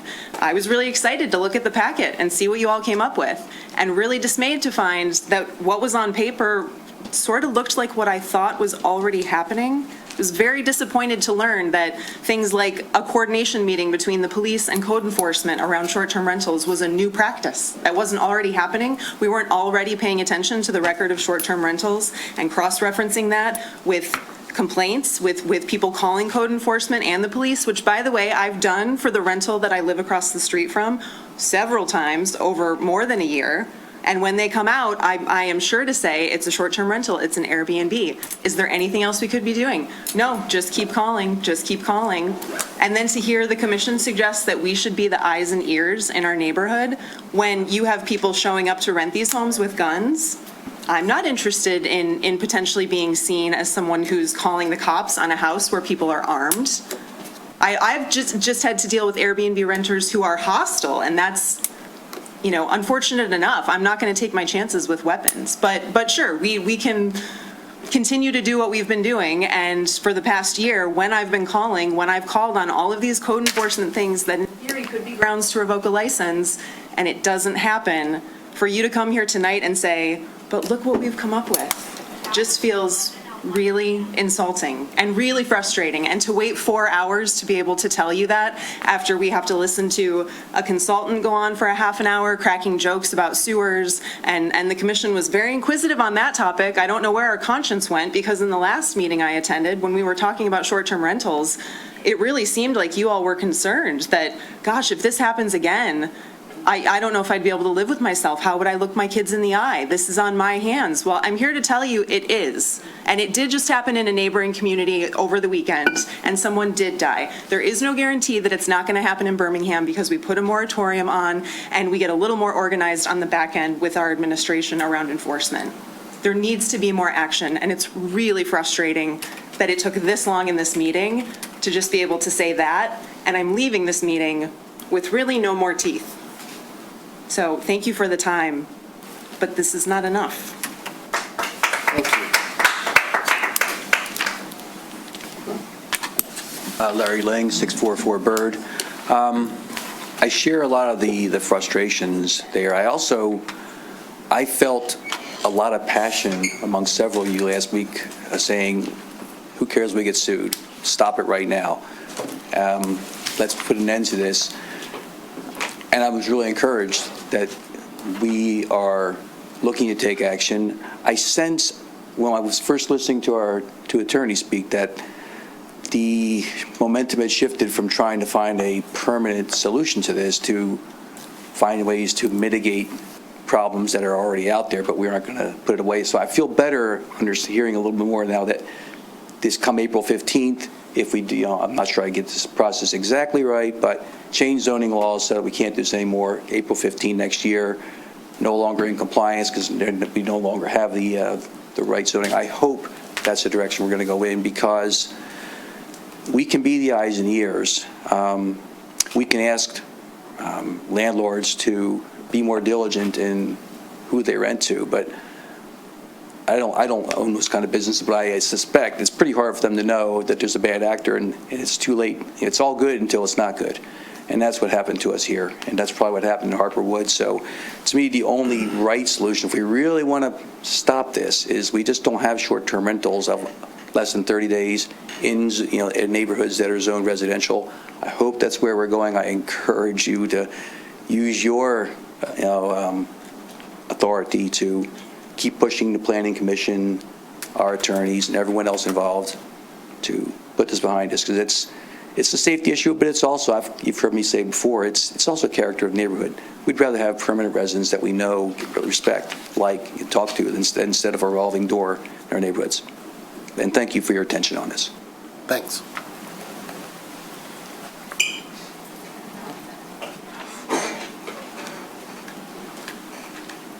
Hi there. My name's Cassie Sobelton. I live on Hazelwood. I spoke last week to everyone here about the owner-occupied rentals. And first of all, your testimony was powerful. And more than anything, I want to save Birmingham, like everyone does, of course. I guess I wanted some clarification, if I could, on what this means for owner-occupied short-term rentals, because I haven't heard that today. And is there going to be a caveat for that? Is there any type of discussion around that? Last week, there was a bit of that. You want me to answer? Well, I think it's going to, you could, but I mean, that is something that would come up in the future with the planning board. With the planning board and their recommendations. And I think there's pretty good agreement up here that that's something we would want in there. Okay. And what is the process with the planning board? What does that look like? They meet, they have a staff, and they usually start with some rough draft of what could be done. They may be pulling in ordinances and laws from other communities. They're going to have, whereas they normally don't have our attorneys present, I think, are you guys planning to be present for the planning board meetings on this matter? We have to discuss that with Mr. Dupuy and the planning board, but certainly that's our intent is a cooperative meeting. And it looks like the planning board the direction was get it on and make this your priority. It's already on their next meeting already. Right. And so the process is that they would draft ordinances, they would examine it, they'd have public hearings, and then they would make a recommendation to you, the city commission, as to adopting the ordinance they'll put in front of you. So they do have to, once they have a proposal, they have to have a public hearing on it. Is that a requirement? Yes. Yep. That they have a public hearing, and then we would have to have a public hearing on it as well, or not? Well, every meeting you have is public. Right. So whether you call it a public It's not hearing- technically a public hearing, Right. so It's a public hearing there. sometimes public hearings can delay things, but in this case, they would not. So we would expect it to be sooner than 6 months, but probably longer than 1 month. Planning board meets twice a month. And so while this is being addressed by the planning board, is there anything else happening here, or is it 100% there and then it gets kicked back? We just described at length the things we're planning to do administratively and legally when it comes to violations and of both the law and our code. So, and we're open to, they just added something today. So if y'all have some suggestions about other things we can do, I know you wish we could just go, they're banned. We can't do that. But we can do a lot of other things, and bring it on. We got, we're open to any lawful suggestion. Right? Absolutely, and I think the question was, does the commission do any drafting of the ordinance? No. Well, basically- It's with the zoning, the planning Correct. board does the drafting. I'm trying to figure out what I need to be aware of and how closely I Planning board need. meetings on Wednesdays, go to the planning board page on the website, you can download their agendas and their packets, and then our meetings, if it's on our agenda, on our webpage. Okay, and thank you all. And tune into their whatever social media group, because I'm sure they're all over it, right? It's text messages. Oh, okay. But we can make it on Friday. Whatever. Any other comments from the public? Okay. I see you two are both here. You're new best friends, right? I'm talking to you, Jeff. All right. Hi. Oh, I'm sorry, I didn't realize. That's okay. Sean Scott. I live on Chapin Avenue. It's late. I'm tired. I've sat here a really long time. What is it, 11:30? 11:10. I don't know what I can add that hasn't already been said, but I am so incredibly disappointed and ashamed to be a part of this community at this point. I have had countless concerns ignored, despite many calls to the police department, code enforcement, who I am on first name basis with, and I actually really like they try really hard.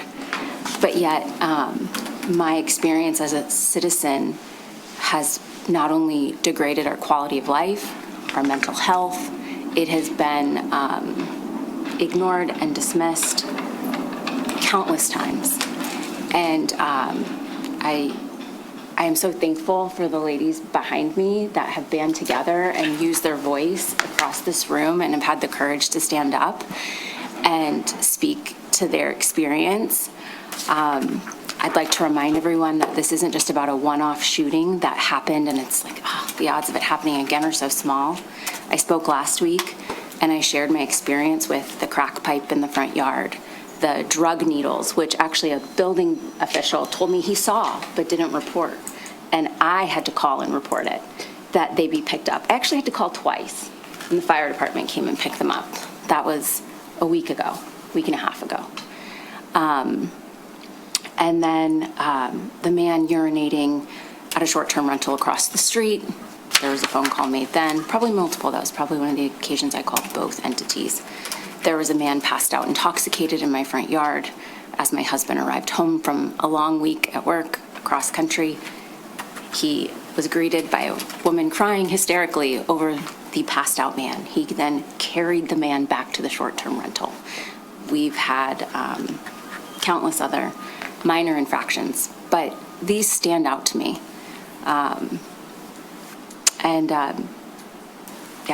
I feel compelled to share because this is what Birmingham is to me. You know, if people think Birmingham and they think, oh, what a responsive body you have. What a lovely community. That has not been my experience. And I hope that in this instance, my experience changes. Thank you. Thank you. Donna Voorhees. I live at 990 Wakefield Street, next to an Airbnb. For 3 years. For 3 years. I watched the calendar to see how long the occupancy is. And when I see that it's just a weekend, then I put my camera on. Then I'm on alert and I don't sleep. I have to keep my windows shut. Because of noise, I have to endure these weekend rotating hotel occupancies of people staying up all hours, putting a fire pit on the deck, which is so highly flammable, underneath my bedroom window, and then my house filling up with smoke.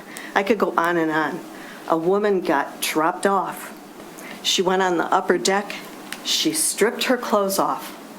And then in front of my family, I was having a party in the backyard with my husband, strips her clothes off and begins to photograph her behind. these are not just bad actors. What are we talking about here? We're talking about weekend rentals.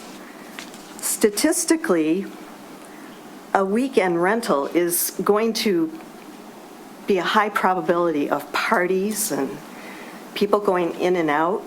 I can't. I'm speechless. I don't even know how to share my experience with you of 3 years cumulatively, collectively, what we have witnessed. Not just me, the neighbors. And now my big question about what we're putting in place here is, it seems to me like the burden is still on us, and it's going to be objective. Is it going to be really objective? Like, we see all these things, and then the police come, and then they go inside, and then it's our word against theirs? How are we validating this stuff? It's against the law to share. I will never share my photographs or my videos. The camera that's trained on them, that's against the law. But it's our word against them, their word against. How are you going to effectively get rid of the bad actors? How are you going to make the landlords, when we don't even have a list that's all encompassing of them, how are you going to make them understand a vetting process? Why is there not a vetting process? What about a hotline? Why can't we have a hotline like Ferndale has, where it's immediate and the police make the determination that it's valid? I'm so disappointed in the city, and to be honest, I think you don't care. I think you don't care. I really do. How are you going to institute a 30-day minimum rental? That's what everybody wants to know. At the minimum, when is that going to happen? After we have to collect and go against people for a whole year of bad behavior? How are we going to get to even that standard where a person has to rent a minimum of 30 days so that we get a better caliber of people that are coming into our residential area? I embrace that. This is nothing if we are the police with the police and the code. It's putting the burden back on us again. We need a 30-day minimal. When are we going to get that? Is that what we're working for? I really don't know. That's what we've been discussing.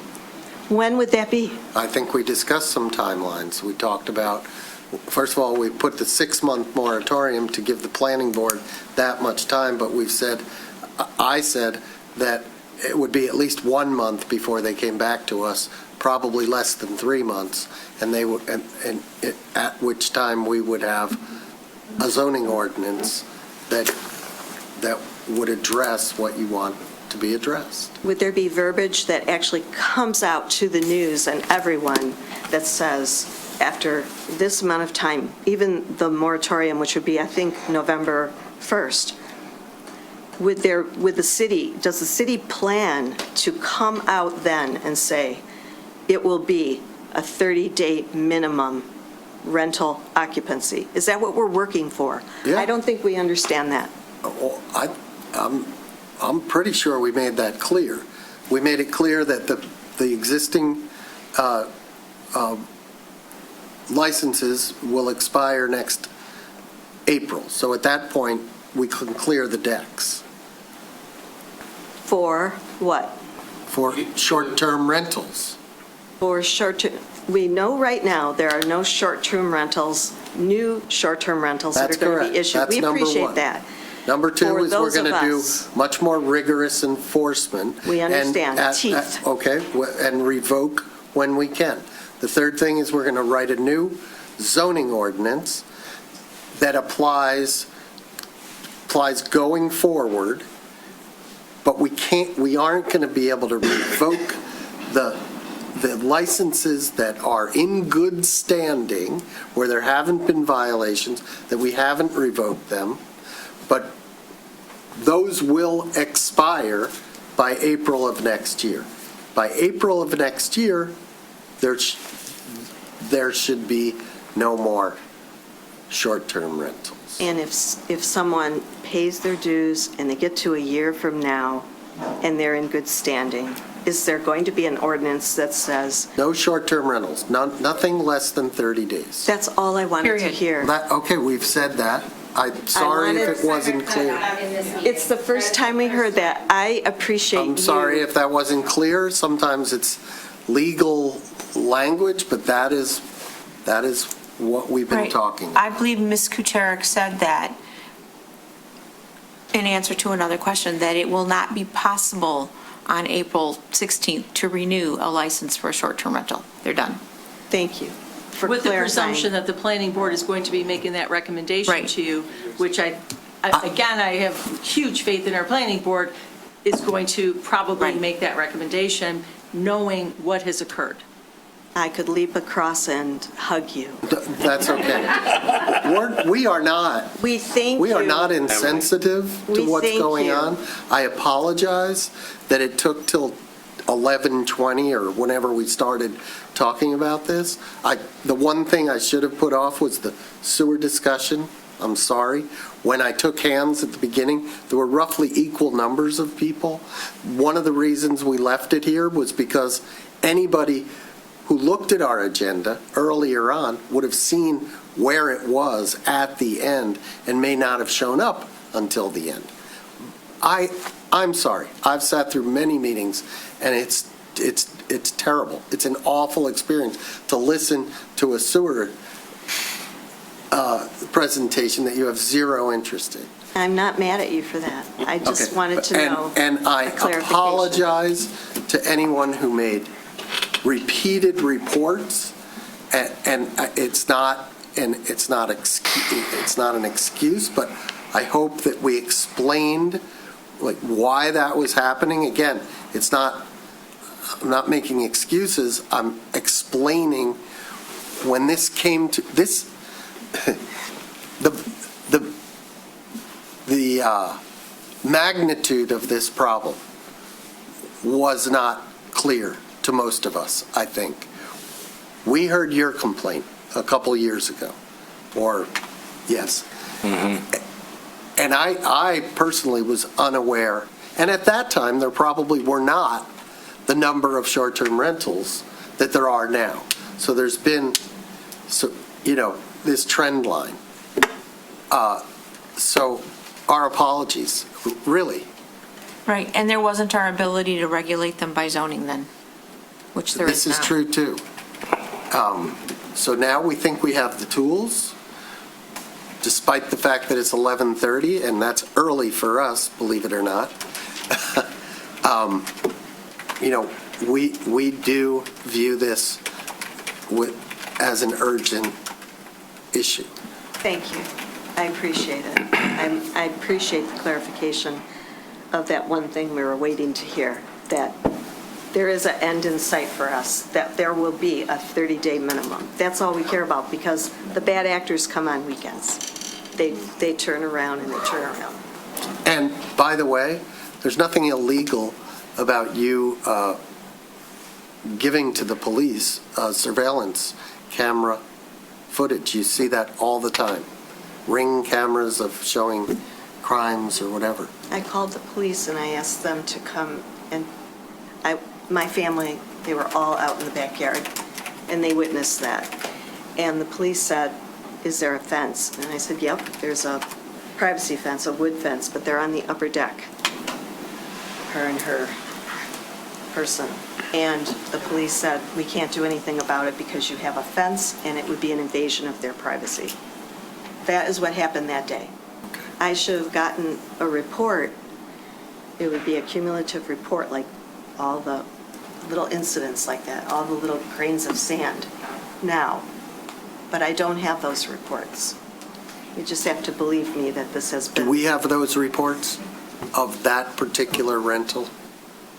And I don't want to, play favorites, but. No, that's. But We've heard of this rental before. If we've heard of one and there are numerous complaints about them, We can follow up. we should be following up on that. Thank you very much And please for the time. make sure, if anyone in this room knows of particularly problematic short-term rentals, please give the address to either the chief of police or the building official or one of the city attorneys. Are there any other public comments? Yeah, I just wanted to say thank you. That was not clear to me until just now, so I appreciate it. I look forward to April 15th, and thank you, truly, from the bottom of my heart, from my family, from my 9-year-old, who is also asking safety questions. Thank you. Thank you. If you're online and you want to comment, please use the raise your hand function. Don't see anyone else in the room. Okay, bring it back to the commission. Is what they have proposed sufficient?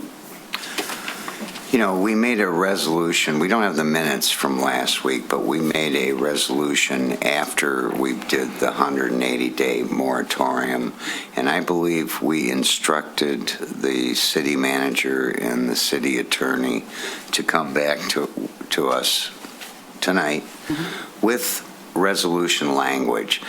Now, the planning board meets on the 13th, is that it? When's the planning board meeting? 13th? Well, we have a meeting on the 18th, and I would like to make a resolution that we have a new zoning ordinance in front of us on the 18th. It's impossible, legally impossible, because in order to do an ordinance change for the zoning, there has to be a public hearing, and part of public hearing is the notice requirement. That's what makes a public hearing unique.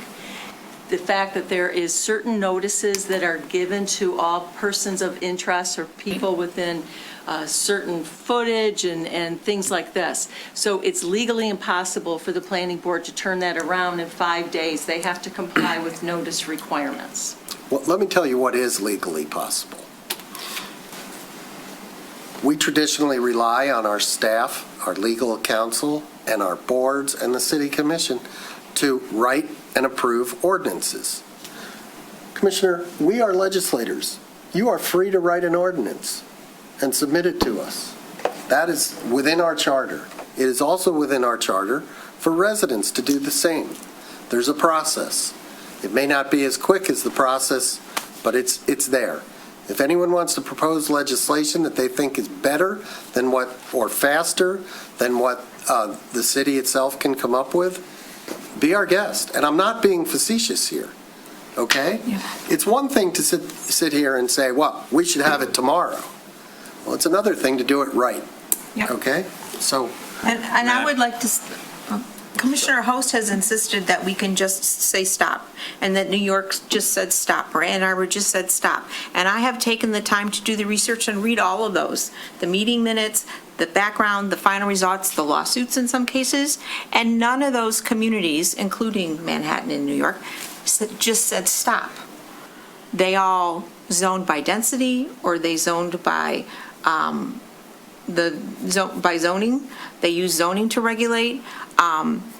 They, in some cases, allowed. Commissioner Host, I want you to look at the room, because they're all nodding their heads, because they've done the research and they know what she's saying. And in New York, they didn't just ban short-term rentals.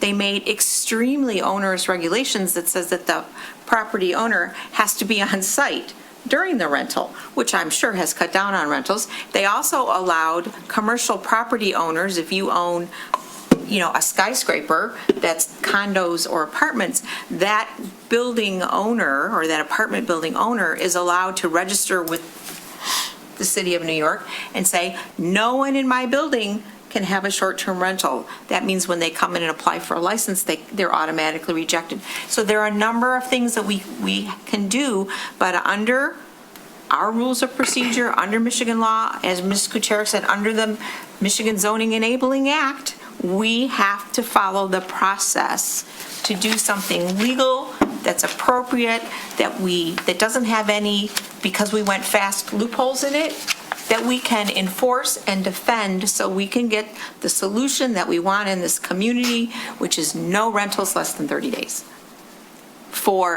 With the exception that if somebody wants to do owner occupied, which Ann Arbor still allows, Ann Arbor allows that if you own a house You can vacate it, less than a certain number of days per year That and was rent it part out of on my football weekends. resolution.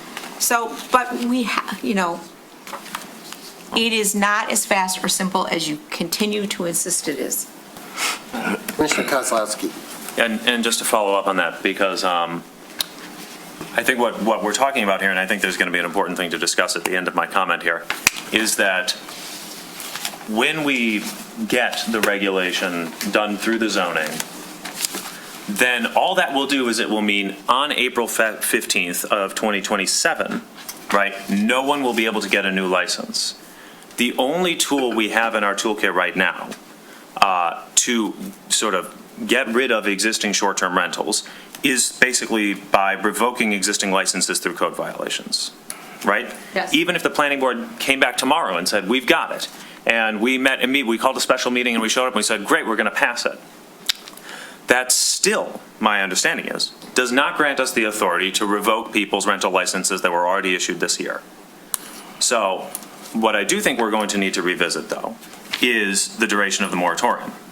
Because if the moratorium is going to end at the end of 6 months, but the zoning ordinances will not kick in, well, I suppose if we have the zoning ordinance in hand, right, then I guess that will be in effect at the end of the 6 months, right? Yes. Okay, so as long as we have this stuff squared away by the end of the 6 months, then that will be in effect when the moratorium lifts, and effectively, no new licenses will be issued after the moratorium either. Yes. And then April 15th, 2027, we should we expect at that point to have an ordinance on the books that says no short-term rentals with carve-outs perhaps for owner-occupied.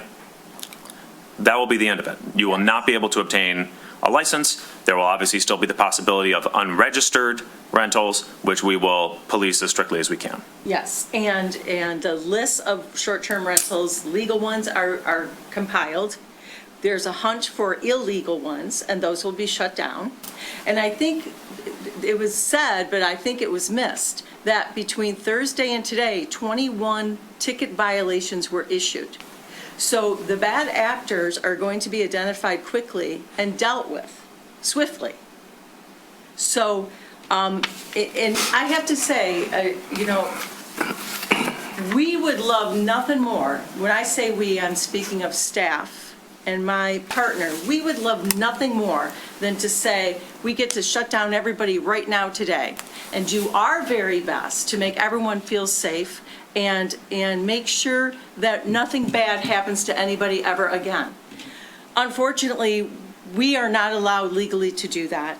And we can't do that, and we can't let the city be exposed that way. We have to do our best going forward. And just like you said, Commissioner Kozlowski, that we have the moratorium, the ban on short-term rentals hopefully will occur before the end of that 6 months, which I think it will be, and then it's getting rid of what's left. Either the legal ones will just go away, and the illegal or bad actors are going to be dealt with. We wish we could erase it all. We wish we could make nothing bad to ever happen again. We wish that with all of our hearts, but we have to do it according to process and do it the right way as articulated by Mayor Pro Tem. Quick request, if I may. Because the planning board and the city commissioner are on slightly different cycles, and I'm fairly confident that we will be making sure that we know what's going on, could we have this as 2-minute update every city manager's report, which happens once every month, just so that it is clearly kept in the public eye and that we do have a constant update that is effectively reported out to the public to say where we're going? Because I think everybody would appreciate having at least some kind of a formal report. I see some nods over there. Some kind of a formal report out, just so that you know where we're going. You're probably also going to be watching the meetings too, but having something written down probably also helps all of us feel somewhat mentally reassured about progress, I would say. Yeah, we can do that.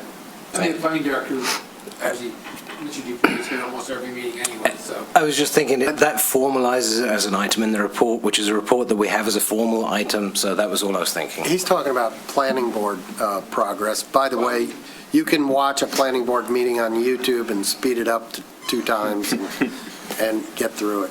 I think we need a report at every meeting on enforcement actions. Yep. And I agree. I'm fine with that as well. okay.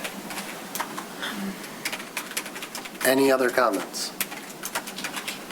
Thank you all for coming. Thank you all for staying late. My apologies, our apologies for keeping you this long.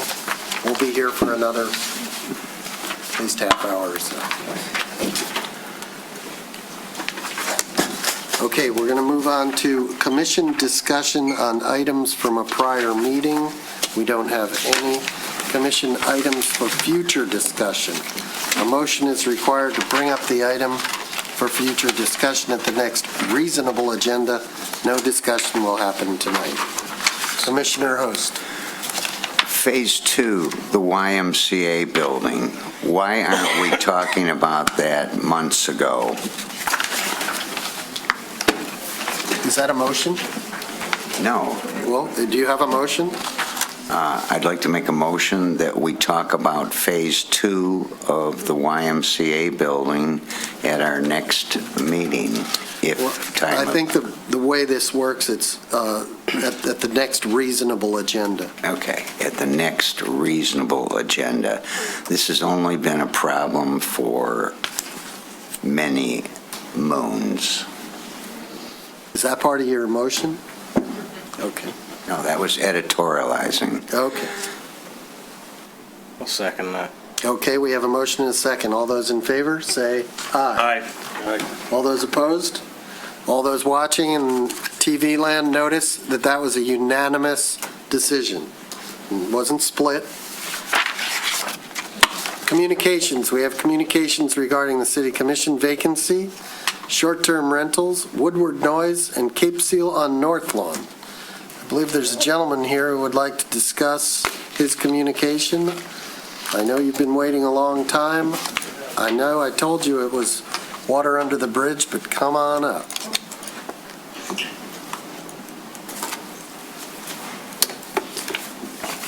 Hi, good evening. I'm Nick Herzig from 1076 North Lawn Boulevard.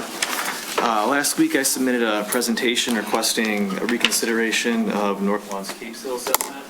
I realize at this time this meeting is not the forum to speak about that presentation in detail. However, I still want to briefly address this to the commission today. As I mentioned, I came today on behalf of North Lawn residents to request reconsideration of the Cape Seal assessment.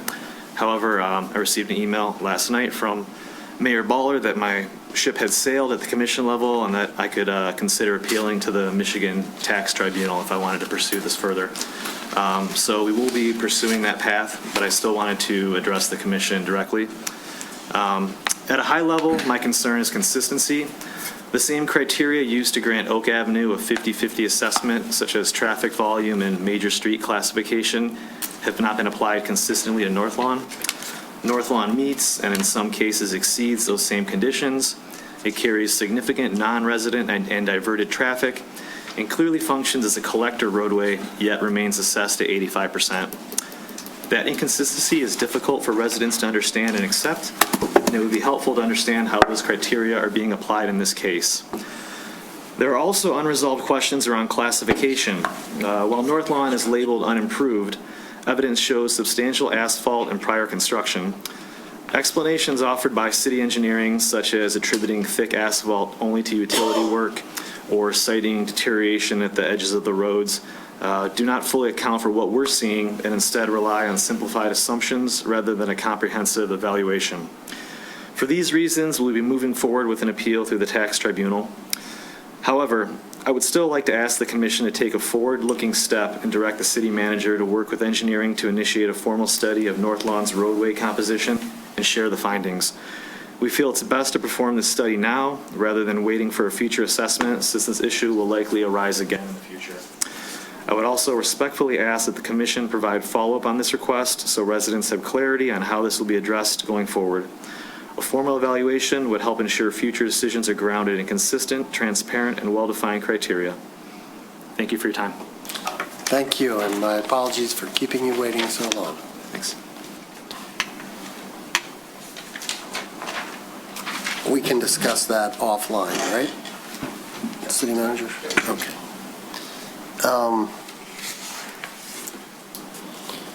Commissioner reports. We have notices of intention to appoint to the Museum Board, the Ethics Board, the Greenwood Cemetery Advisory Board. Commissioner comments? No commissioner comments. Advisory boards, committees, commissioners' reports. Any? None? Legislation, city staff. We have a Wimbledon Phase 1 update. Is that printed for us to read and not Yes. receive a report? Yep, it is. Okay, does anybody have any questions on that? Just thank you for producing it. Okay, Came from engineering. okay. Motion to adjourn? So moved. Second. All those in favor? Aye. Aye.